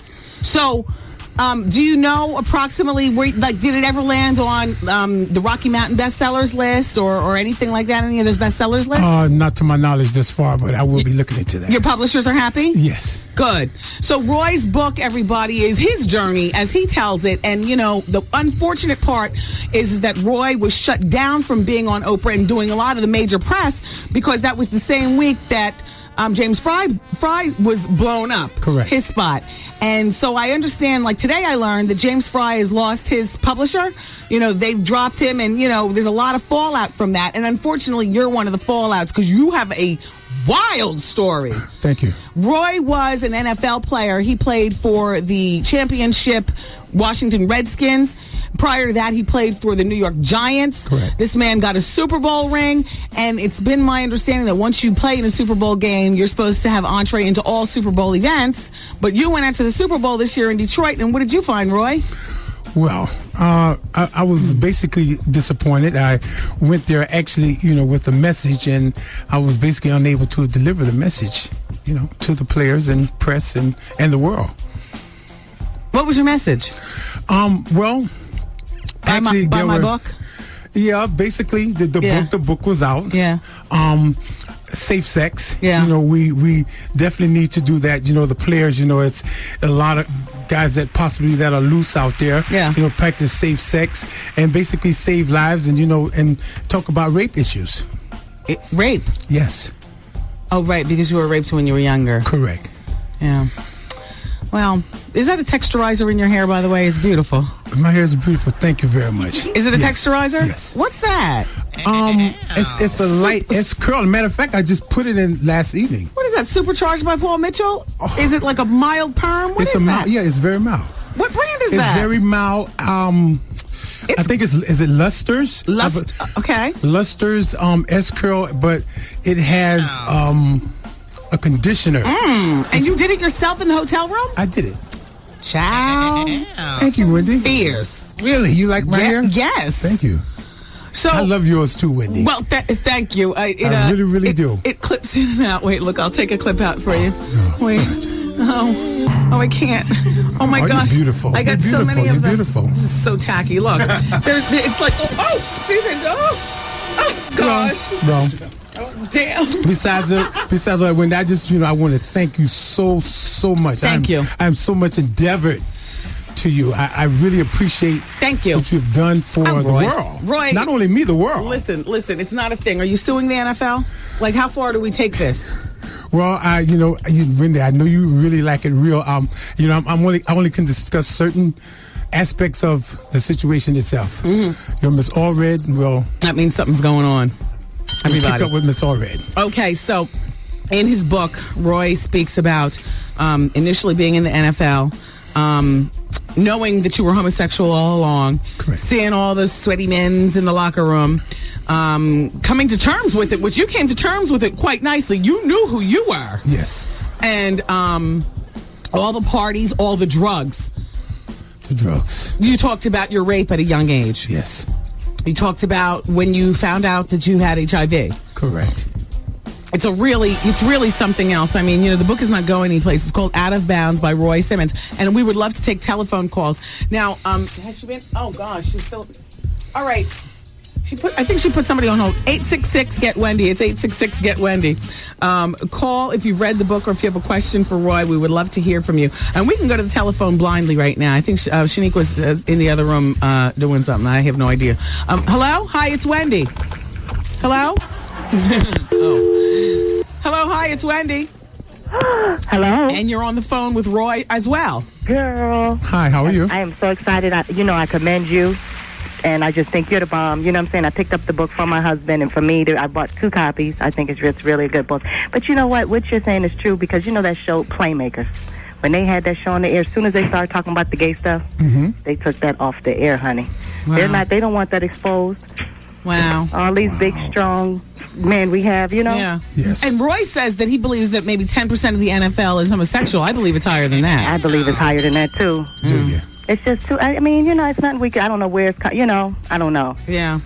All right. But, good luck to you with your book, Wendy. I love you. Thank you. I'm so happy I got this. Well, thank you very much. Have a wonderful weekend. All right. Thank you. You too. Bye-bye. Vincent Purdy has emailed in. He says, I have 2 questions I'd like for Mr. Simmons to answer. First, does he know if Hollywood Henderson is gay? No, I don't. But I do know that he's a fraternity brother. We're a Mega Sci-Fi Fraternity Incorporated. He's my fraternity brother. Well, shout out to the Qs. Yes, Q Dogs. All day. All day. Where did you pledge? I pledged at Georgia Tech. I was the first black fraternity on the campus. Have you ever had Q on Q sex? Yes. Wow. Is this during college? Yeah. Legend is right. Wow. I married one of them, you know. Wow. And I got my thoughts. Anyway, I'm not talking about now. I'm talking about back then. And the second question is, he always seemed way too flamboyant for a football player to you. To him, that's what he said about Hollywood Henderson. The second question for you is his book on audio form? Could you go to audio.com? Yes, I would think so. Yes. Did they ask you to read it, or did they get strangers to read it? I read one of my own, and it was so arduous. No, I haven't. No, probably strangers to read it. I would. Oh gosh, that was such a terrible task. I would gladly pay somebody to put it on tape the next time, as opposed to doing it myself. All right, let's go back to the telephone. Roy Simmons is here. He's our February book read of the month. This is actually his second time being here. In a 4-week period. Well, it's nice to have you back. You know, being that you wrote this book and like James Fry just kind of slammed the lid on, good. Oh, thank you. Yeah, on good reads like this. Keith is on line number 1 in Irvington, and he played football in the '80s with you, Roy. He's 32. Keith, how could you have played? Roy is over 15 years older than you. I'm 49. Keith, line number 1. Hello. Well, how you doing, Roy? I'm fine. How are you? How you doing? What's going on, Roy? Life. Roy, you used to come to my house in Hillside when I was a little kid. Stop it, you're a jerk. Yes. How are you? Yeah, when you was a friend of my mother and her friend named Betty. Correct, Maud, Betty. Popcorn. You remember Betty? Yes. Oh wow, this is a real thing. And this is Keith. And you have a sister also. A twin sister, right? Yeah. Oh my gosh. How are you? What's going on, Roy? I'm fine. How's the family? How's your mother? My mother is doing all good. If I put her on the phone, she'll probably die out. Oh my goodness, what a pleasure, man, to hear from you. Every time you come here. Many years ago, I used to watch you on TV, and, playing with the Giants and everything else. My phone don't ring off the hook because everybody knows me. Probably in Irvington and Newark. Hey, Keith, did you pick up Roy's book Out of Bounds? I didn't never see the book, Wendy. It's in bookstores. Yes, I got to tell you, if you want to know the other side to Mr. Simmons, is that what you call him when he comes to the house, Mr. Simmons? Yeah. Hey, Roy, I did not know that. You just blew my mind. What's going on with you? It's okay. It's okay. Just exhale. Yeah. Hey, Roy, yes. You're going to have to...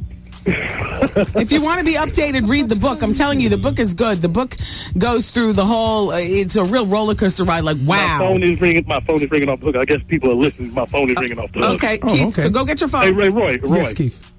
Wendy, let me talk to Roy right quick. All right, go ahead, Roy. Okay. Shoot. What do you mean? Go ahead. Wendy, this is something. Roy. Hey, Roy, you need to contact my mother. Okay.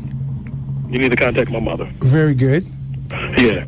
My phone's about to ring off the hook any minute now. Hold on a moment, Keith. We'll take your telephone number, okay? What is that all about? All cryptic? Did you used to get with his mother? His mother. Oh, his mother and your mother were best friends. Your aunt. So, this is our February book read of the month. And you know what? I have not. Did you go through any of the emails? This is very, very unorganized with the emails. But let's go back to more telephone calls. I apologize. The emails, like my entire desk is a mess. I got it for 1 second. I came back down and it came back and it's a mess in here. Hello, hi, it's Wendy. You're on the radio with anyone that's on hold. She hasn't given me anything. Hello? Yeah, Wendy. Hi.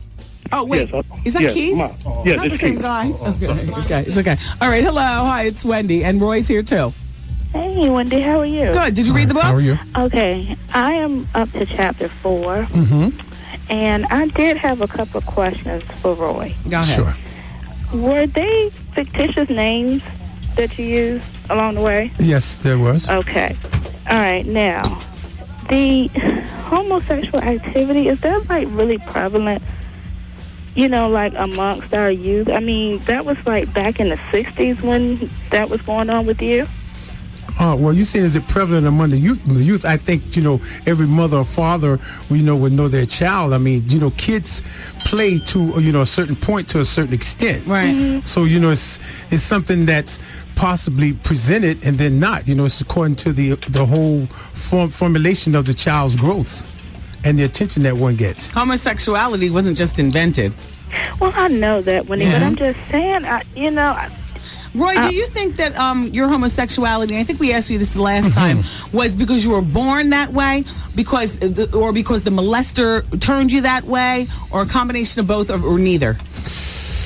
I'm in therapy about it, actually. Really? Yeah, I'm in therapy about it. I think it happens with certain individuals different. I've spoken with individuals who felt that they knew they can say when they were 5 or 6 years old. They're gay. They're saying that they were gay. That it was, Then you have others, with particular reasons. Some guys going to prison, some guys raped, etc. So there are various reasons. So you, your neighbor, that was a one-time experience, or that was several times? Well, actually, one, yeah. That's my question. Mm-hmm. Did him and his wife divorce? I mean, what happened with them? To present day, I believe he's still, there in Down my low. hometown. But I don't know if he's married or not. I really don't. Okay. Wow. Well, I am enjoying the book, and I'll probably be done by the weekend. And I hope you continue to enjoy it. Yeah. And this book is still in bookstores. Thank you for calling. We'll go to the next line. Roy Simmons is in the studio. Thank you. He's our February book read. The first Friday of every month, I introduce a new book. The last Friday of every month, we do the payoff. If the author is, worthy of, coming in as a guest, because either they're a good guest or, whatever. I mean, with you, you're a celebrity, and this is a great book. And there was a reason for you to come in today. Yes. So let's take advantage of this, and we've got lots of people on the phone. We're going to extend this affiliates. Line number 3 is Veronica.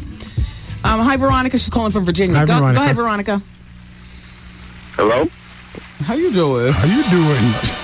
All right, hold on. Line number 7 is Wendy in Atlantic City. Wendy. Yes, hi. Hi, Roy's Wendy. here. Hi, Mr. Simmons. How are you? Hi, Wendy. I'm fine. How are you? Hi, I just wanted to let you know, I had a question actually for you, Roy. Yes. I heard Wendy mention your book last week, and I went out and bought it. Thank you. I finished it Monday. Wow. I really enjoyed it. Thank you so much. And I just had my first question was, you didn't mention it in your book, but do you know where you actually contracted the HIV from? No, I don't. Okay. I could not say. Were you having unprotected sex at that particular time, though? I tried my best to have protected sex, but I'm quite sure at some point in time. Because you were still getting so high at that point. Yes. Yeah, that a lot of things happen. Right. And because you mentioned in the book, you were very out there as far as the sexual activity, but it wasn't a little bit towards the end of the book where you did mention that the majority of the time you did use protection. And my interest, I read it in 3 days, and I was like, oh, my God, did you give it to, I believe, Sheila? No. And I just kept wanting to see who, you got HIV from, or who did you actually give it to. And also, I just wanted to know, how are you doing today? I just turned the show on also, and I called right up when I heard the number, because your book really interests me. How are you doing today? Are you still on any drugs, addicted to any drugs? No, one day at a time. Thank God I'm clean today. Yeah. And I take it basically one day at a time. And you've had one lover since contracting HIV. Yes. And that lover you've been broken up with now for a few years, you said? Correct. And the last time you had sex, last time we talked, you said it had been a few years. Yes. No, wait. You said, didn't you say about a year ago? About a year and a half. Yeah. And that one was a bump and run. It wasn't the relationship. No, it wasn't like a full. No. Yeah, it was like a bump and run. Bump and run. Yeah. Boop, boop. Well, I really enjoyed your book. Wendy, I love you. And thank you for reading. Thank you. Oh, thank you. All right. Bye-bye. We're going to try to clear the lines, and then we're going to go into the break. And I'm sorry, affiliates, but Roy Simmons is here. Boom Dog is on line number 6 from the ATL. Hi, Boom Dog. Yo, what's up, Wendy? Yo, first, let me say, I'm a big fan. I've been listening to you since like 9/7. Thank you. But yo, Roy. Yes. I'm an Omega man. I write cute dogs. Yeah. And the first thing we learn is discretion. I don't care what you out there doing. I respect you want to pass your message. Correct. I respect all that. But you need to keep my frat name out your mouth, homie. What? You sound stupid. What? What? You're making my frat sound real stupid. But wait a minute, Boomdog, he walked the burning sands like you. Man, nah, he ain't walked the same burning sands I walked. Do you have the horseshoe on your arm? I'm branded. I'm branded, brother. Just like I earned it. It Man, wasn't given. I did 11 weeks at Georgia Tech, first black fraternity. Georgia Tech, and I'm going down to Georgia Tech. Do you dance like they do? Yeah, I do it. Yes. I was show dog. All right, Boomdog. Thank you for calling. We're not here to argue. Bye-bye. No, we're not. Peace and love. No, we're not. Exactly. Okay. One more time. I know the Kappas right now are like, yes, the spotlight is off us because we are legendary. Alphas don't even jump up. Cousin. Okay, so line number 5 is Karen, and we're gonna take Karen's gonna be our last call. Hi, Karen. Karen? No, this is not Karen. All right. Well, who's this? Trisha. Hi, Trisha. How are you? Hi, Trisha. Fine. Hi, Wendy. Hi. Go ahead and talk to Roy. Hello? Yes, I'm here. Yeah, Roy is here. Hi, Roy. Hi, how are you, Trisha? I'm fine. I was just curious as to, when you were with the guys, when you were, doing your drug thing, and you were sleeping with the guys. Oh my God, stop playing cricket! Did you sleep with women too? Yes, I did. So, okay, were you sexually attracted to these women? Yes, I was. Okay. It wasn't, playing cricket! Thank you, Trisha. All right. Roy, thank you so much for coming in. People are still ringing up the telephones. Wow. You all. Roy is here for this one break. Roy was here before. His book is still in bookstores. Yes. You can get it everywhere. This is a major publication. Yes, it is. It is in every Barnes & Nobles, Walden, Target, wherever you buy books, you can find Out of Bounds. Roy Simmons is his name, NFL player. It was his game, and now struggling with sobriety. Is it a struggle? Is it a struggle for you? I don't find it a struggle. It's a day by day situation. Yeah. You get a little urge every now and then, but nothing great. We're doing a great thing. My collaborator, Jimmy Hester. Yeah. So we're doing a great thing. And it keeps us busy. Yeah. It keeps us occupied. All right, everybody. Thank you for being here. We're going to gossip through the remainder of the Hour of Truth next. Roy Simmons, give it up for him. Our February book read of the month. Go out and get it. It's not too late. Read that. Out of Bounds. Roy Simmons. Thank you, everybody. Thank you. The Wendy Williams broadcast day has completed. Aw, man! And WBLS music starts next.